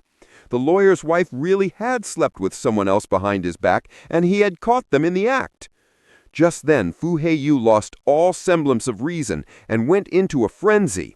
His face wore a hideous expression, and his eyes stretched fully open. You bloody bastard! I'll fuck your entire bloodline! You're a goddamn son of a bitch! He was pulling out all the stops, and seeing an educated gentleman ranting and raving left everyone surprised and dumbfounded. It was a sight none could accept. When he saw what was happening on the trial's live broadcast, Gachong Tian almost spit out a mouthful of blood. He could never have imagined Fu Heiyu outright cursing and swearing in the majestic and hallowed realm of the courtroom. The comments section online was also in unprecedented turmoil. The great Lawyer Fu has lost his composure and lashed out. This is hilarious! Ha ha ha! Right, I swear on my uncle, this is like a live reenactment of Stephen Chow's Justice My Foot. Right, Fu Heiyu resembles the hermaphrodite who was exasperated. What a classic! Meanwhile, at the cafe, Gu Shanlin stared wide-eyed with a stunned expression at Xiao Luo. Everyone thought that Zhang Dashan was responsible for all this, but the real culprit was sitting right in front of her. To corner the great lawyer Fu Heiyu like this, and to do it through a mouthpiece, Xiao Luo had some fearsome tricks up his sleeve. Meanwhile, back in the courtroom, Fu Heiyu was continuing his endless tirade of expletives at Zhang Dashan. You son of a... F you! All kinds of spicy obscenities were pouring out of him in a torrent, casting a black shadow over the sacred dignity of the majestic courtroom. The presiding judge and the other judges' faces grew darker and darker, and their eyebrows knit together tightly. Dong, dong, dong! The presiding judge hammered down hard with his gavel, then he shouted out loudly, Attorney Fu, please be silent! Silence! I'll silence you, motherfucker! Fu Heiyu had utterly lost his head. Without thinking, he swore at the presiding judge. As the words left his mouth, his head quickly cleared up, and he realized that he made a grave mistake. As he looked more closely, he saw that the presiding judge's face was frightfully dark. The two judges flanking him stared at him unkindly, as though they wanted to chew him out. Fu Heiyu's blood froze in his veins, and he felt like the world was collapsing around him. With a mournful expression, he said dejectedly, Presiding Judge, I didn't mean it. Bailiff, chase this depraved man out of here. He is in blatant contempt of court and has insulted the judicial authority. Yes, sir. Two solemn bailiffs walked in lockstep toward Fu Heiyu. They grabbed him on his left and right and dragged him out of the courtroom with an impassioned expression. No, Presiding Judge, give me another chance. Please give me another chance, Presiding Judge. Fu Heiyu began to wail, his face ashen. He knew that he no longer had a future. Having his career ruined by a nobody who didn't even have a law license was a tough pill to swallow. The presiding judge did not show Fu Heiyu any mercy. He merely waved the distraught lawyer away in irritation. The two bailiffs did not delay any further, and they dragged Fu Heiyu out of the courtroom like a dead dog. Chen Baikai was left alone at the defendant's table, and he was utterly panicked, looking anxiously toward the courtroom's exit. He would never have thought that the great lawyer Fu Heiyu, on whom he was relying, would be evicted from the trial. In the audience gallery, Fang Chongli's face was sullen. The public trial was moving farther and farther away from the result he had hoped for. He gritted his teeth and balled his both hands into fists. On the other hand, Su Guansong, Lin Changdong, and others were smiling with glee. Zhang Daoshan had given them a hugely pleasant surprise. Even though his language was crude and vulgar, he'd managed to provoke a skilled lawyer like Fu Heiyu and get him kicked out of the courtroom. It was an incredible feat. Chapter 149. Witness. Fu Heiyu had been chased out of the courtroom. Now the scales of victory were tipping in Law's workshop's direction. Feng Changlei stood up and shouted, "I strongly object," while pointing at Zhang Daoshan. It's reasonable for the frenzied Fu Heiyu to be driven out, but as the plaintiff's representative, this man who spouts nothing but vulgarities has been an even bigger insult to the sanctity and majesty of the court. Shouldn't he be removed from the room as well? As an observer, you're not supposed to speak or ask questions. President Feng, aren't you aware of this simple rule? Zhang Daoshan quickly interjected with his questioning. As the boss of a formidable company like Taste Buds, it would be surprising if you were so ignorant of the law. Feng Changlei felt the flames of rage surge within him, and he glared viciously at Zhang Daoshan like he wanted to swallow him alive. Bang, bang, bang. The presiding judge banged the gavel hard a couple of times, then said thoughtfully, "Please sit down, Mr. Observer, and please remain silent." Then he turned to Zhang Daoshan and said, "Representative of the plaintiff, this is your last warning. Cursing and swearing are prohibited in court." Zhang Daoshan bowed slightly. "Yes, Your Honor." Now that he had driven Fu Heiyu out, of course he wouldn't curse anymore. "Do you have anything else to add?" asked the presiding judge. "Yes, I still have a witness to call," he replied. Zhang Daoshan turned to the main door of the courtroom and shouted, "I call as a witness the widow of the old gentleman who passed away at Law's workshop that day." "Eh?" Xu Guansong and the rest were stunned. They thought, how had the old man's wife suddenly shown up? It didn't take long before the courtroom door slowly opened, and a skinny, white-haired old lady walked in with Feng Wuhen supporting her by the arm. As Feng Wuhen had no right to enter the courtroom, she had to walk the rest of the way alone after she opened the door. The old woman was hunched over. She wore a floral blouse with many patches on it. Time had left its traces on her face and hands. Despite having lived a long life, this was her first time walking into a courtroom. Judges were seated far above her, and there were well-dressed observers all around. Everything here seemed so unfamiliar, like a baby who had just come into contact with the world. She acted rather timid. Her steps faltered, as if a gust of wind could make her fall. She was an elderly woman who couldn't have been any more ordinary. Zhang Daoshan hurried over and slowly guided her to the witness stand. "What's the name of the witness?" inquired the presiding judge. The old woman wore a blank expression, until Zhang Daoshan explained to her, "Graham, the judge is asking for your name." "Your just and incorruptible lordship, my name is Gao Qingfang," the old woman answered weakly. Her voice was very soft, but with the microphone, everyone in the courtroom could hear her. Just and incorruptible lordship? There was a small commotion amid the observers. Addressing the presiding judge as his lordship? Was she still living in a feudal society? The presiding judge exchanged a look with his fellow judges, and then continued asking the old woman, "Gao Qingfang, who are you testifying for?"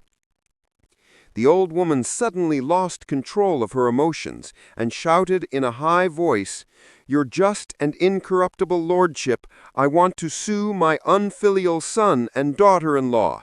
It was they who killed my late husband. They killed my late husband." Her murky eyes turned red. She was suing her son and daughter-in-law? What was happening? Everyone was perplexed. Wasn't the old lady here to testify? Why had she suddenly become another plaintiff? The presiding judge also didn't understand. Zhang Dashan heard Xiao Luo's message and hurriedly explained, "Your Honors, please continue listening.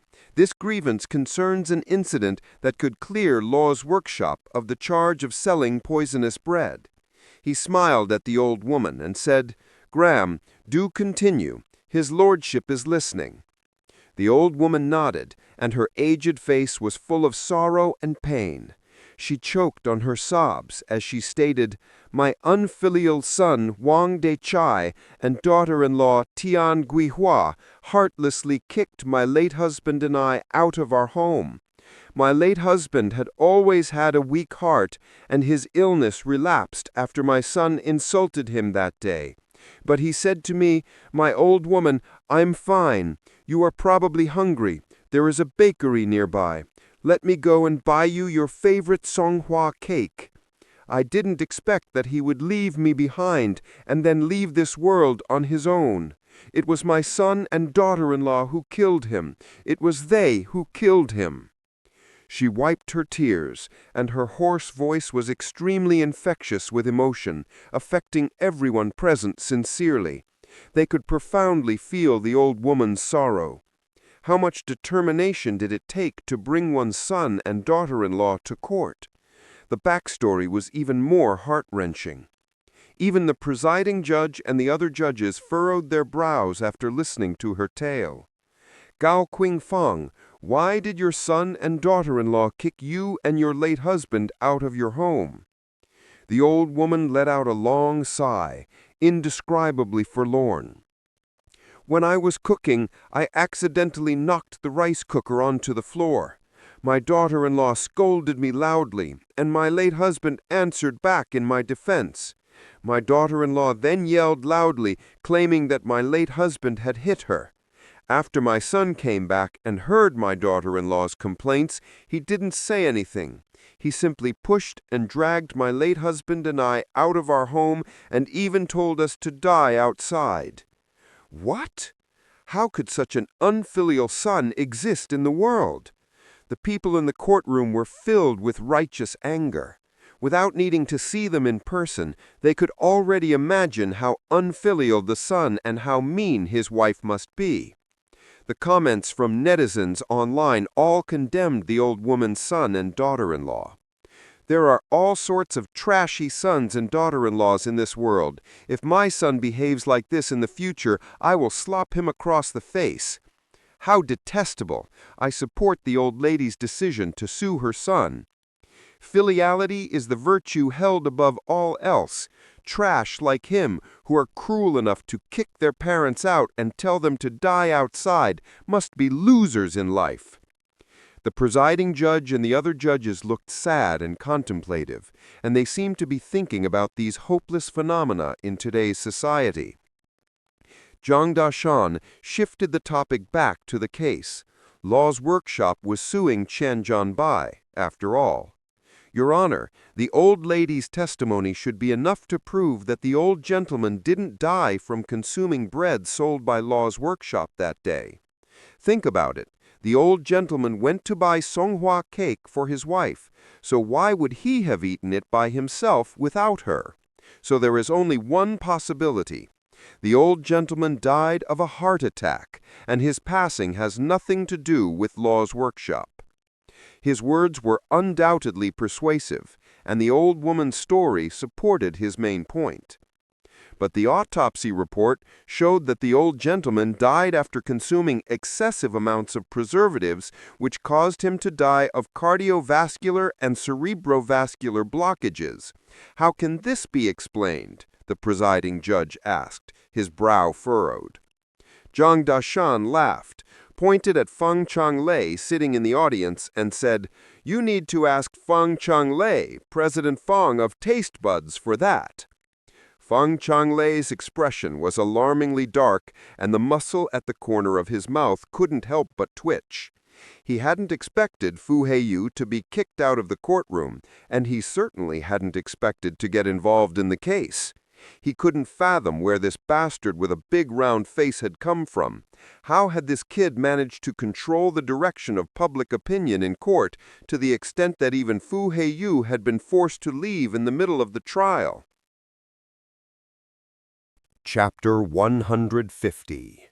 Dangerous Character. Zhang Dashan called out Fang Chonglei in the same way a thief in a crowd finds himself pointed out. All eyes were drawn to him. However, this thief was rather intense psychologically. He did not panic in the slightest. Instead, he was incredibly annoyed, and his eyes glowed with viciousness as he gave Zhang Dashan a death stare. Your Honor, allow me to call another witness. His testimony will suffice to prove that all these incidents have to do with Fang Chonglei, Zhang Dashan said calmly. The presiding judge nodded. Yes, you may. Boom! The courtroom door was pushed open forcefully. Dressed in plain clothes, Zhang Donghai walked in uneasily, looking slightly panicked. After helping Gao Qingfang off the witness stand, he walked over. The moment he saw Zhang Donghai, a cloud of gloominess flitted across Fang Chonglei's eyes, and his eyelids twitched a couple of times. He hadn't expected the trusted subordinate, whom he'd so carefully cultivated, to betray him. "What's your name, witness?" the presiding judge asked. "Your Honor, my name is Zhang Donghai. I am from Qian." Zhang Dashan passed on Xiao Luo's words and bellowed in an authoritative tone. "Zhang Donghai, tell us everything you know." "Yes," came the reply. Zhang Donghai nodded sheepishly, then looked somewhat timidly at Fang Chonglei, who was sitting amid the audience, and then said slowly, "On the surface, I am the head of Luo's Workshop's factory, but in secret, I work for Fang Chonglei of Taste Buds. To defeat Luo's Workshop, Fang Chonglei once told me that he had conducted secret operations to spread the news of the deadly bread incident that took place at Luo's Workshop. He aims to tarnish Luo's Workshop's reputation. Other than that, he also spent money bribing workers from Luo's Workshop's factory to go on strike, while I added fuel to the fire from the sidelines. A few days ago, he gave me a firm order to create an incident while Luo's Workshop was rushing to complete the orders for the Mid-Autumn Festival. He wanted me to force the factory to stop the manufacturing process." As soon as he finished speaking, a commotion arose amid the audience, and the netizens' comments flooded the internet like bamboo shoots after rain. "Oh my goodness, so this is the big boss hidden behind the scenes. Fang Chonglei of Taste Buds is the troublemaker behind everything. What a surprising outcome. I'm so freaking surprised. This trial has so many ups and downs. It is more interesting than many TV dramas." In court. "Bullshit, Your Honor. He's framing me. He's framing me." Fang Chonglei could hardly stay calm anymore, and the flesh on his face trembled violently. His face was grotesque and terrifying as he roared while pointing at Zhang Donghai. "Bang, bang, bang!" The presiding judge banged the gavel and called out, "Silence! Please stay silent!" Once the entire courtroom returned to quiet, he looked at Zhang Donghai and said, "Mr. Witness, can you promise the court that you have spoken nothing but the truth here today?" Zhang Donghai nodded forcefully and answered, "Your Honor, I swear that I have spoken no lies. To be safe, I even deliberately recorded my conversation with Fang Chonglei." As he said this, he handed over a USB drive. The bailiff passed the USB drive to the judicial assistant, who then gave it to the presiding judge and the rest of the judges. After checking that there was nothing suspicious with the drive, the judge instructed the court workers to play the recording it contained. When the sounds of Zhang Donghai and Fang Chonglei's conversation rang out in the large courtroom, everyone looked surprised. Meanwhile, Fang Chonglei gritted his teeth, and his hand on his thigh couldn't help but shake slightly. After everyone finished listening to the recording, Zhang Dashan again called another critical witness, Wang Ti-chu, who had been discharged from the hospital. Wang Ti-chu admitted that a stranger had given him 20,000 and asked him to organize a strike and protest for the workers of Luo's workshop, corroborating Zhang Donghai's testimony. At the same time, Chen Jianbei, who was scared shitless, also admitted that he had only written an article tarnishing the reputation of Luo's workshop because Taste Buds had offered him some benefits in exchange. He also explained that Liu Huilong, who had written the autopsy report, had been bribed by Taste Buds and had now left the country. This concrete proof left no room for rebuttal.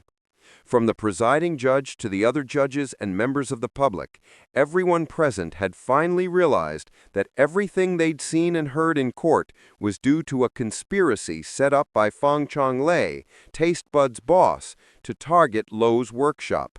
His goal was apparent: to destroy Luo's workshop. Fang Chonglei's face was ashen, and cold sweat appeared on his forehead and body. While everyone's gaze was still on him, he sat unmoving in the audience gallery. It wasn't that he did not want to move, but his legs were no longer his to control. As if all the energy had left his body in an instant. He had lost completely. The trial had not been a proceeding against Luo's workshop, but against him and Taste Buds. But how had this happened? He had some trouble coming back to his senses. Had he not taken Xiao Luo of Luo's workshop seriously enough? Or, in his desperation to destroy Luo's workshop, had he just left too much evidence behind? In the plaintiff's seat, Li Zimeng stared at Zhang Dashan in a daze. She realized that Zhang Dashan was very charismatic today. Besides the cursing and swearing earlier, when he talked, somehow she could sense the trace of Xiao Luo in him. More than once, while Zhang Dashan was so eloquently speaking before the court, she had mistaken him for Xiao Luo. Back at the cafe, Xiao Luo exhaled deeply. He closed the website that was live streaming the public trial, then took off his earphones. For him, it had been a relatively hard battle, but the outcome of complete victory had left him incredibly satisfied. He lifted the cup that was on the table, wanting to drink the coffee inside, but he realized that the coffee had turned cold, so he snapped his fingers and asked the waiter to bring him another. Only then did he notice Gu Qianlin sitting opposite him. The woman had not left this entire time and was staring at him intently with a weird look. "Who on earth are you?" As if she were sizing a prisoner up and down, Gu Qianlin's gaze flitted over Xiao Luo's every characteristic. Xiao Luo surprised her almost every time they met. He was outrageously good at fighting. Even Red Scorpion, the mercenary, had died at his hands. And now he'd won a lawsuit by controlling it from afar. Such a mysterious man made her tremble from the bottom of her heart. She thought, is he even human? Surely he's more like an alien. "My name is Xiao Luo. I come from Xisheng. You've probably read my data so many times that the document pages are worn out by now, Officer Gu Qianlin," Xiao Luo answered calmly. "Is that your real identity? Your abilities are beyond my comprehension. To me, you are a dangerous character. If you are indeed a criminal, Zhangshang probably isn't even enough for you. You are like a bomb hidden in a crowd, ready to explode and bring about destructive disaster." "You're overthinking things," Xiao Luo chuckled. "Are you?" Gu Qianlin shot back coldly. "I hope so." Xiao Luo didn't answer her. He took a small sip of the hot coffee that the waiter had served, opened an episode of The Big Bang Theory on his computer, and began watching the show. "Join the police. How about that? With your abilities, I think you will become criminals' worst nightmare," Gu Qianlin suddenly offered. In her eyes, Xiao Luo was a dangerous beast who was going to cause major harm to society at any moment. She hoped to leverage the police to bind the beast's teeth and claws, or to use them against criminals.